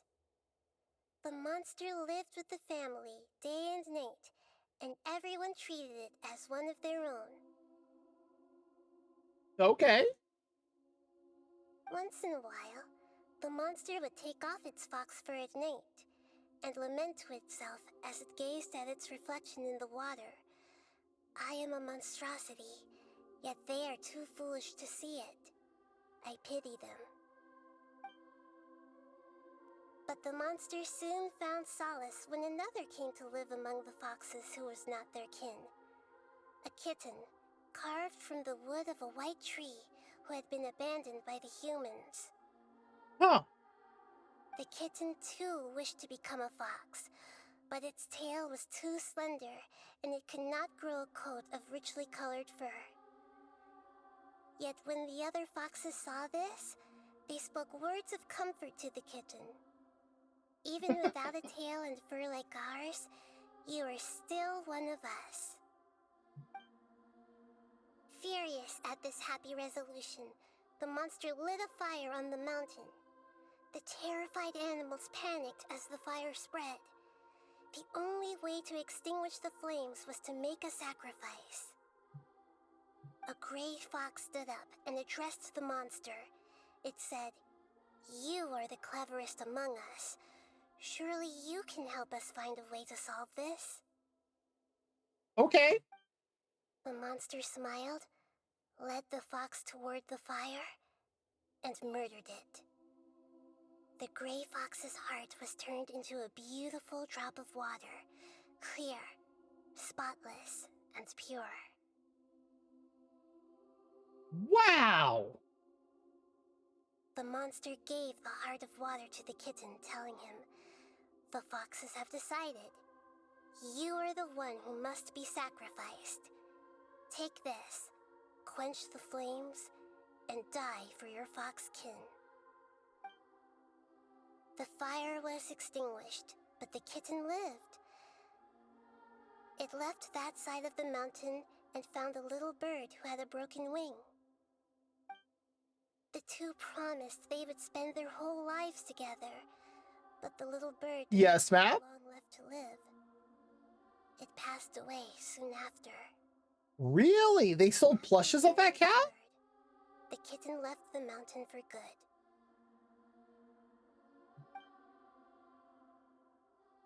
Never again would it cherish a single creature nor a single blade of grass that stood on that mountain. The kitten spent the nights wandering aimlessly, gnashing Oh, its teeth. well, I mean, bootlegs are understandable, but I mean, if it looks good, I honestly don't care. And I say that as somebody who has an EOS plush from Zenless, so. How it wished to swallow the moon and devour the moonlight. If the world could only return to darkness, then it would finally be peaceful and content. I will become the new moon, the answer to everything. Then, no one will know that there were once birds, foxes, and cats in this world. And no one can know that they were different. Oh boy, yeah, this is definitely an allegory.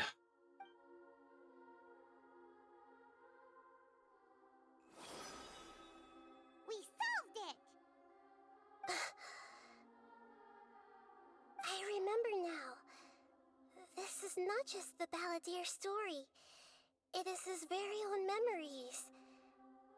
I made a backup so that it would be preserved no matter what happened.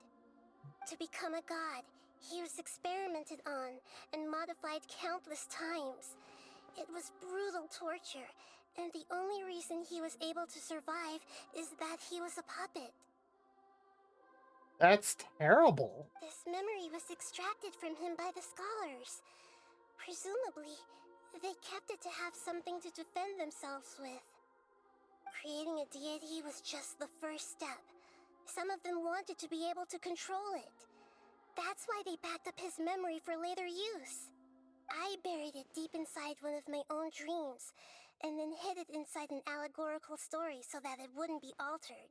Makes sense. Hard to believe that this person really existed, let alone that he tried to get rid of us on more than one occasion. Paimon has no memory of him at all. He completely vanished like a puff of smoke. The Balladeer agreed to help me look for information about the Descenders, and although he was unsuccessful, he still helped you. Before he vanished, he confirmed an important detail, that Conria was where your twin first came into this world. We still don't know how the change to Irminsul will affect the senior ranks of the Fatui, but in all likelihood, they won't even remember their own Harbinger. It sounds like Paimon wouldn't like this guy a whole lot if he was still around. But still, Paimon doesn't like the way it all ended that much better. This is why wisdom alone cannot answer all our questions. We look, we see, and we comprehend, but the question still troubles us. That's fair. So the answer is not everything. People yearn to find the truth and then conquer the troubles they face. When you give someone the truth, you give them a chance to choose their own destiny. To others looking on, this may seem like a pointless endeavor, but for him, the chance to act on his desire to disappear must have meant a lot. Yeah, I imagine. Even when we walk beneath dark clouds along a road filled with suffering, the light of wisdom is always there, guiding us toward a better destination. Okay. And that is what you have been doing all along. Yeah, Mihida's right. Cheer up. How about we go get something to eat? We can pick up this heavy conversation again later. Good idea. Paimon, why don't you take her out for a walk to clear her head? You got it. Come on, traveler. You need to get out of your head for a while. You'll feel much better after taking a walk. Let's go get a snack from one of the stalls in the Grand Bazaar. That'll be sure to lift our spirits. It must be really tough being the only one who remembers all that. But Paimon's always here to help cheer you up.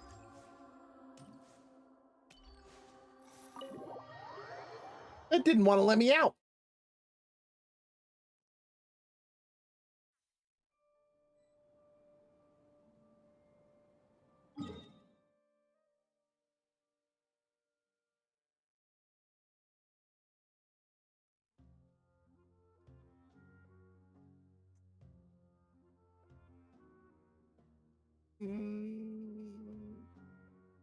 The waypoints in Sumeru City are so weird.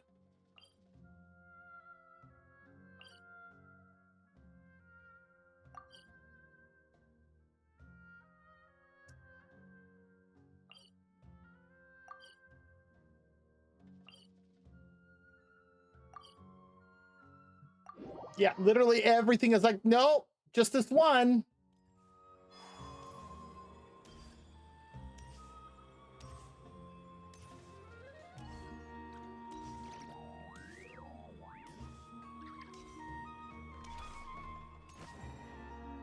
There we go.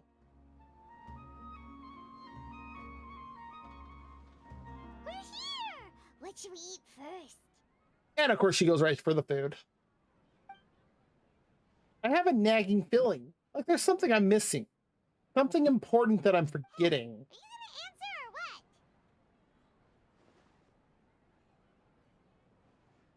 what? Sorry, it's just, give me a minute. I'm still processing. Alright, whatever you want. Well, Paimon will be right here when you figured stuff out. Then we can get something to eat. Okay. Come on, brain. Let's dig this out. Gotta be in there somewhere. It was something about Ermin's soul and deleting oneself. Greater Lord Rukkhadevata, forbidden knowledge, Nahida. Have you figured it all out? Yes, that was it. Greater Lord Rukkhadevata. He said that no one can erase themselves from existence, not even her. Otherwise, why would she need to create her own reincarnation in Lesser Lord Kusanali to do the deletion for her? There would be no point. Why'd you jump up all of a sudden? To scare you. No, I can't tell Paimon. He doesn't know about Greater Lord Rukkhadevata. But this is a crucially important detail. It's simply not possible for the balladeer to completely erase his own existence. In which case, the question is, what happened to him? Excuse me, boss. There seems to be a small problem with the last bill. Look, here.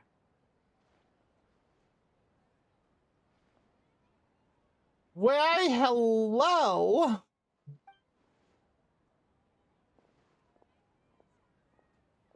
He doesn't have his little back veil thing, though. Hey! Hey, wait! Hmm? You mean me?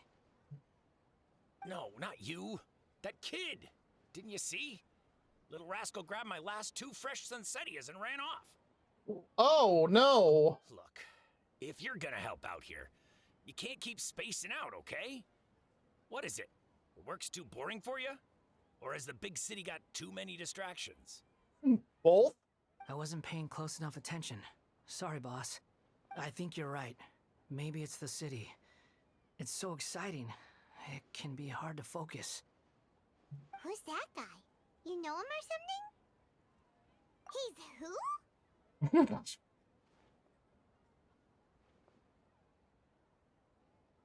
Wow, Paimon, pay attention.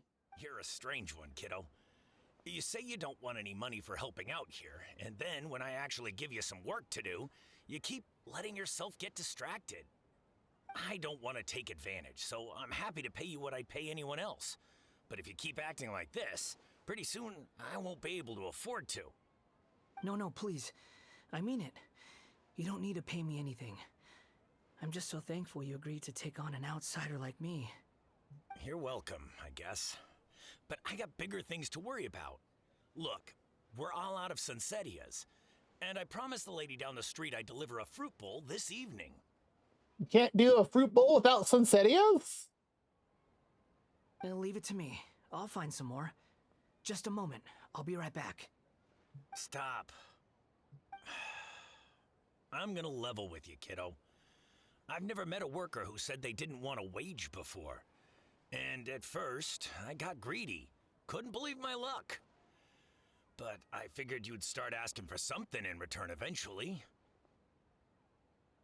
I mean, the boss has a point here. You don't want money. You don't take days off.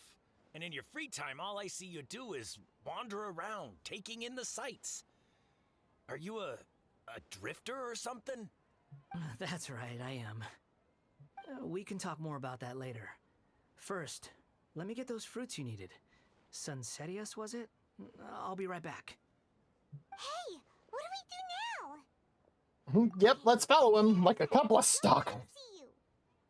Yeah, it looks like we do have an ad break starting in about 4 minutes. When that does, if you do need to get up, stretch, grab something to eat or drink, use the bathroom, go for it.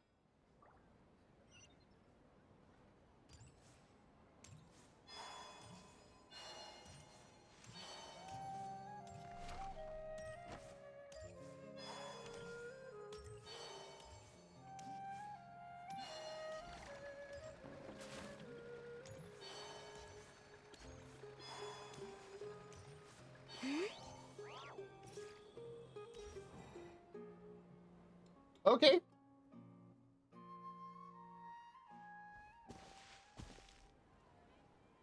Yeah, this'll do. Even though you say he's the balladeer, what are we planning on doing? Stealing his Sunsetias? Isn't that a bit too cruel? Finally, we told her it. Oh, alright. This should be enough. Guess I should wash them before I take them back. Probably. I wasn't seeing this with my own eyes. I would never believe it. Huh? You two over there. Is there something I can help you with? He spotted us! That look. You've been following me all the way from the city. I'd have to be blind not to notice. You're right, we were following you. Have we met before? No, we haven't met. But you know me? I have no recollection. It's complicated, but I do know you. Are you absolutely sure? Sorry, but I just can't take your word for it. I can prove it. You're a puppet. Puppet? What makes you think that? Huh? Caught his attention. You were right. The look on his face. I guess you do know me after all. That is not something I share with a lot of people. Look, I'm just a wanderer. But seeing as you've gone through all this trouble to track me down, I'm sure whatever it is must be important. There's somewhere I want to take you. But please let me deliver these goods to my boss first. Of course. Are you really working for that guy? He said you don't want any more for it. Is that true? Yes, I ran into him out in the wilderness during a storm, and he let me take shelter in his cart. In return, I said I'd be his helper for a while. That's oddly nice of you. Let me take these back. Then I'll come with you, okay? Then let's return to the city. I'm surprised we're not helping bring the stuff back.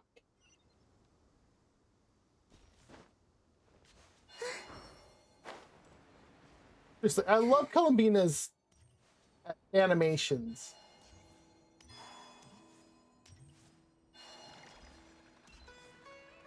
Oh, it looks like about 1 more minute till the ad break starts. When that does, like I said earlier, if you need to get up, stretch, grab something to eat or drink, use the bathroom, go for it.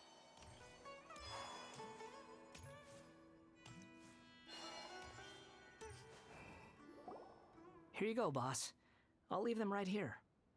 Oh, you really went and picked some more. Who are these two? Something's come up, and they need to borrow me. Sorry, boss. I'm afraid I'll be away from the stall for a while. I was just about to pay you anyway. Go wherever you want, kid. Don't waste your time here. What?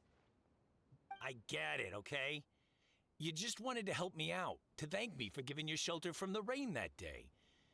Even then, I don't understand why you're so adamant that you don't want any pay for it.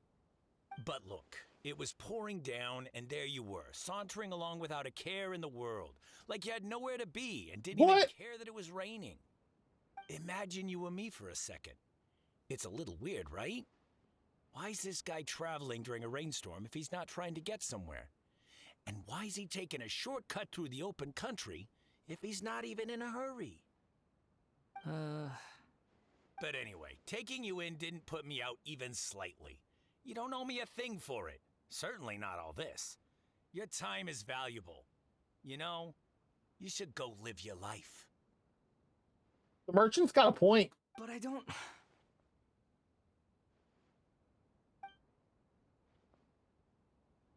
No, you're right. Then I suppose this is where we say goodbye. Thank you again for taking me into the city. And there goes the ad break. So like I said earlier, if you need to get up, stretch, grab something to eat or drink, use the bathroom, go for it. We'll be back in 3 minutes.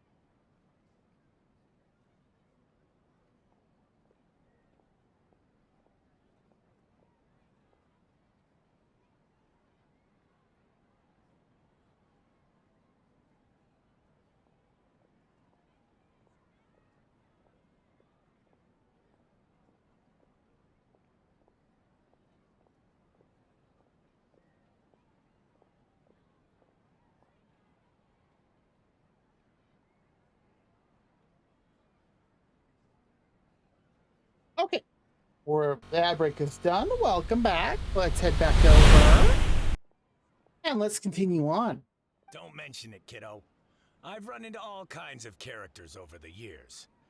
I just hope you find your path. Indeed. Thank you.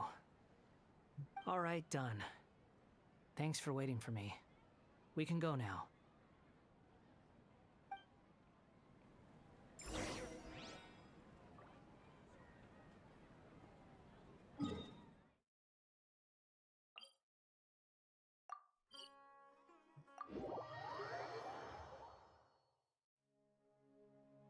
The Kabuki Mono's finale.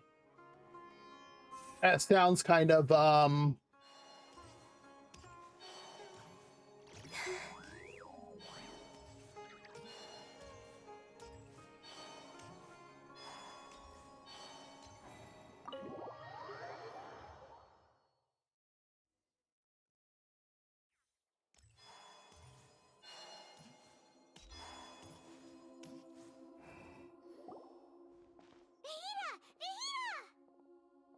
What's wrong? Huh? Are you? Hello. I do apologize for the sudden intrusion. his personality is so different. Found this guy in the street, but he doesn't seem to remember anything. So, yeah, quite an eventful walk.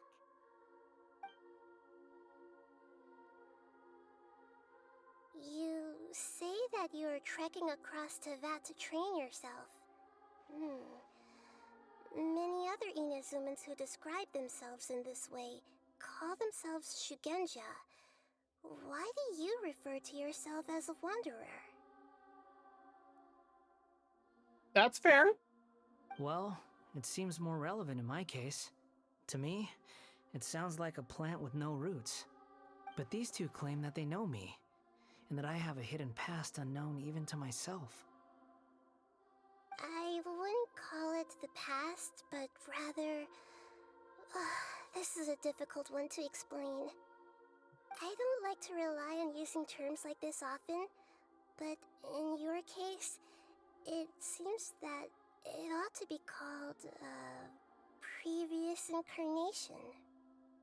Oh, like a past life or something? Yes, something far more distant than the past. So far away that you cannot perceive it. Okay, I have to ask. What was I like in my previous incarnation?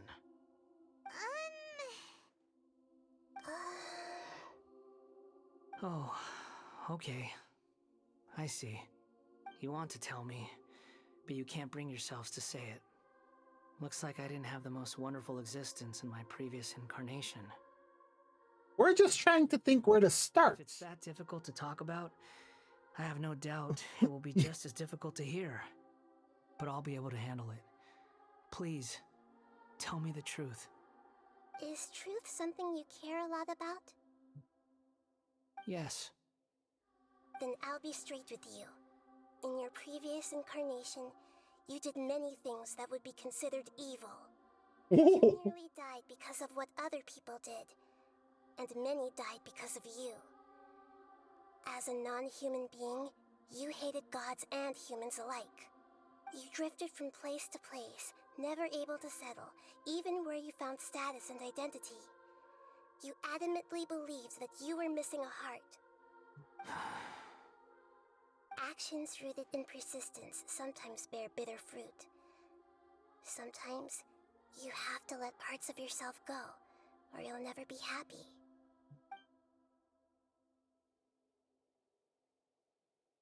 I gave everything I had, but it barely changed history at all. Oh, so... In terms of the outcome alone, that's true. I don't think I can judge everything I've heard purely in terms of right and wrong. Each choice a person makes belongs to a specific place and time, a chain of cause and effect, a cycle of karma and consequence. Okay, that's fair. That is the nature of truth. If one thing is right, its opposite must be wrong. And yet, dichotomies like this are not enough to explain the world in all of its complexity. It seems like my previous incarnation wasn't the most likable individual. Oh, if that isn't the truth. We're not trying to hurt your feelings or anything, but yeah, we weren't your biggest fans. Yeah, we were each other's enemies. We were enemies? Why are you trying to help me find the truth? This is so frustrating! This guy's supposed to be our arch enemy, but now he's just some random stranger we met on the street! He's got so much to answer for, but we can't make him talk because he doesn't remember anything. What a weird situation. This is actually kind of funny in a really strange way. Lesser Lord Kusanali, as the god of wisdom, I trust that everything you told me must be true. Yes, it's all true. I can even show you the memories themselves, if you're willing. Please, I want to see them for myself. I want to experience my own transgressions. Wow. Even though it will cause your present self great mental anguish? I'm just a puppet, with no heart and no name. There is nothing in this world for me to cling to fill the void within me. Except maybe these sins that can never be undone. Very well. As you wish. Wait, shouldn't we go with him? This one's kind of on us for bringing him here. Don't worry. Whatever danger I might face, it's my burden to bear. Traveler, could I ask you to supervise him on my behalf? Oh, good point. Given your, unique situation, we'd better keep an eye on you. Understood. Thank you. Now, prepare yourselves, everyone.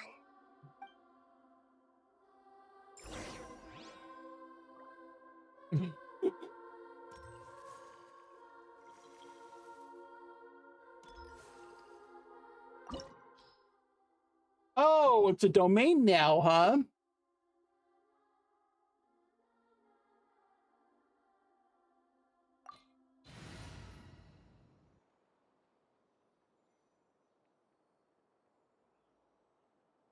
I don't know if it's gonna matter.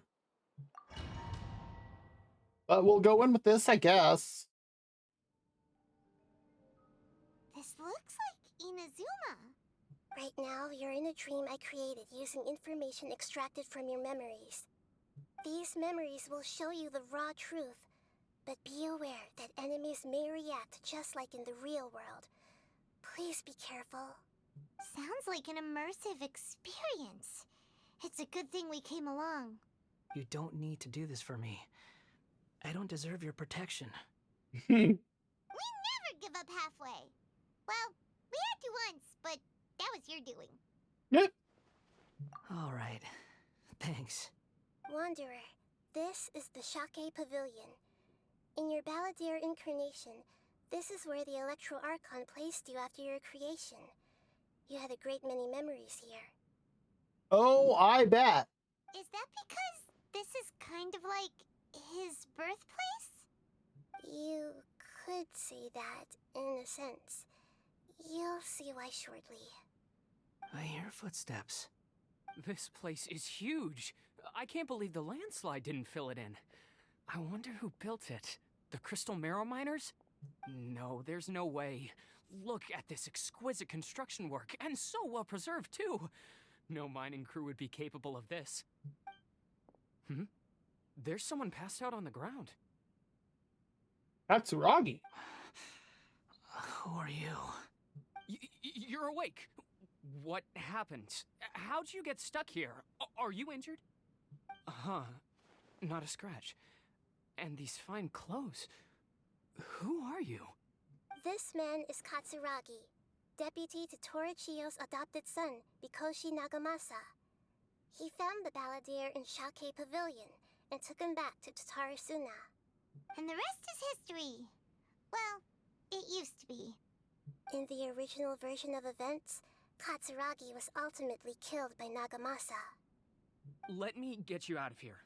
Our people are nearby. Hang in there.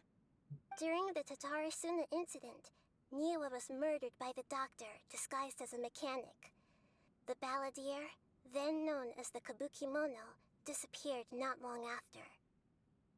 As the second in command at Tatarasuna, responsibility for what had happened fell to Mikoshi Nagamasa. But Katsuragi had sworn lifelong loyalty to Nagamasa after the latter had once saved his life. At Katsuragi's insistence, Nagamasa killed him to put an end to the Tatarasuna incident. Katsuragi seems like he was a good guy. He looks like a warrior, but he has a kind face. Oh, I see the hole. Live a long and happy life.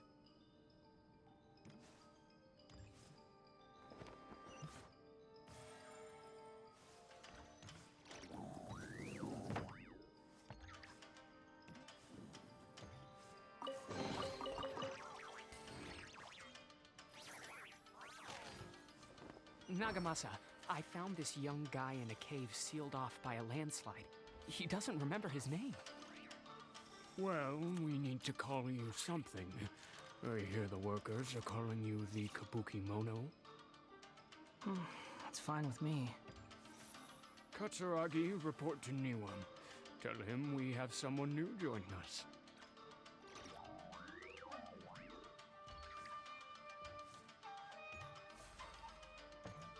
Huh.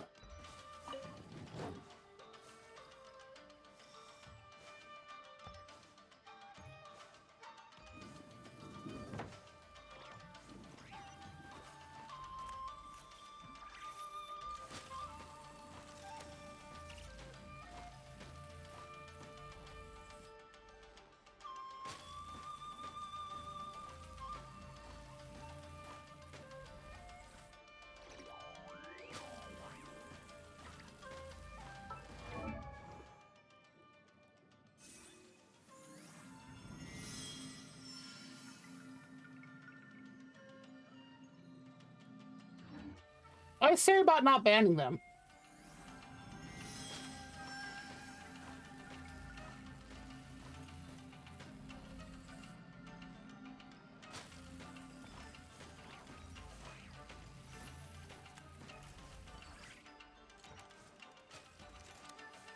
Oh, I can't go back that way, huh?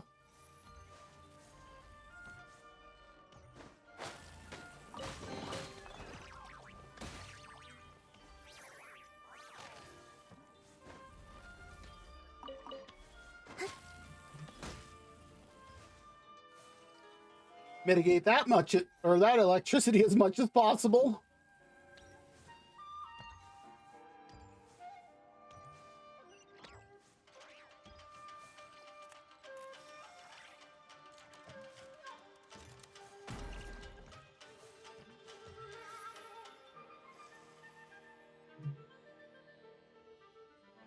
Excuse you? Huh? What are we doing back here? Whoa, this is where you were born? It's pretty, but there's nobody here.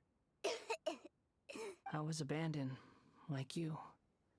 I lived here for a while at first, but there's nothing for us here. We can't stay. Okay. I heard my mom and dad used to make swords, but the factory manager died, and then my dad got sick. Uh-oh. He kept coughing all the time, just like me. Then Mom started coughing too. But you can't. You promised me. Oh dear. Yup, we're family now. We're gonna be together forever and ever. This child didn't have a name. Or rather, the balladeer didn't know what to call him. His father died before he could name him. After his mother died, the child stayed in their straw hut alone. Some of the neighbors helped to raise him. After leaving Tatarasuna, the balladeer ran into this child who didn't have a name, just like him. They made a promise to live together. What happened to the child then? He died from his illness while he was still very young. The balladeer came home one day and found that he had stopped breathing. Hey! What's wrong? Say something! You promised me we could be family! You're no different from Niwa and all the others. You betrayed me too.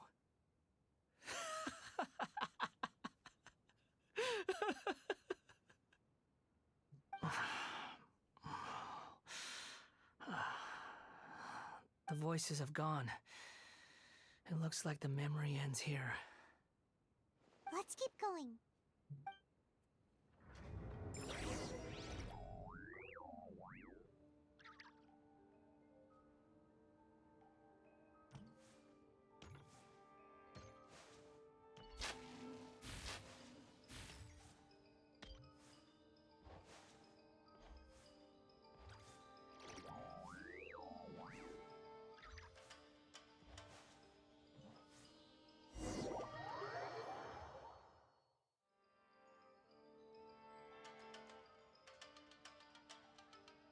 Well, that was an interesting story.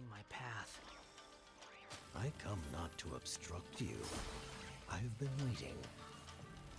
What you are truly is a weapon. One that could be wielded with an iron will. Or you could continue to drift aimlessly. Are you trying to win me over? Fated rebellion has begun. Why not take your place at the banquet and join those who shall feast?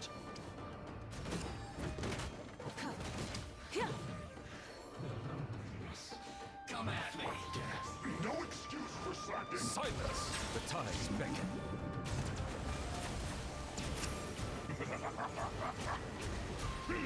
Don't be a killjoy. We've only just begun. That all you got? Looks like I went too far.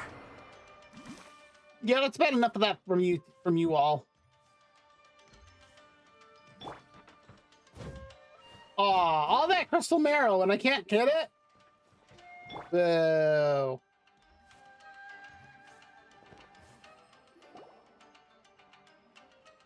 This place is dark. Paimon knows this place. It's the Delusion Factory in Inazuma. Yep, I was gonna say this place looks familiar. Of events, the traveler once encountered the balladeer here. Such a creepy atmosphere. And so familiar. I remember this. It was an unsettling place. Look over there. Well, well, my fair lady. Is this rundown factory and these incompetent fools all for me? Wow. You shouldn't have. Huh. What do you have to gain from belittling your subordinates? You might not want to admit it, but you are a part of this plan. Perhaps you find fighting in the abyss to be a more meaningful use of your time? Oh, but of course, even this pales in comparison to being experimented on by the doctor. What a sharp tongue you have. Funny how negotiating never seems to be your strong suit. For the task ahead, I suggest you keep your true feelings to yourself. Save your breath. I know what I have to do. I'm sure you think so, but I still think you need to hear it. Don't start thinking you're invincible, and don't let your emotions get in the way. They did. Surely you're not worried about me. I just can't have you getting in my way. You and Child never fail to find ways to complicate things. I'm merely lighting a little fire in this chaotic nation. But you, being tossed out like trash, must make you want to destroy it completely. Do you remember the last time you were here? That was a lot of swordsmiths you killed. I'm sure the descendants of the Raiden Gokaden are still suffering the consequences now. Look at you. Oh, don't get so sentimental. Now, give that poor little tongue of yours a rest and stop pretending like you're above everyone else. Bye then. See you at the victory feast. Okay, Senora. Poor little tongue? She's playing with fire talking to me like that. Who does she think she is? Forget it. Someone might find me here any minute now. I should prepare to give them a warm welcome. The plot does not end here. There is more of this story to come. Wanderer, are you able to continue? Yes. Please don't worry about me. Why are you staring at me in silence? Can't you think of a nicer way to express yourself? I'm under no obligation to be nice to you. Besides, I thought nothing mattered to you except results in your own interests. Isn't that right, witch? Muddle-headed puppet. You're only number 6 because you can take more abuse than other humans. Do you really count that as an asset? Blink! You're about as much fun to be around as a raging inferno. But before we murder each other, it'd be best if we finish our duties. 3 moons converge. Let engraved names echo! Settle down. Let the mighty be humbled. You can't run from death.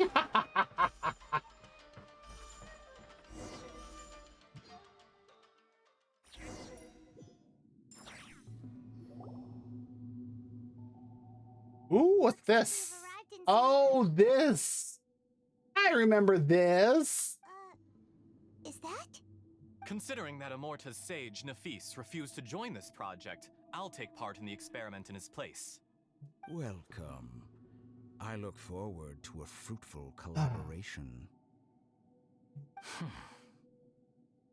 When do we start? You seem impatient.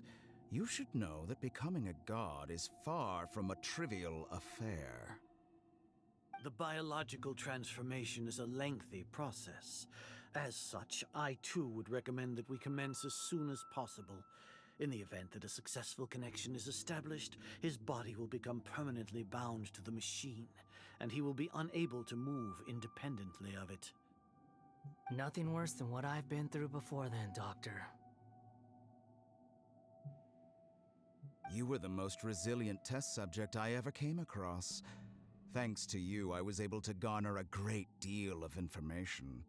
Alas, after that, you were under orders to remain in the abyss. We barely saw each other, and it became difficult to further refine the knowledge I had gained. That was gracefully worded. Ever wonder what they think if they knew that nothing matters to you, apart from your crazy experiments? I suggest you speak to me in a more respectful tone, Scaramouche.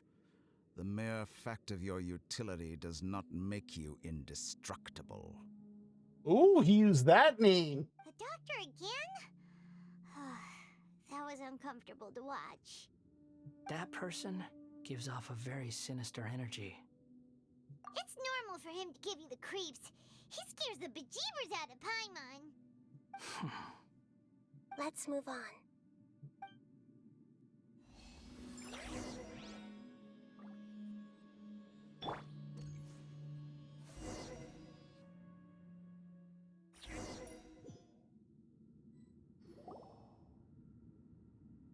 You're a god. Do you think I'm evil? If you accept that he is you, just as you are you, then yes, you are evil.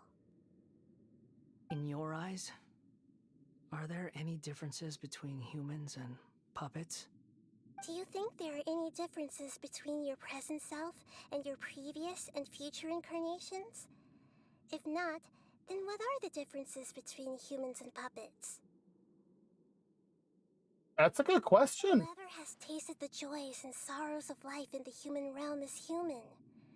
Whoever has loved and lost, cried with grief, howled with rage at the tragedy of death that eclipses the miracle of life, they are human too.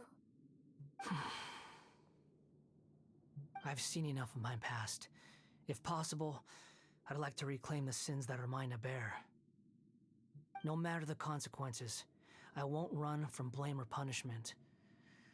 Whatever I am due, let it come to pass. Can you return my memories to me? Huh? But won't that mean you'll lose your current identity? Ooh. I've always believed that human lives follow a set of rules, with each person being a collection of past experiences. This is true. As a puppet living in a human world, my life is subject to the same rules. Regaining your memories means reverting completely to your previous incarnation. All the emotions that you discarded will return to you. Are you sure you want to do this? I've lived with a void in my chest my whole life. My creator didn't need me. And ever since I awoke, I've just drifted from one place to the next. But then I met you, and I finally realized that reclaiming my missing sins might be my one opportunity to become my true self. Is this the true meaning of Greater Lord Rukkhadevata's words? A person can't erase themselves, and even though the original balladeer has gone, this person will live on in this place. Are a person's sins an inescapable part of their destiny too? I've always felt I have an innate tendency to yearn for something more, in a way that goes deeper than for most people. But for all my soul-searching as a Shugenja, I've never fully understood it. Looking at it now, it seems that I brought this curse upon myself. So I beg you, grant me this opportunity to gain a purpose, to change my destiny, and end my wandering. That's fair. Since your mind is made up, I will return to you that which is yours.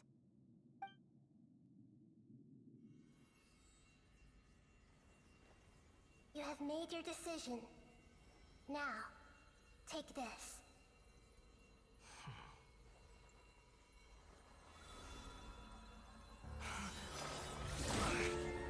Oh! Set him free. A puppet? What's he doing here?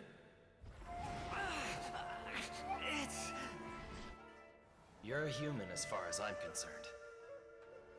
Everyone's here. Wonderful.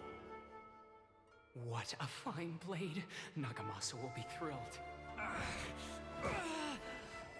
This is my...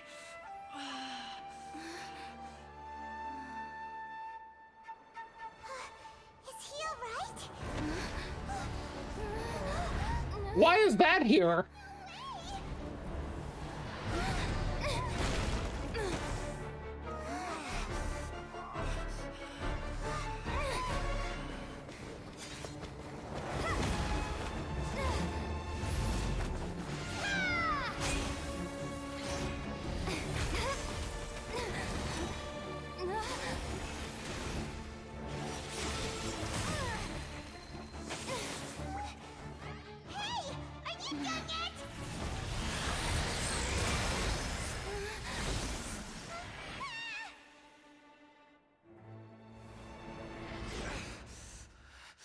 All worthless dross will be purged. That's why this won't be the end.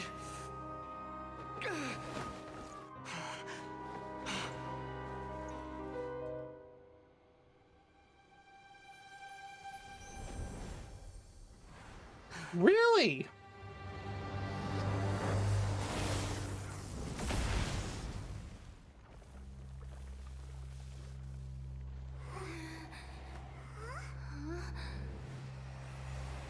Ooh.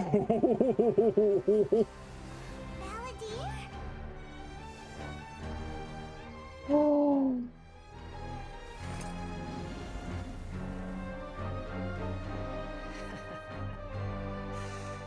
Die.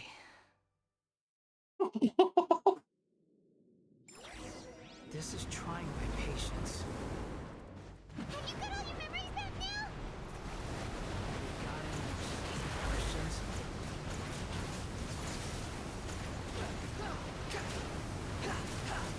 Feeble human!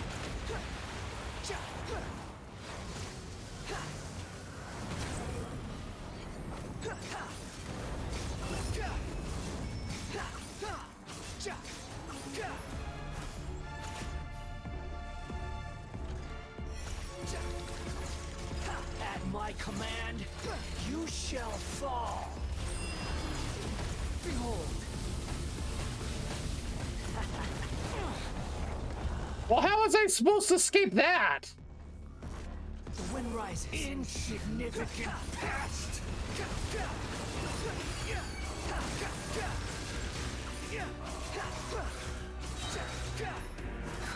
Cry louder. My endless cycle begins. There we go.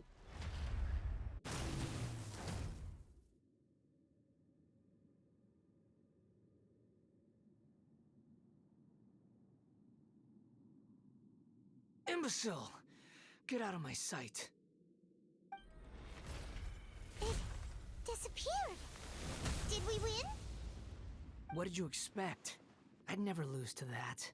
There's the tone of voice again.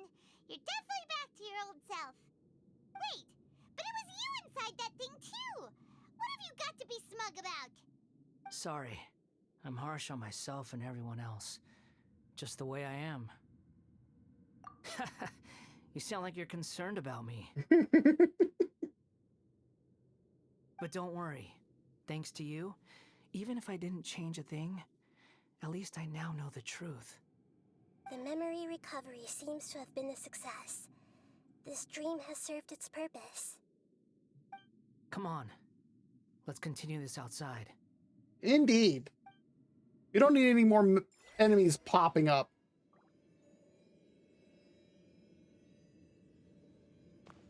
Purple.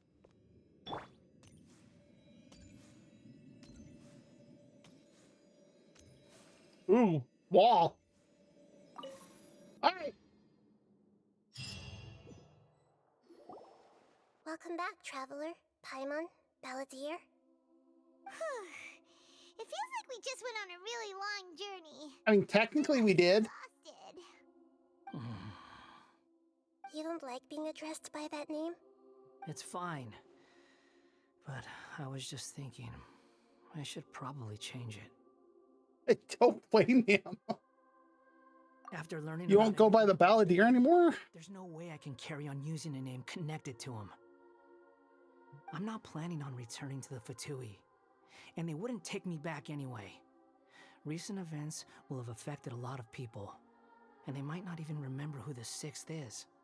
He's got a point. So, you're quitting the Fatui for good? It's like you said, Lesser Lord Kusanali. Everything may look futile, but it wasn't completely meaningless. At least I made a lot of people forget about me. But that doesn't mean your own past has disappeared. Of course. And your main goal, for which you gave up everything you had, you weren't able to achieve it. I hope you can see and understand that. Changing the world, changing the past, changing the fates of other people, these are not simple things to accomplish. Yeah. What you are looking for is complete annihilation. But this is just a fantasy. Even if the Balladeer is removed from existence, the world will not heed your will. Indeed. How ridiculous. Do you regret doing all that when you've gotten so little in return? Even if I'm completely worthless, there's nothing in the world worth regretting. Lesser Lord Kusanali, you purposely left that information in Irminsul, didn't you? Yes, and I took pains to make sure that you'd acquire that information naturally. This is a setup. Why would you go to such lengths? You trying to win me over too? Yes. In all honesty, your past experiences have made you a useful asset to Sumeru and to me. Winning you over was indeed a part of my plan. Love her! But before that, I wanted to tell you the truth about your past. If all I wanted to do was use you, then I'd be no different from the doctor. She has a great point. Very clever. I guess you could say that's one of my virtues. Utility to others is what gives me worth. So if embracing my sins is what it takes to make me useful again, so be it. Oh right, I almost forgot. You're the good guys. You're into justice and all that. Sorry if I have a slightly different perspective on things, but I don't feel like I've been duped. The wisest leaders are fated to end up with the best helpers. I can live with that. Okay, so he's seeing the positive spin. You're able to think of it in that way.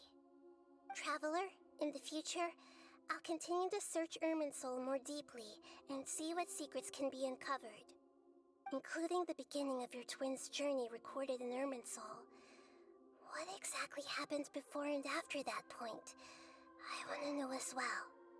Maybe we should go knocking on Celestia's door and demand it from the Heavenly Principles. I will try. Traveler.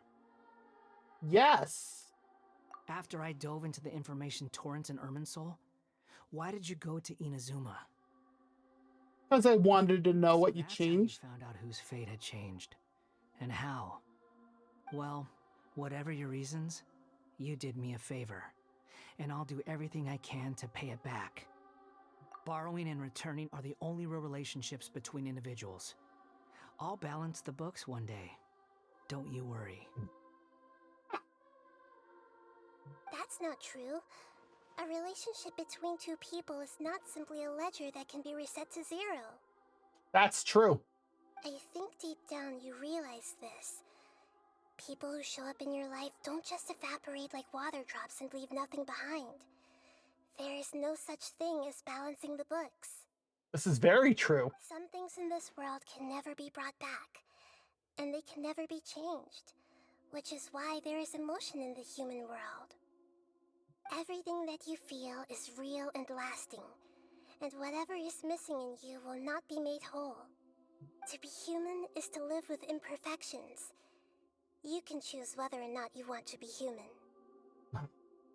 I think that's the best advice he's ever been given. But humans can't live without a heart, can they? Anyway, I gave up trying to become a human a long time ago. You understand what pain is perfectly well, even without a heart. You're just bearing your feelings. The past is set in stone, but you can keep moving on. And the longer your future lasts, the shorter your past will become, until one day, it is but a tiny fraction of your life. Sounds like you've got a future planned out for me. I hope you can give Nahida a chance. This ended up being pretty darn complicated. Paimon doesn't even know where to start, but the most important thing now is that you need to follow Nahida. Otherwise, all our efforts will have been for nothing.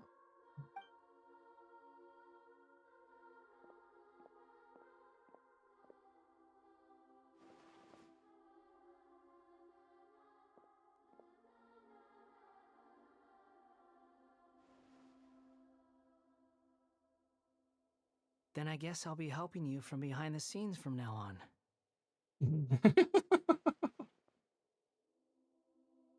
I'm glad that you've accepted our proposal.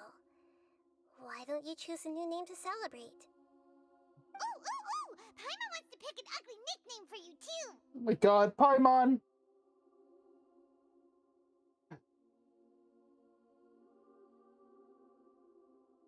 I don't know nicknames.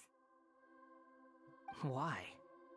Because Paimon still doesn't like you that much. Guess at least she's honest. Then I hope we don't see much of each other in the future. A name is life's first gift. You didn't say it out loud, but I know that's what you're thinking. The Traveler and Paimon have helped you a lot. If you can't decide on a new name, maybe you can ask them for ideas. No, Paimon only does nicknames. If it's a serious name you're after, it's all yours. Okay. Oh.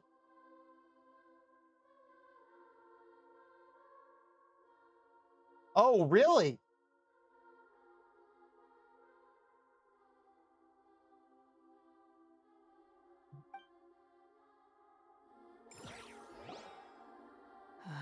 Got anything? He already sounds bored. Uh-huh.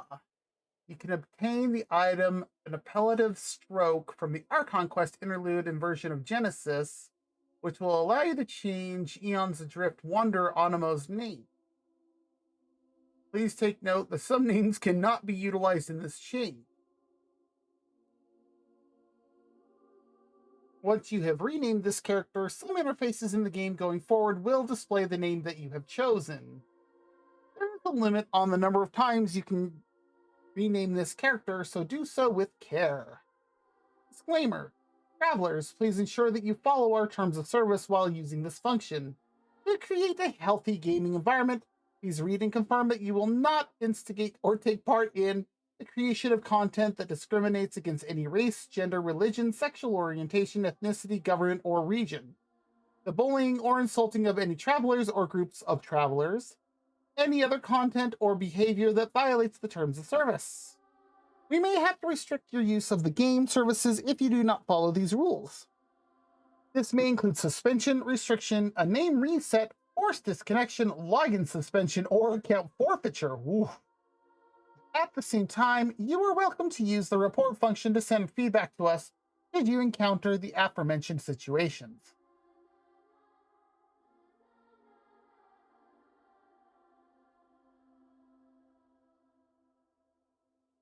Interesting.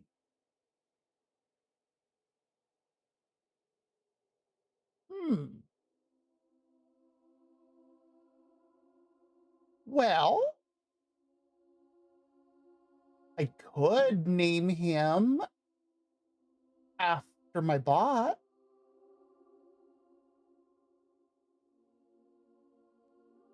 Or would that be too much? Like, that's the one that comes up that you see in the chat. Not Frosty Tools, the Vulpeculae.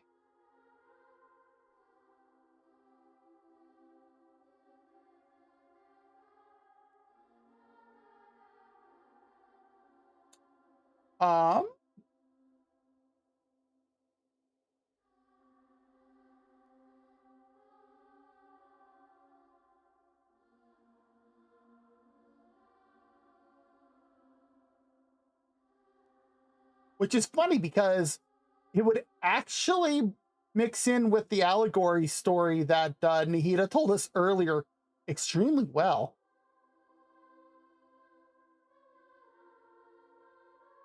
You know, I'm going to go ahead and do it.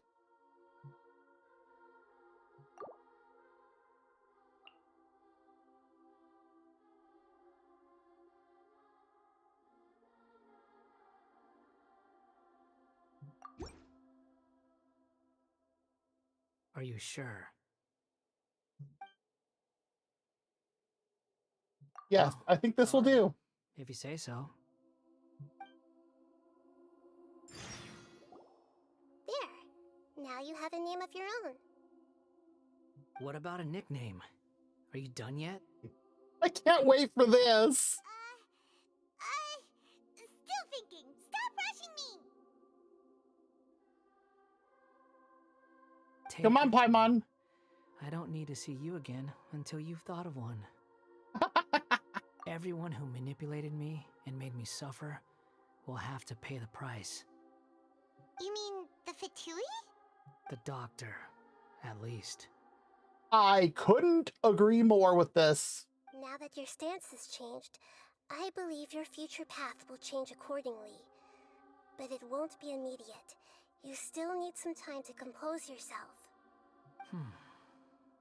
One more thing. It's already changed. There are still some descendants of the Raiden Gokuden living in Inazuma. Some of them know. Well, they ought to know about the connection between Raiden Gokuden and myself. I don't plan to leave Sumeru for the time being. If you see them in Inazuma, please tell them that I was the one responsible for the Raiden Gokuden's downfall. Even though the events have been erased from the world, they still deserve to know the truth. Oh, he just straight up wants us to tell. Okay. I see. That is up to you. Huh? But if we do that, then... It's fine. Let them stab their blades into my chest if they so desire. Maybe that's how it always should have been. No nonsense. I like it. Because I can tell that's how you are, so. All right, let's call it a day. Goodbye, wise deity. And you too. He's gone. What he went through today would have been like living an entire lifetime in an instant. He'll need some time to calm down. Yeah, true. But even so, after everything that's happened, he doesn't seem quite as fierce anymore. So we can finally go eat? Paimon is starving. Black hole for a stomach, this one. Thank you both. I hope you will find somewhere nice to go and relax for a while. Maybe to Natlan's summer resort.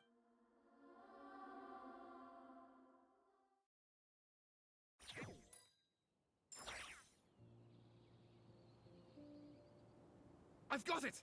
I can end my novel with some words from Mikoshi Nagamasa. Oh god, these two.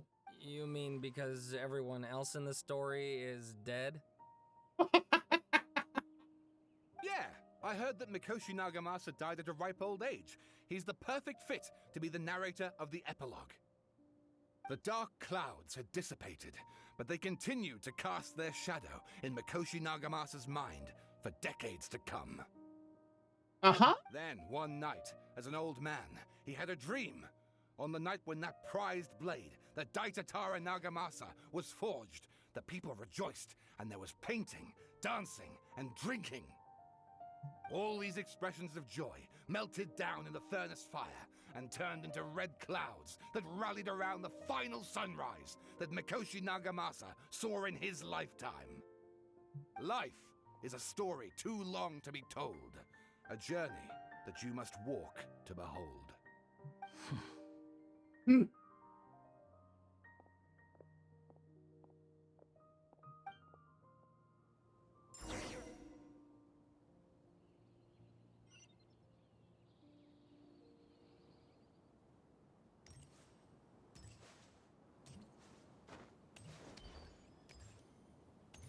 not taking the walkways. I'm going to go the short way.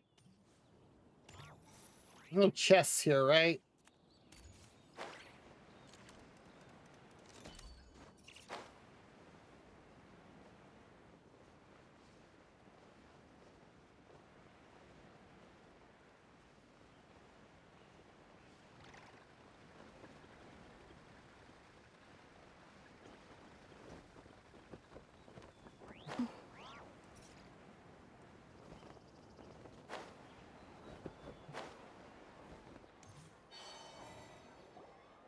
There we go. It's about time we had a break. You're not going to break something in here again, are you? As soon as you stop, all the tiredness and hunger comes rushing back. Wow, great! I thought she'd like that. Look at that vase. Did someone break it while they were cleaning the room or something? But Paimon doesn't remember there being a cleaner. That was you, dingus. That night we stayed here, Paimon bumped into the table after being startled by something to do with the balladeer and broke the vase. But the balladeer erased his existence. He changed the world. So why is this vase still broken? You sound lost and confused. Who's there? I know why you are troubled. Any who knew of this would find their mind overwhelmed. Wait a moment. Huh? Is there someone here talking to us? Unfortunately, the fate of Tevat cannot easily be changed. Perhaps a god may have a slim chance, but for anyone else, who can say? When a small animal runs into a tree trunk, though the tree may sway, it is not displaced. The same is true of fate. Like a vase that falls to the ground, Whether it is broken by a cat or by a bird, the result is still a broken vase, is it not? Yes. How do you know about all this? History does not change easily, but human hearts can. Believe your own eyes. Only that which you see is true. What is unseen is but an illusion.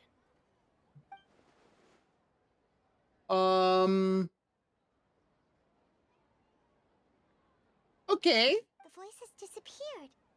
And who the heck was that?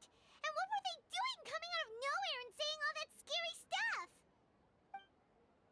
Believe my eyes. Does she mean I should trust my memories?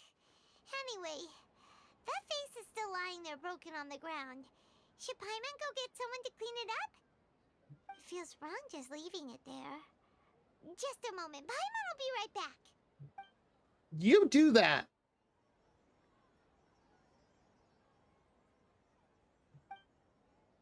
I wonder what else awaits me in the future. Okay. And there's Interlude Chapter 3 done.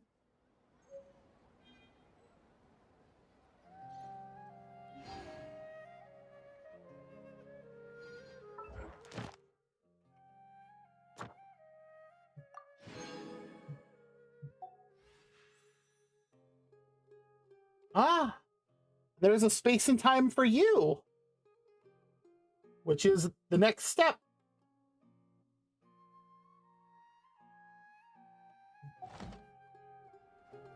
And that must be the appellative stroke. Indeed it is. There it is.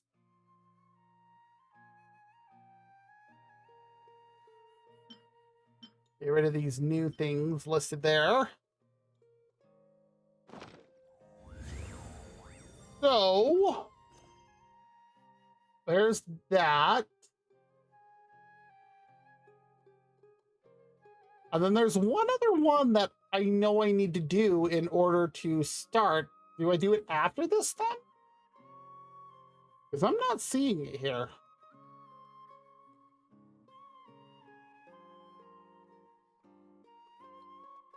We do have an ad break coming up in about a minute. I'm going to let it play or start. Play. I'm going to let it start and then we'll probably raid out after that.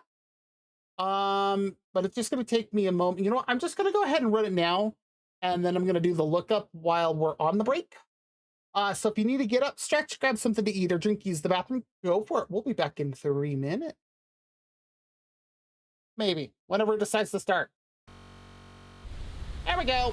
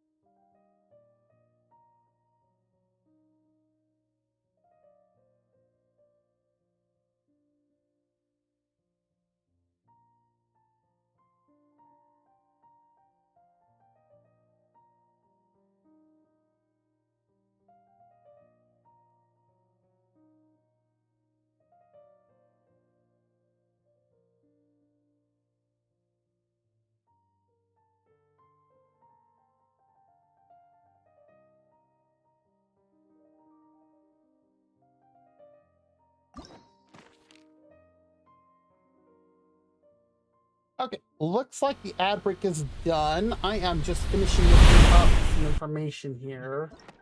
What is this?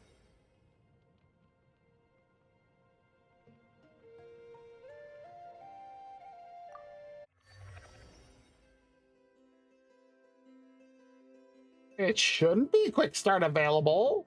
Oh, look. I still have to complete these.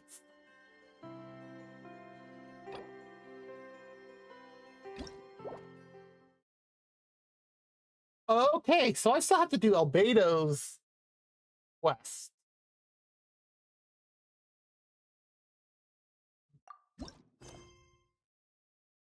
Okay, we're gonna put that in here. Because that's what we're gonna do next. Yeah, I think we'll do that next time. Because clearly what I had to eat before I started stream was not enough.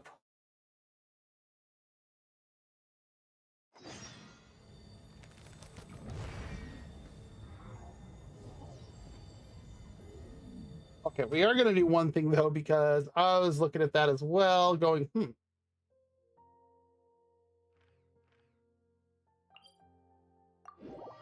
Okay.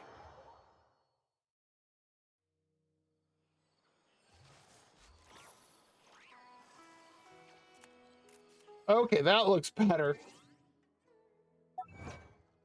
There's some achievements out. Solve Nahida's hidden riddle and discover the Balladier's past. There wasn't a whole lot to really solve there. That was kind of straightforward.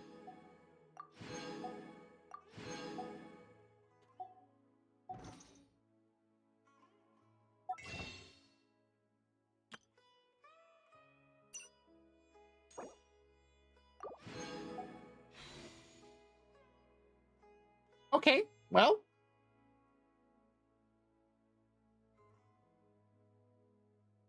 Slightly shorter stream than, I usually do on a Saturday night. But like I said, I'm getting hungry. I'm kind of like Paimon right now. Hey, Pinks. How's it going? That's a good emote. Okay, where is...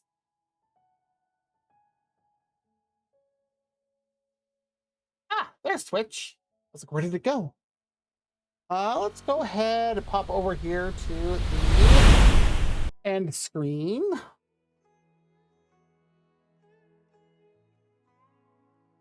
Now, who is online?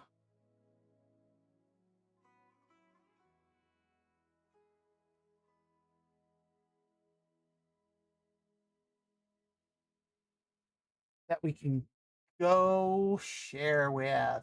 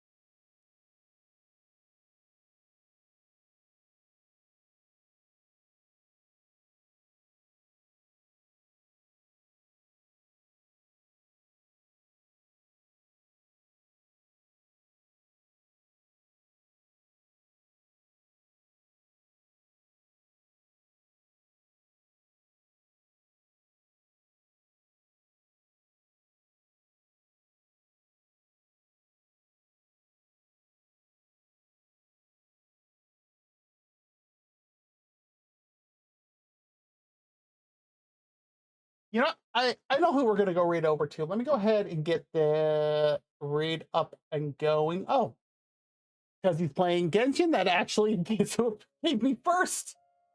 Let me go ahead and get this started. All right. That has started. So thank you everybody who came by, whether you wanted to chat or lurk. Lurking is always 100% acceptable on my channel. We'll be back next week. Don't know what we'll do yet, but we'll figure out something. I got lots of stuff to do. So with that said, wherever you are, you have a great day, a great night, a great morning, whatever it is for wherever you are. Make sure you also get some good noms. we're gonna go raid Godzilla, currently also playing Genshin. It looks like he is currently working on building Navia, it looks like. So let's go say hi. If you have any raid emotes, go ahead and use them because I don't have any of my own. And here we go.